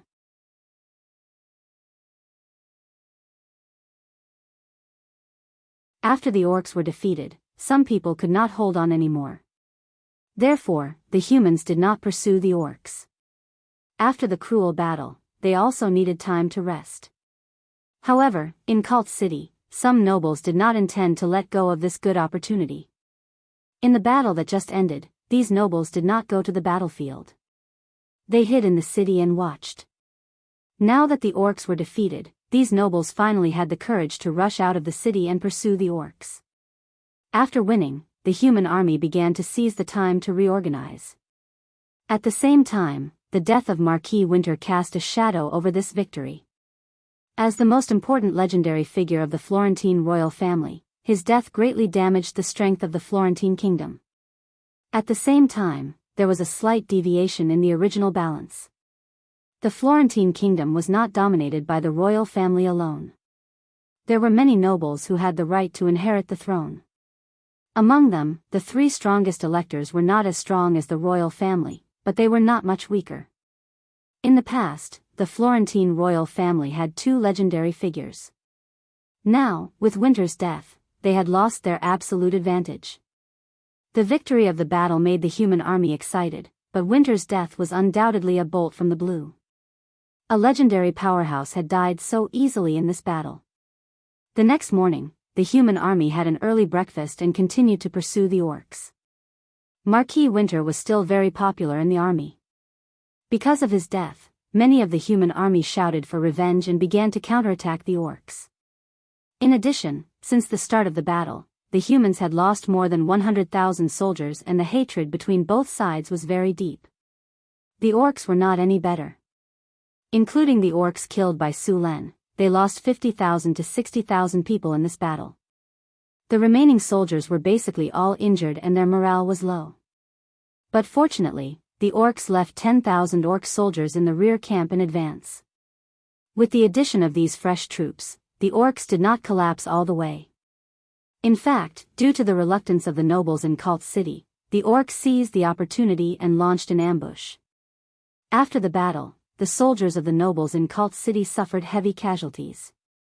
If it weren't for the arrival of the human army, the nobles in Cult City might not have been able to return alive. After being ambushed by the orcs, the nobles finally behaved themselves. With the addition of the 10,000 orcs, the human army stopped pressing the orcs in order to avoid more casualties. However, the humans still had the advantage. After the orcs retreated, the human army began to occupy the cities that were previously occupied by the orcs, as well as the gold, silver, and jewelry that the orcs plundered. In order to speed up their retreat, the orcs didn't bring the valuables with them. Instead, they only transported the food that they plundered.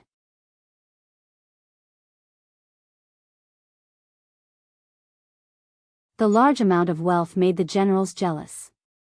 According to the original plan, the nobles who abandoned the cities and fled would be stripped of their territories and redistributed to the generals who had contributed to the kingdom to increase the strength of the royal family. However, this would definitely be opposed by the original nobles.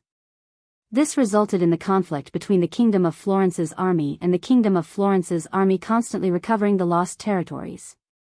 Su Len wasn't concerned about the conflict between the Kingdom of Florence's army. Instead, he was paying attention to the orcs. After the orcs suffered heavy losses, they retreated all the way to the north. As they brought along large amounts of food, the orcs retreated slowly. Other than the difficulty of surviving in the northern wilderness, the orcs also launched this war to obtain large amounts of food. In the beginning, the orcs still had thoughts of occupying this place. However, after this huge defeat, that thought disappeared completely. Now, their plan was to snatch enough food to return to their homeland. In order to transport the food back, Rogus personally led his men to buy time. Sullen's target this time was this orc chieftain. The orc chieftain was severely injured in the previous battle and had yet to recover. In the last battle, Su Luan obtained a legendary skill point and a lot of good things from the platinum treasure chest. This time, if he could kill Rogexus, he would at least get a platinum treasure chest. This level of things couldn't be obtained so easily.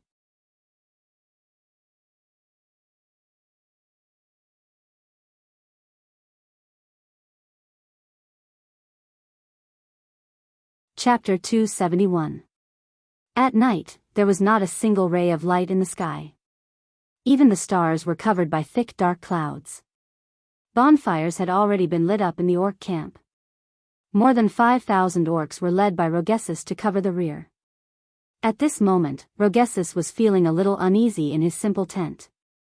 Although they had suffered heavy losses in this attack on the human kingdom, the food they had obtained was enough to feed the entire tribe for a year or two. They had also killed a legendary human figure, which made the enemies behind them feel a lingering fear. Without a legendary figure chasing after them, Rogesis didn't put the humans in his eyes. However, he was feeling very restless tonight. About 10 kilometers away from the orc camp, Su Len was observing the movements of the orcs through the strategic map. Among the red marks, there was a purple mark. It was the orc chieftain Rogesis. Time slowly passed. When he turned on the magic clock, it was already 2:00 in the morning. This was the time when the orcs were sleeping the most, and also the time when they were most vulnerable to sneak attacks. Let's begin. Su Len looked at the time and said to Alex.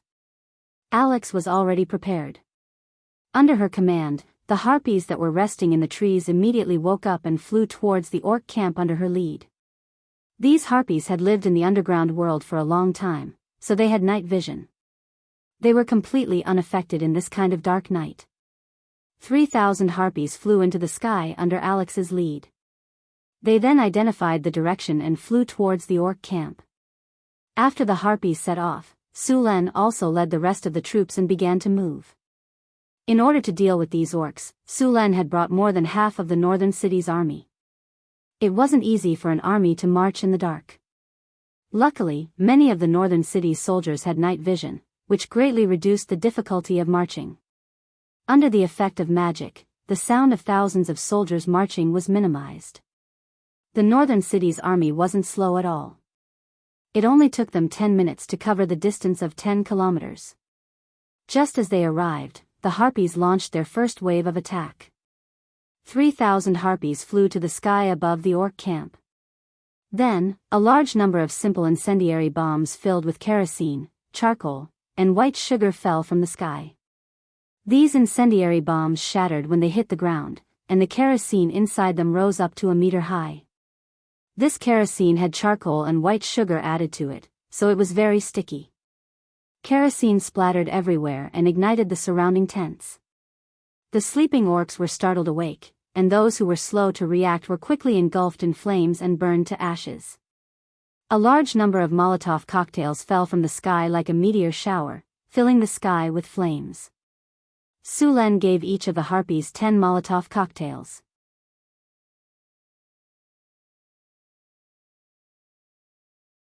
The 30,000 Molotov cocktails consumed all the kerosene in Northgard City. Even more than half of the white sugar produced this month had been consumed. However, the effect was very good. Many beastmen woke up and tried to put out the fire, but they quickly discovered that these flames weren't ordinary flames.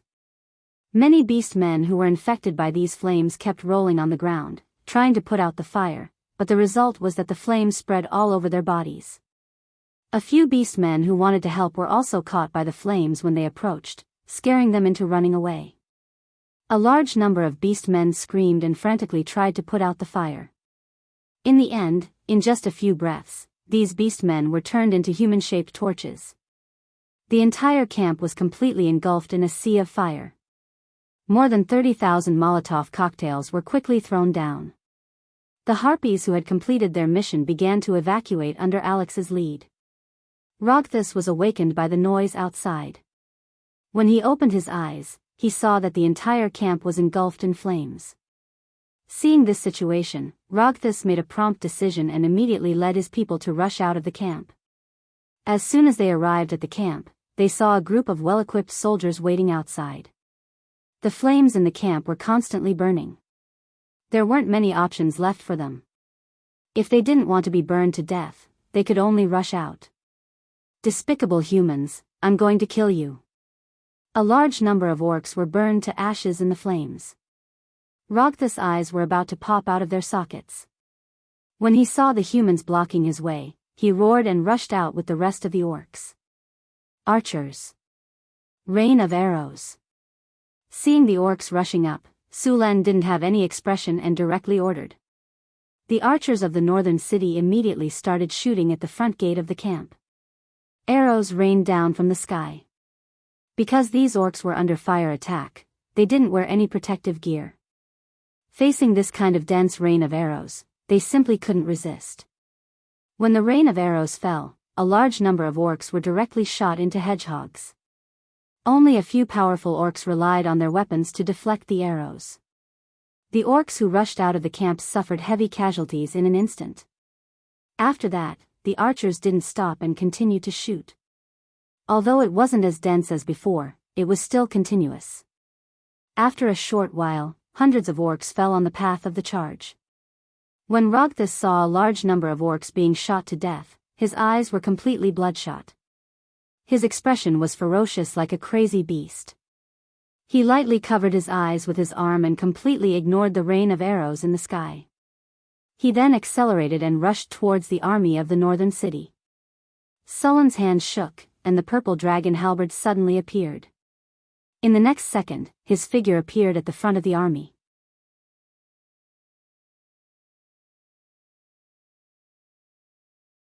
Facing this kind of legend rank expert, even if he was injured and couldn't use his full strength, it was still not something that could be stopped by anyone below legend rank.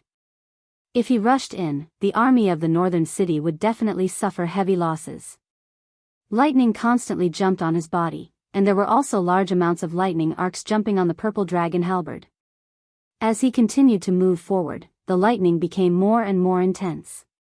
Legend rank. Seeing Sullen's performance, Rogthus's scarlet eyes slightly shrank. He didn't expect the humans to send another legend rank expert so quickly. This caught him a little off guard. If he was in his peak state, he wouldn't be afraid of any legend rank expert. However, with his current combat power, it was hard to say who would win against this legend rank expert. So what if you are a legend rank expert?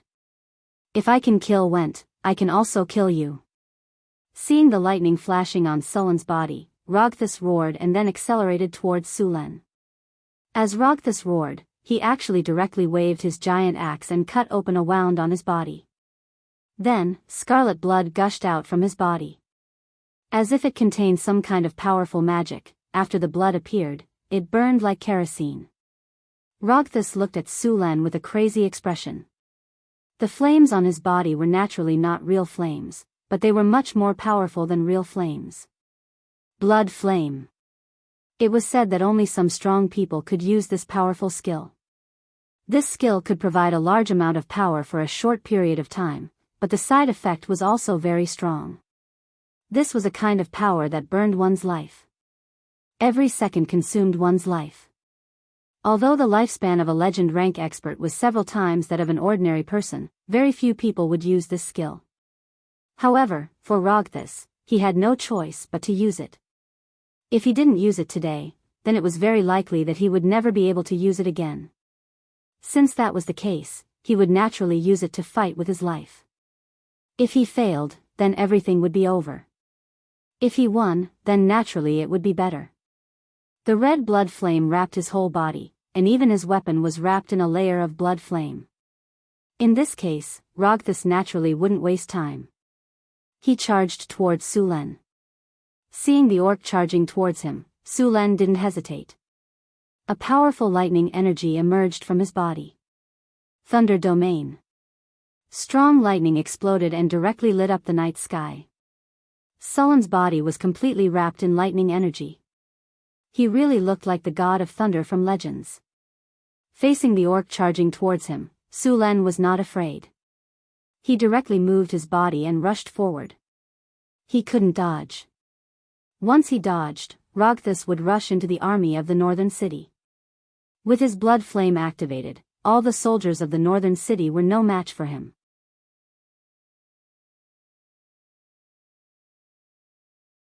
At that time, even if he killed Rogthus, the army of the northern city would also suffer heavy losses.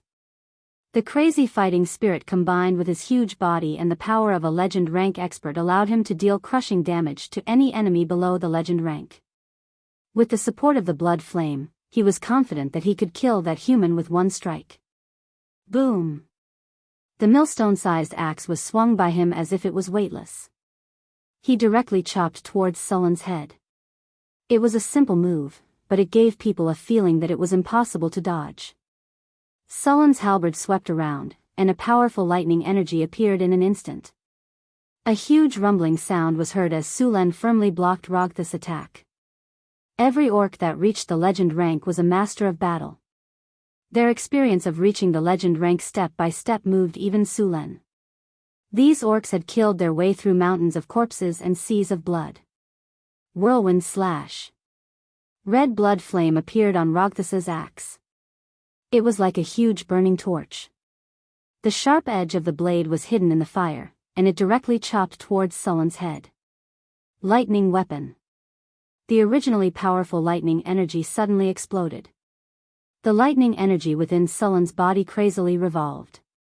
At this time, the purple dragon halberd was completely wrapped in lightning. In the next second, the two weapons collided once again. Bang! Bang! Bang! War roar. Sulen roared, and the sound instantly exploded. The soldiers near the battlefield felt their vision turn black, and their ears were ringing. They felt dizzy, and it took them a few seconds to recover. Rogthus, who was the closest to the battlefield, was the one who suffered the most damage. His body stiffened. Sullen's long spear swept horizontally, and directly deflected the axe away. He then slashed a terrifying wound on the opponent's chest.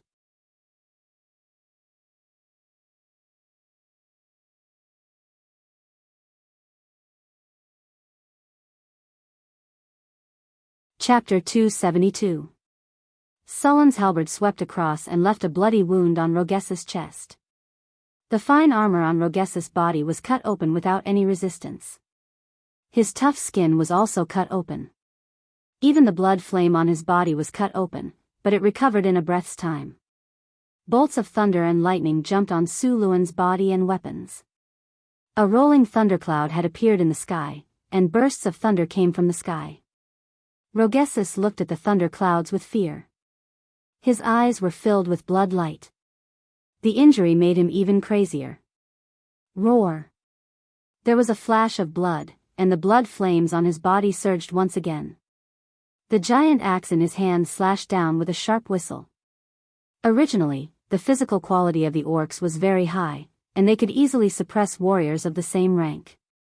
Coupled with the skills they had honed through countless life and death battles, this orc chieftain was also a powerhouse in the legendary rank. Whirlwind slash. Rogthus' giant axe was wrapped in a layer of blood-red flame. The sharp edge of the axe was hidden in the flame. It was fiercely chopping towards Sullen's head. The entire space seemed to be within the attack range of the giant axe. Sullen's eyes flashed.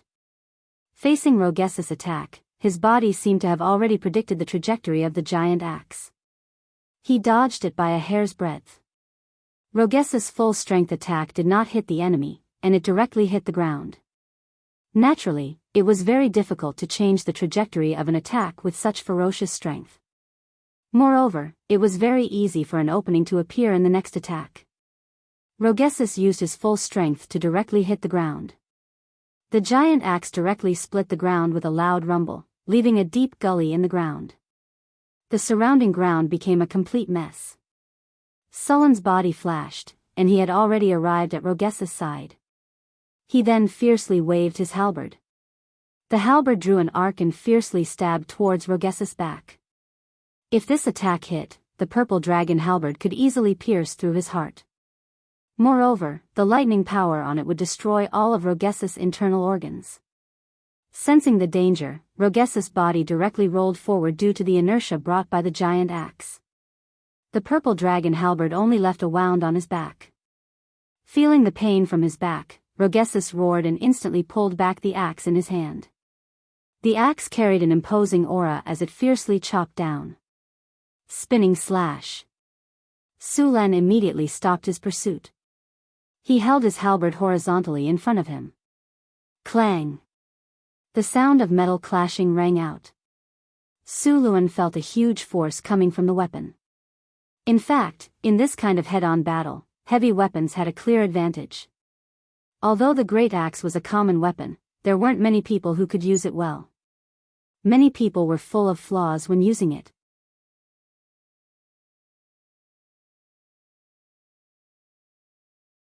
When facing a rapier or other agile weapon, they often couldn't hit their opponents, or their opponents would seize the opportunity to counterattack. However, the orc chieftain in front of him had already mastered the great axe to the point of perfection. Even Boulder and Johnson were slightly inferior to him in this aspect. His attacks were powerful and heavy, and he didn't have the sluggishness of a heavy weapon. His movements were quick, and he didn't give you a chance to counterattack. Stab. After blocking Roges's heavy attack, Sullen's expression didn't change at all. Countless streaks of lightning enveloped him, and these streaks of lightning would injure anyone near him. For example, Rogesis would be attacked by the streaks of lightning in the air every second. If an ordinary person was in this kind of environment, their body would be paralyzed by the streaks of lightning, and they wouldn't be able to move. However, these injuries didn't have much effect on Rogesis. Most of these attacks were blocked by the layer of blood flames on his body. The purple dragon halberd pierced towards Rogesis with a streak of lightning.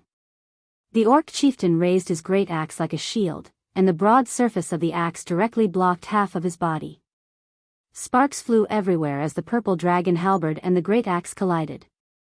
A huge force was transmitted, and the two of them couldn't help but retreat. Su Len took a step back and stabilized his body. Then, he rushed towards the orc chieftain again. Rogesis was pushed back 5 or 6 steps by this huge force. When he saw Su Len rushing towards him again, his eyes flashed with a fierce light. He roared and ignored the purple dragon halberd that was pointed at his chest. The great axe in his hand spun around and chopped towards Sullen's head. Su Luen frowned slightly when he saw that Rogesis was going to perish together with Su Luen. Although he was confident that he could stab Rogesis in the chest before his attack arrived, there was only a 30% chance that he could dodge the axe. Su Luen didn't want to seriously injure Rogesis, who had long been regarded as a big EXP gift pack. Although he knew that this was Rogesis's plan, Su Len had no choice but to change his strategy. The purple dragon halberd was raised and blocked the great axe attack. Rogesis's eyes flashed with a tyrannical light. The great axe in his hand drew an arc and chopped towards Su Len again. Sullen's halberd swept horizontally and blocked the attack again. Rogesis didn't care about it at all. He used the rebound force to increase the speed of the great axe in his hand. Clang! Clang! Clang! A series of metallic sounds rang out. Rogesis' attacks were like a storm, getting faster and faster. The red flames on the giant axe kept spreading to the purple dragon halberd. However, as soon as it touched the halberd, it was torn apart by the powerful lightning power. Clang!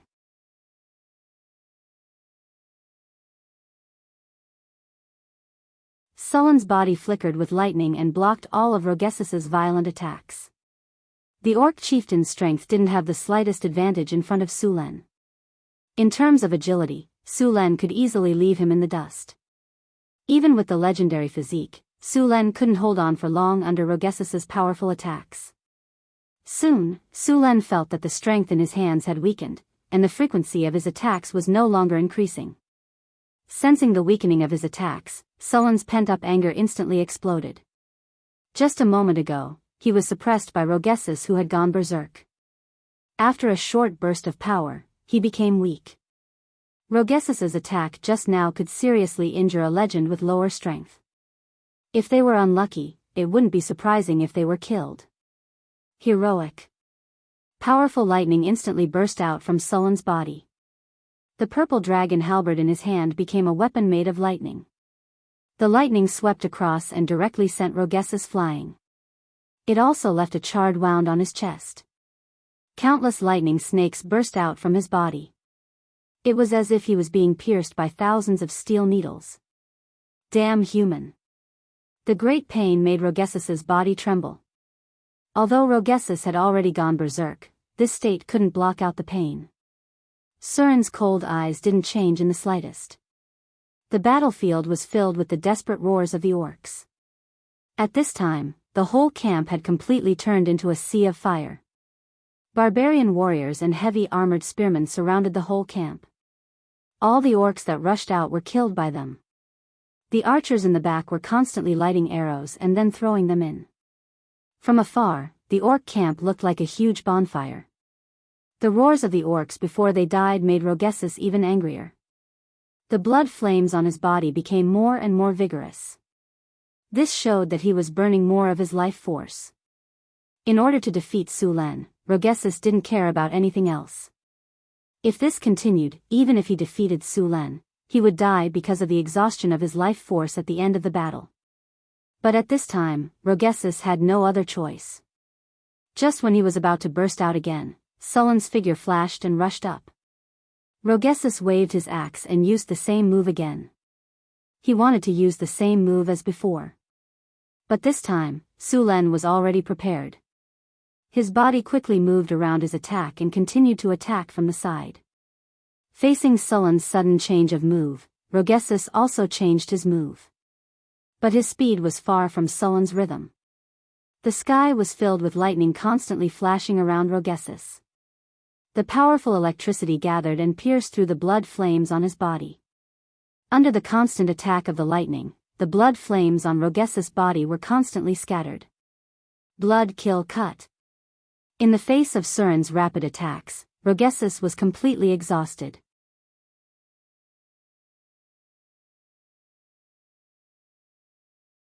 He naturally understood that if he continued, it wouldn't be long before he would be exhausted to death. Seeing this situation, Rogessus made up his mind and once again used the move he used to kill Marquis Winter. A bloody light suddenly appeared.